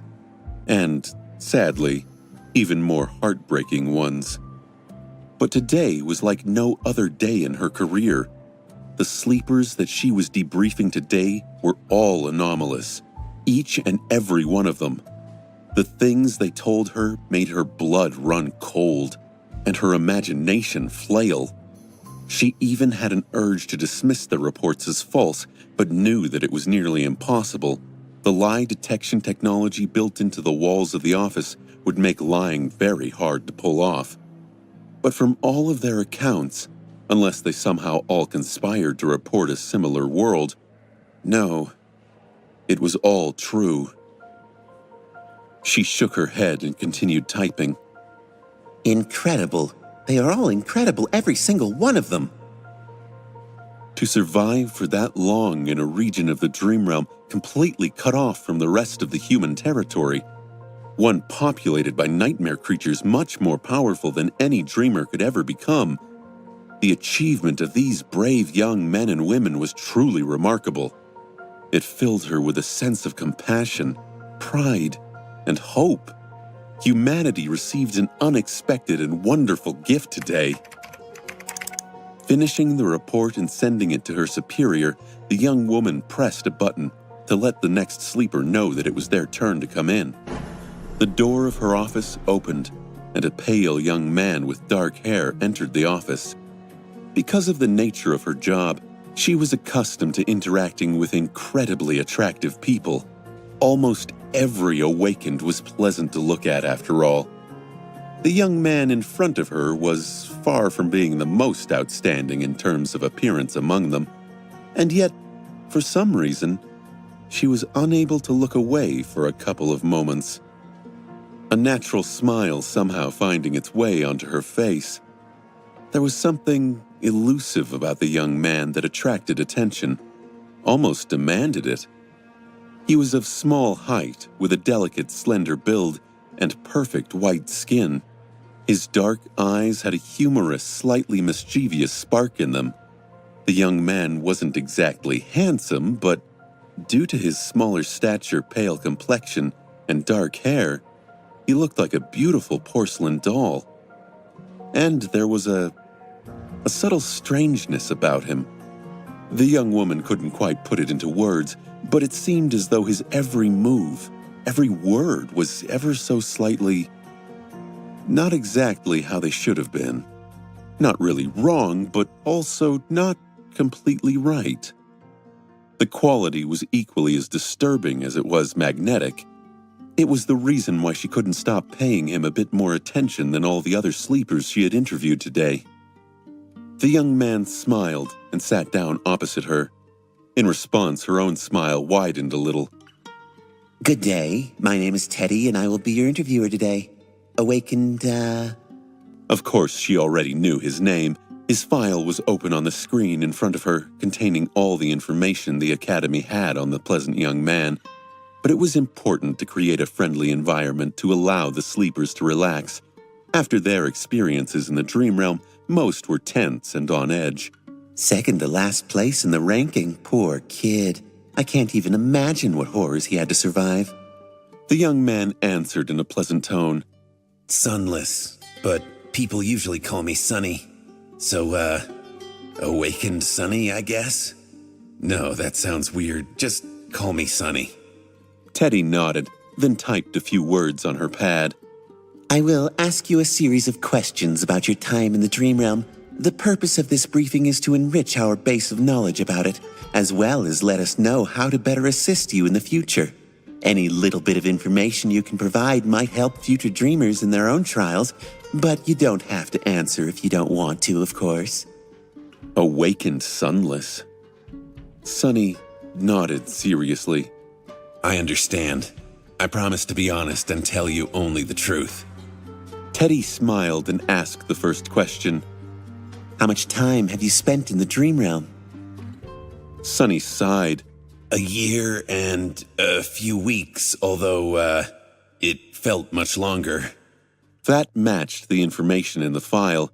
Teddy nodded and logged her answer, but kept her emotions on the matter to herself. This is so terrible, a whole year out there. She smiled encouragingly at the young man. I see. You did very well, Sunny. Very few dreamers had managed to survive for that long, especially in a region such as the The Forgotten Shore, was it? He shivered slightly before answering. Yeah, that's what we called it. Teddy typed a few more words. From the interviews with the other dreamers, we've confirmed that the region of the dream realm you were sent to is populated with nightmare creatures of the awakened rank and above. Can you confirm that information? The young man grew a little paler and nodded again. Yeah, awakened, fallen, corrupted too, although those only appeared at night.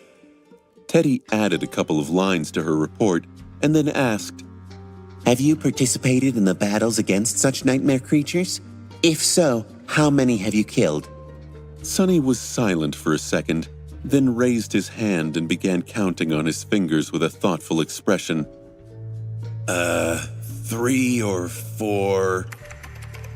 She began to type and thought, 4 awakened creatures. That poor kid looks so weak, and yet he managed to defeat 4 abominations much more powerful than him, despite being in second to last place in the ranking.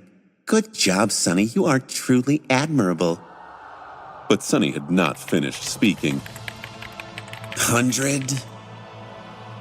Teddy froze, staring at the monitor. Excuse me? The young man thoughtfully scratched his chin and said, Yeah, I think that's right. Around 400. After a long and awkward silence, he asked, I'm sorry, Teddy. Is everything all right? She nodded slowly, then forced out a smile. Everything is fine, Sonny. I am sorry. We'll have to pause the interview now. He looked at her with sincere surprise and blinked a couple of times. Really? Why? She cleared her throat, then answered in a small voice. I'm afraid that I am not qualified to conduct this interview. My superior will be with you shortly, awakened sunless. Please wait for a few minutes. Sonny sighed. Oh, well, all right. It's been nice to meet you. With that, he gave her a bright smile. Sonny left the office of the government agents in a strange mood. The conversation went exactly as he had planned, even after a higher-ranking specialist had been called in. He managed to steer the interview in the right direction, manipulating both answers and questions to achieve the desired result. In the end, he wanted everyone to know that he was someone exceptional, but not so exceptional as to overshadow the best of the best. Someone who was in the very highest tier of Young Awakened, but also at the very bottom of that tier. Even though he had kept his most outrageous accomplishments to himself, it felt weird to give away so many secrets about his skill, power level, and achievements. Sonny had grown so used to pretending to be a pathetic clown that removing that mask to reveal another, less outlandish mask was not easy for him. And yet, it was something he had to do. After he had awakened, there was not a single moment for him to properly think things through. He had to go through a series of medical and psychological tests, followed by a lengthy debriefing. However, he had been able to realize one thing very clearly. His situation had fundamentally changed. Now that his most important secret was revealed and Nephis had become his master, it was as though a crushing burden had been removed from his chest, replaced by another, even more terrible weight. In any case, he could finally allow himself to relax a little. For a while, at least. Not because he trusted her that much, but because she was currently imprisoned in the dream realm, unable to enforce her control over him even if she wished to. And it was all his fault. In a sense, as far as his worst nightmare becoming reality went, this was the absolute best version of how things could happen. He had a lot more time to think about countermeasures and prepare for whatever the future held, after all. Walking through the corridors of the hospital complex, Sonny was engrossed in thought. One thing he was sure about was that a divine shadow like him could only have one master, so he didn't have to worry about someone else finding out his true name and enslaving him. Not anymore. The guillotine blade that had hung above his neck all that time was now gone. However, he still kept the existence of his true name a secret, for one simple reason. He didn't know what was going to happen if Nephis died. Would he be free forever? Or die with her? He felt that neither of these theories was correct. The description of the aspect described him as a divine shadow that had lost its master, which probably meant that he could lose another one and remain alive. Also, the ruins of the Shadow Bond had become gray and lifeless, but did not disappear, which meant that they might shine with ethereal light once again in the future.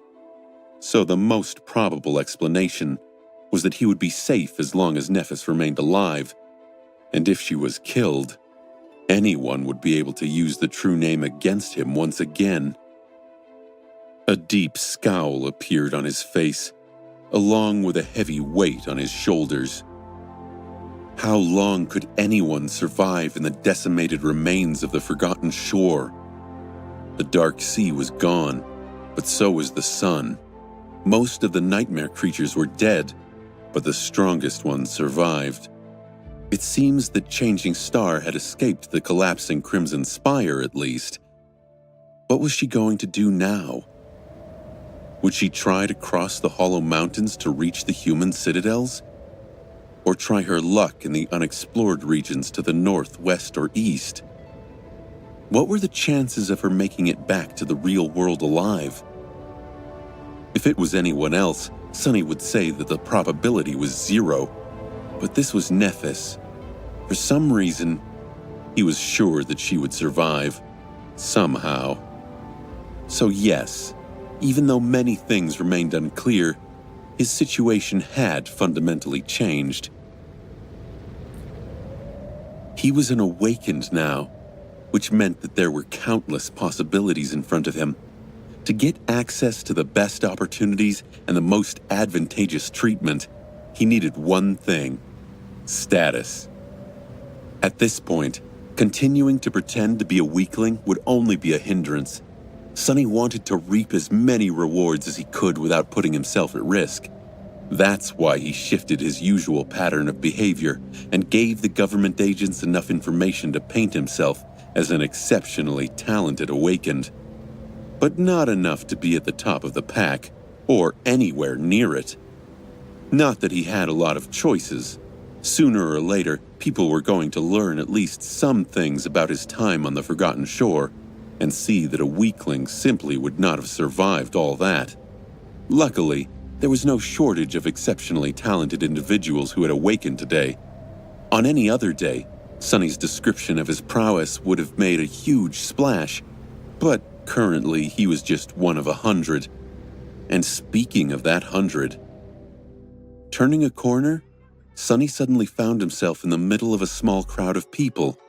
Dozens and dozens of young men and women were standing in the middle of a small hall, dressed in the simple training clothes provided by the hospital, just like he was. On their faces, there was an indescribable kaleidoscope of emotions: joy, sorrow, worry, anticipation. Most were looking at a small screen displaying a long list of names. These were the survivors of the Dreamer Army. Not everyone was here, of course. Some spent many years on the Forgotten Shore and had been transferred to other facilities by the government or their families. Sunny didn't see Shan, Kai, or Effie. Or Cassia. His face darkened. The absence of the first two made sense. Kai was probably being cared for in an expensive VIP care facility, while Shan had to be kept in the stronghold of her clan. However, he had no idea where the other two were. Sunny hesitated for a moment, then looked at the list of names displayed on the screen. Before he could read anything, however, someone quickly approached and hugged him tightly. What the? Looking up, Sunny saw a vaguely familiar young man holding him in a passionate embrace. A moment later, the young man let go of him and looked down with glistening eyes. Sunny, you are here too! Before he could even answer, A somber expression appeared on the young man's face. In a voice that trembled with emotion, he said, "Thank you. Thank you so much, Sonny. If it wasn't for you and your shadow, we would have never made it to the gateway." At the sound of these words, the others turned around. As soon as they saw Sonny, bright smiles ignited on their faces. A hum of voices rose from the crowd. "Guys, it's Sonny." Thank you, man. We will never forget what you did for us. Sonny stared at them, dumbfounded. Weird. This is so weird. Ever since he had come to his senses near the sleeping pod, mundane humans were treating him with the utmost respect. They even went so far as to use honorifics, calling him Sir or Awakened Sunless. And now this. Why was everyone so friendly and happy to see him? He had never experienced anything like this before. Was this what it was like to be an Awakened? After dozens of young people came closer to shake his hand or happily pat him on the shoulder, he awkwardly smiled. It's nice to see you too, guys. The young woman who was currently facing him smiled in response. Then, however, her face turned dark. Have you heard anything about Lady Nephis after coming back? He stiffened, then shook his head. No. Have you? She turned back to the screen, tears appearing in her eyes. Nothing. None of us did. Out of everyone who made it to the spire, only 2 are unaccounted for. We think she is still inside. Sonny remained silent for a while, then asked, Who is the second? The young woman sighed. Sir Castor. No one had seen him near the gateway. He must have gone to help her hold back the terror and... Her voice trembled. Someone said that he died. Oh, gods. What if Lady Nephis dies too? Sonny lingered for a few seconds, a grim expression on his face, then squeezed her shoulder lightly and quietly walked away.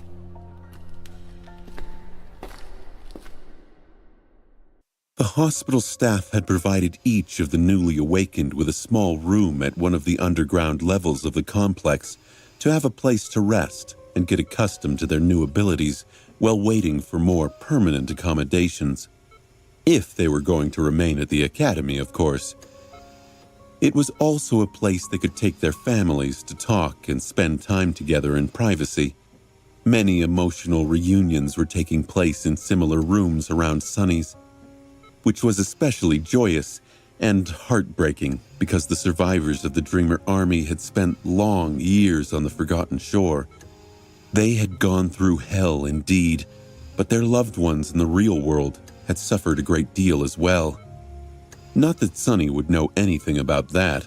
No one had been waiting for him to return after all. In any case, the room he was provided with was sufficiently comfortable. It had an area for training, a desk with a pitcher of water, and some snacks, a sofa, and even a bed. Of course, none of the returned were going to sleep, not for a few days at least. At the very end of the field of shimmering runes, Sonny could now see a new string of symbols. Gateway, blank. Usually, the name of the gateway that an awakened last used is written there. This was their anchor in the dream realm. Every time an awakened fell asleep, they were transported to the gateway they were anchored to, and spent some time in the dream realm, either as much as they wanted or as little as possible, only until their soul was ready to travel between worlds once again, and then went through that gateway to wake up back in reality. However, the gateway of the Forgotten Shore had been destroyed. For that reason, every Dreamer Army survivor now had no anchor in the dream realm. That didn't mean they would remain in the waking world forever, though. Rather, it meant that they would be transported to a random one as soon as they fell asleep, just like during their first journey into the land of nightmares. The prospect of being at the mercy of the spell once more was nothing short of terrifying. Especially for Sonny, who had the misfortune of always finding himself in only the most extreme circumstances. However, The situation wasn't really that bad. There was a way for a newly awakened to change their anchor without relying on chance. It was to acquire the services of a saint, who could take them to the dream realm without involving the spell, appearing near the saint's own anchor. Of course, that anchor would most likely be situated in one of the human citadels, allowing the awakened to anchor themselves to a gateway in human territory. There were just a few dozen saints alive across all of humanity, so for an average awakened, their help was not easy to get. However, Sunny was not an average awakened. In fact, none of the Dreamer Army survivors were. Every year, the most promising newly awakened were recruited by powerful citadels and provided the means to anchor themselves to their gateways. Everyone profited from this arrangement. The talented awakened received a chance to change their anchor if they wished to do so, while citadels received new powerful defenders or useful craftsmen to enhance their living conditions and infrastructure. Given the extraordinary nature of the 100 survivors of the Forgotten Shore and the unusual circumstances of their circumstances, there was going to be a small recruitment war in the next few days. Prosperous citadels would fight for the right to add these outstanding young people to their populations, promising better and bigger rewards as if during an auction.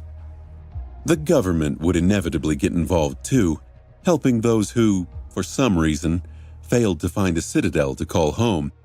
The survivors of the Dreamer Army just had to remain awake long enough to make a choice and settle the details of their future anchors.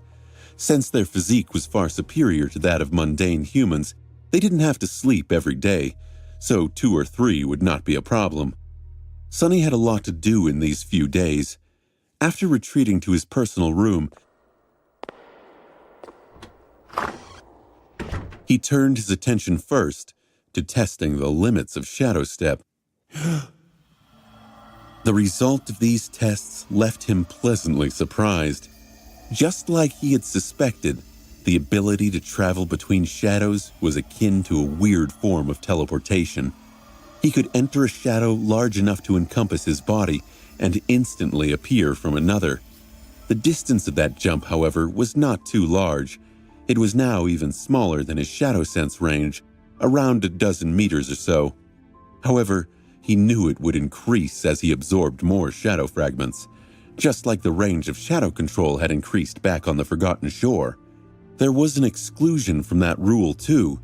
He could travel between his own shadows, no matter how far apart they were. By now, he could control his shadows from as much as a few kilometers away. That meant that if both were sent in opposite directions and reached the limit of the shadow control range, he could potentially instantly cover about 4 kilometers of distance in less than a second. And that was just one side of Shadow Step. The other was arguably even more miraculous and unexpected. Before, Sunny could move through shadows as though he was one of them, becoming practically undetectable. But now, he could literally become a part of the shadows, diving into them and becoming incorporeal. Not only did this make him completely undetectable by sight, hearing, and smell, but it also allowed him to move with incredible speed through any uninterrupted shadow, no matter how long and vast it was. In that state, he was invulnerable to physical attack, but also unable to perform physical attacks himself. It also felt very strange, sort of peaceful. Sunny had to constantly remind himself to concentrate and not forget what he was doing. That ability would become truly incredible at night or in the depths of some terrible cave system, like the one they had traveled through on their expedition to the Hollow Mountains. In short, Shadow Step was incredible. However, it came at a price. Unlike Shadow Control, which was as natural to Sunny as breathing, using Shadow Step required him to expend essence. The more distance he covered with a jump, and the more time he spent as an incorporeal shadow, the more essence he would have to consume. Sunny suspected that the theoretical 4-kilometer jump would eat through his essence, leaving both of his cores dry as a desert. Spending essence was not the same as spending shadow fragments, of course. His soul always slowly generated essence, eventually filling his cores to their maximum capacity, while shadow fragments increased that maximum capacity and were used to create new cores and turn echoes into shadows. Still, he also needed essence to fight effectively and use the more powerful enchantments of higher rank memories, so balancing its expenditure was an intricate task. Indeed, becoming an awakened had opened a whole new layer of incredible opportunities and insidious problems. It was a lot to take in. But he was going to get there eventually. Sitting on the floor of his temporary quarters, Sunny sighed and summoned the runes. Finally, it was time to reap his reward. He had worked so much and done so much to get here. First, repeating the same sword strike thousands of times, day after day until his hands bled and his muscles screamed from pain. Learning the basic katas and movements of Nef's flowing battle style, then gaining enough insight into it to make it his own. Almost dying to receive the gift of clarity, then fighting against the Stone Saint and slowly incorporating her grounded technique into his. He studied the movements of his shadow to catch the slight difference in how it held itself, then spent countless hours trying to decipher the hidden meaning behind it until his mind was ready to boil. Solving that mystery and traveling into the past to observe the birth of the nameless temple slave and the beautiful dance of his mother, and then torturous practice and arduous process of turning his vision of the elusive and wonderful battle art into reality. Only to finally succeed in the furious, bloody battle against Nephis. Of all his achievements, this was perhaps the one he was proud of the most. Because Shadow Dance was entirely his, it was something he created out of almost nothing, something that bore and expressed his individuality. Sunny had never received any type of inheritance, so this legacy, which was created by himself and for himself, held a special place in his heart. Looking at the shimmering runes, he read, Aspect Legacy, Shadow Dance. Shadow Dance Mastery Level, 1 out of 7. First Relic, Claim. Second Relic, Unearned. Third Relic, Unearned. Holding his breath, he concentrated on the runes describing the first relic and whispered, Claim. As Sunny watched, the runes glowed brightly for a few seconds and then changed. First Relic, Claimed. And a moment later, the spell spoke softly into his ear. You have received an Aspect Legacy Relic. You have received a Shadow, Soul Serpent.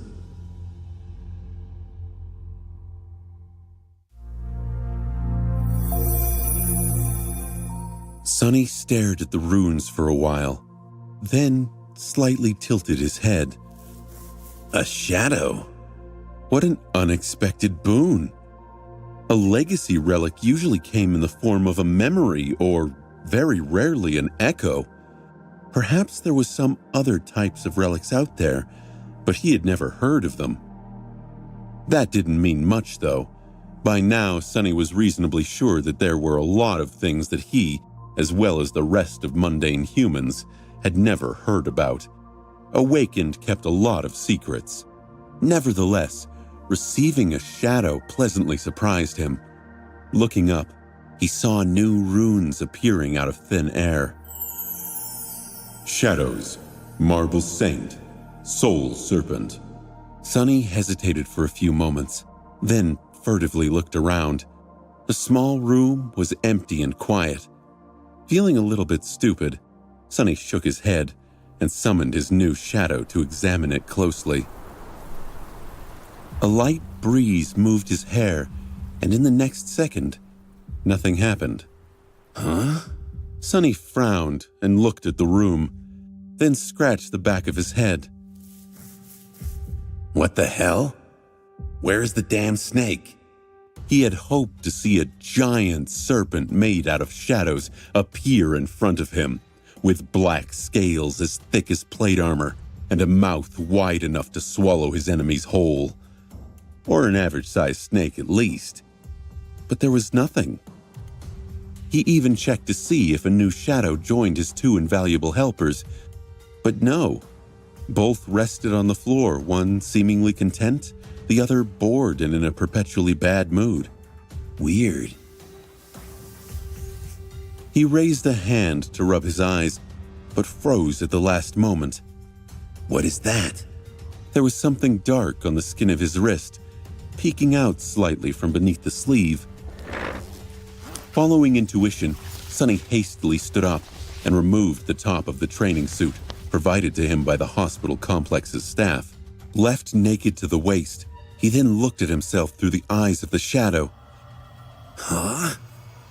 On his pale skin, an intricate image of a black serpent was tattooed, so detailed that it almost seemed alive. The serpent coiled around his arms and torso, its tail resting just above his right hand, and its head just above his left. What? I have a tattoo now?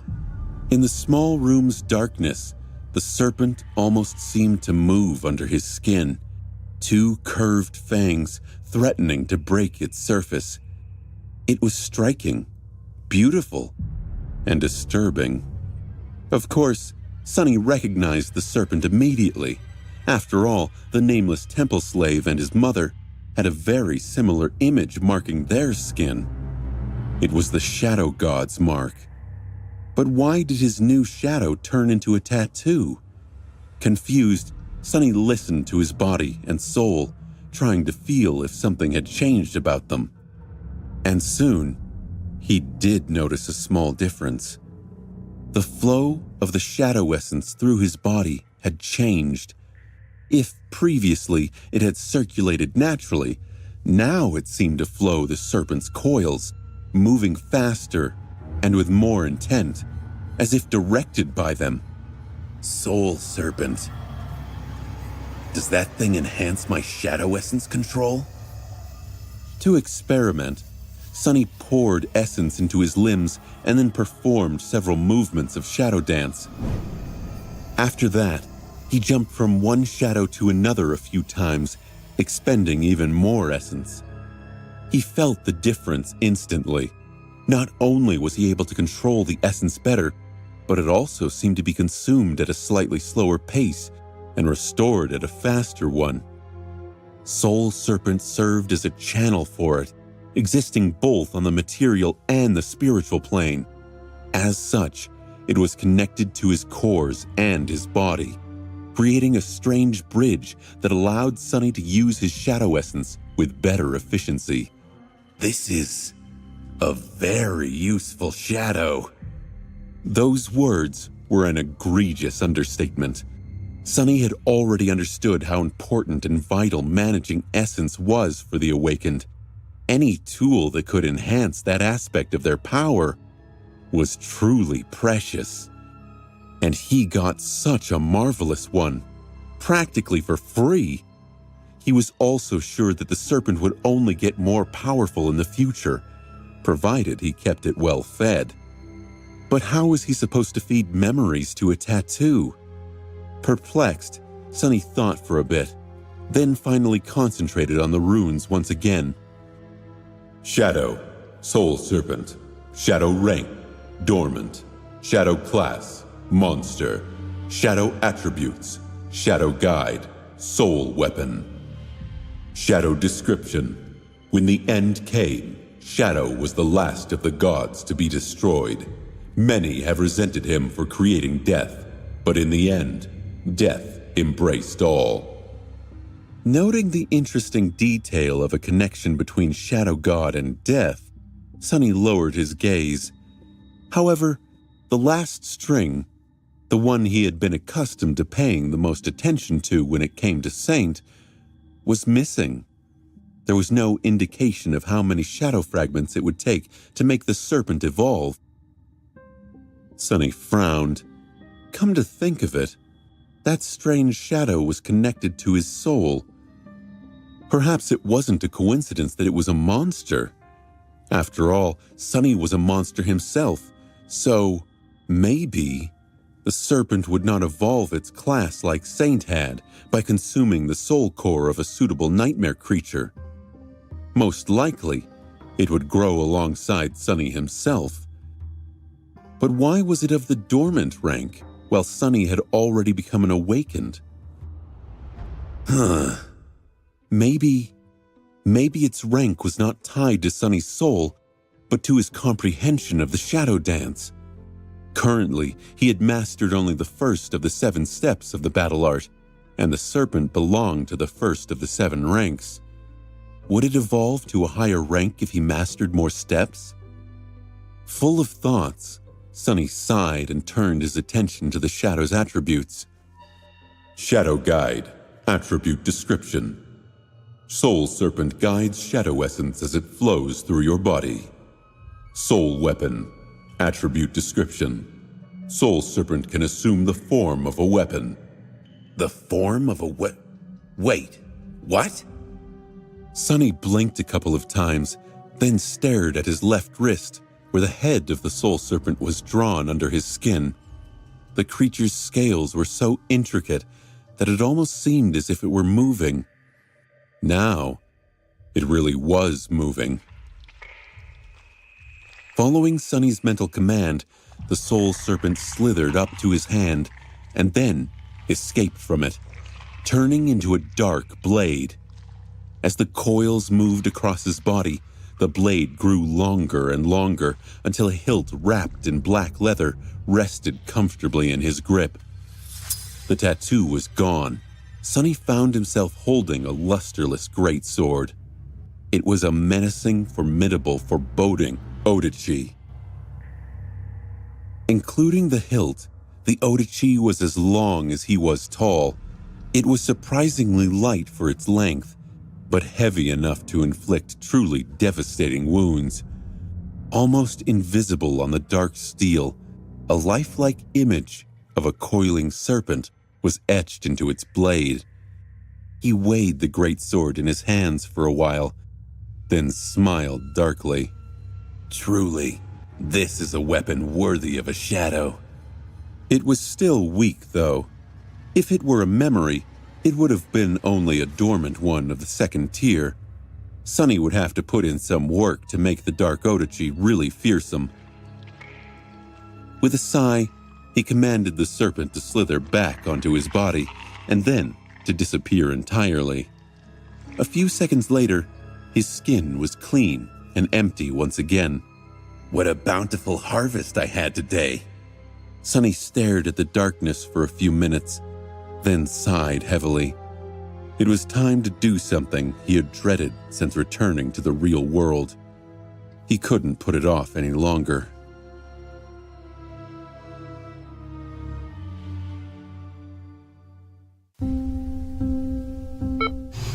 In a heavily guarded underground room, a young woman with silver hair was sleeping in a transparent machine that kept her body alive.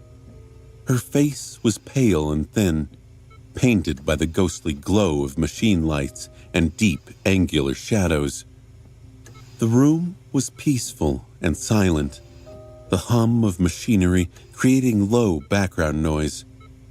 From time to time, a piece of medical equipment produced a sound and grew quiet again. A blind girl with piercing blue eyes stood quietly near the sleeping pod, an empty expression written on the delicate lines of her beautiful face.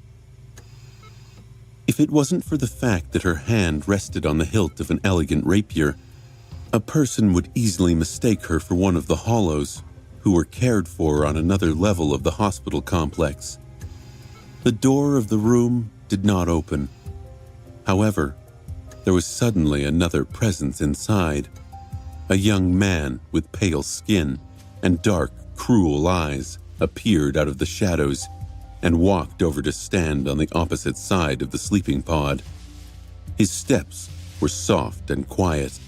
He lingered for a while, then looked down at the young woman sleeping beneath the glass lid of the mechanical coffin. For a second, his face became contorted by a terrible grimace.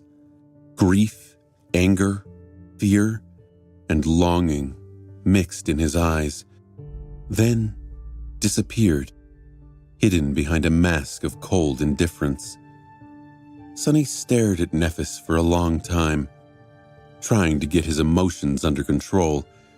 He knew that seeing her like this, weak and helpless, would affect him, but he didn't know just how much it was going to hurt. He had also not anticipated how dark the thoughts entering his mind would be. I could kill her right now. One strike of the Midnight Shard, and I'll be free again. But no, he couldn't. On a strictly pragmatic level, he didn't even know if Nephis would die if her body was destroyed. Just like there were hollows, people whose souls had been destroyed while leaving an empty body behind. There were the lost, people whose bodies in the real world had died, leaving their souls wandering the dream realm. He suspected that this was the reason why the people who wanted Changing Star dead had sent Castor to kill her in the dream realm instead of infiltrating the academy. But that wasn't really why he didn't do it. He couldn't. He simply could not bring himself to harm Nephis. Not again. Not anymore. And not like this. Cassia, on the other hand. With a dark grimace, Sonny slowly moved his gaze to the blind girl. As if noticing it, she turned slightly and said, "Hello, Sonny." He stared at her, his eyes burning with fury. What? You can see now? Cassia hesitated for a moment, then shook her head. "No, but something like that." A wild, bitter grin appeared on his face. Congratulations. Really, good for you. You won't be useless anymore, at least. He knew that his words were going to hurt her. The blind girl didn't react. She just continued staring into the emptiness, her eyes cold and distant. But he wasn't fooled. He knew her well enough to recognize the ocean of pain hiding behind that coldness. Good, he thought. Sonny opened his mouth, wishing to accuse her, but then forced himself to stop. He had to keep himself under control. Swallowing his angry words, Sonny gritted his teeth and spat. How? How did you even know? Cassia hesitated for a bit, then answered quietly. "When you killed that spy from the castle, you said it out loud then. I saw it, in a vision. After that, the rest was not hard to figure out." His eyes widened. Sonny remained silent for a long time, trying to deal with the shock that her words had caused him. Harper, he whispered. The memory of that horrible day sent a shudder through his soul. He remembered it so vividly, the blood streaming down his hands as he held the pitiful young man down, murdering him, giving in to the agony of the flaw, and whispering in a hoarse, barely audible voice, "Lost from light. I am lost. Lost from light." Standing in the underground room of the hospital complex, Sonny wanted to both laugh and cry. So, this is it. This is what did me in. One mistake. That one was all it took to undo me. It was almost as if Harper had managed to avenge himself from beyond the grave. Well, he had never gotten a grave. Sonny just dumped his body in the ruins for the nightmare creatures to feast on. A lot of good it did him. Piercing the blind girl with a burning look, he said through gritted teeth, "So, that was why you were waiting for me back then. Why did you give me the eternal spring? You were ready to say goodbye? You knew?" Cassia slowly faced him, then said in a steady, even tone, "Yes." I did. Sonny looked down, clenching his fists. You knew. If you knew, then why didn't you try to change anything? Why? Cassia stared at him, her calm expression finally collapsing. Pain, sorrow, and anger contorted her face, and with a voice so hurt that it almost sounded as if she was bleeding, she answered, Didn't try? Of course I tried. I tried everything I could to make the future I saw change, but no matter how much I tried, it never did. It always remained the same. Even worse, my attempts only made it appear more inevitable. Turning away, she gritted her teeth and remained silent for a while, her hands trembling. I was the first one to understand what my vision of the Crimson Spire meant. Shadows devouring a dying angel? I understood it on that very day. Cassia closed her eyes for a moment, then spoke again, her voice quiet. Don't you remember? I even asked you to promise to always protect her. And what did you say? Sonny stared at her, remembering.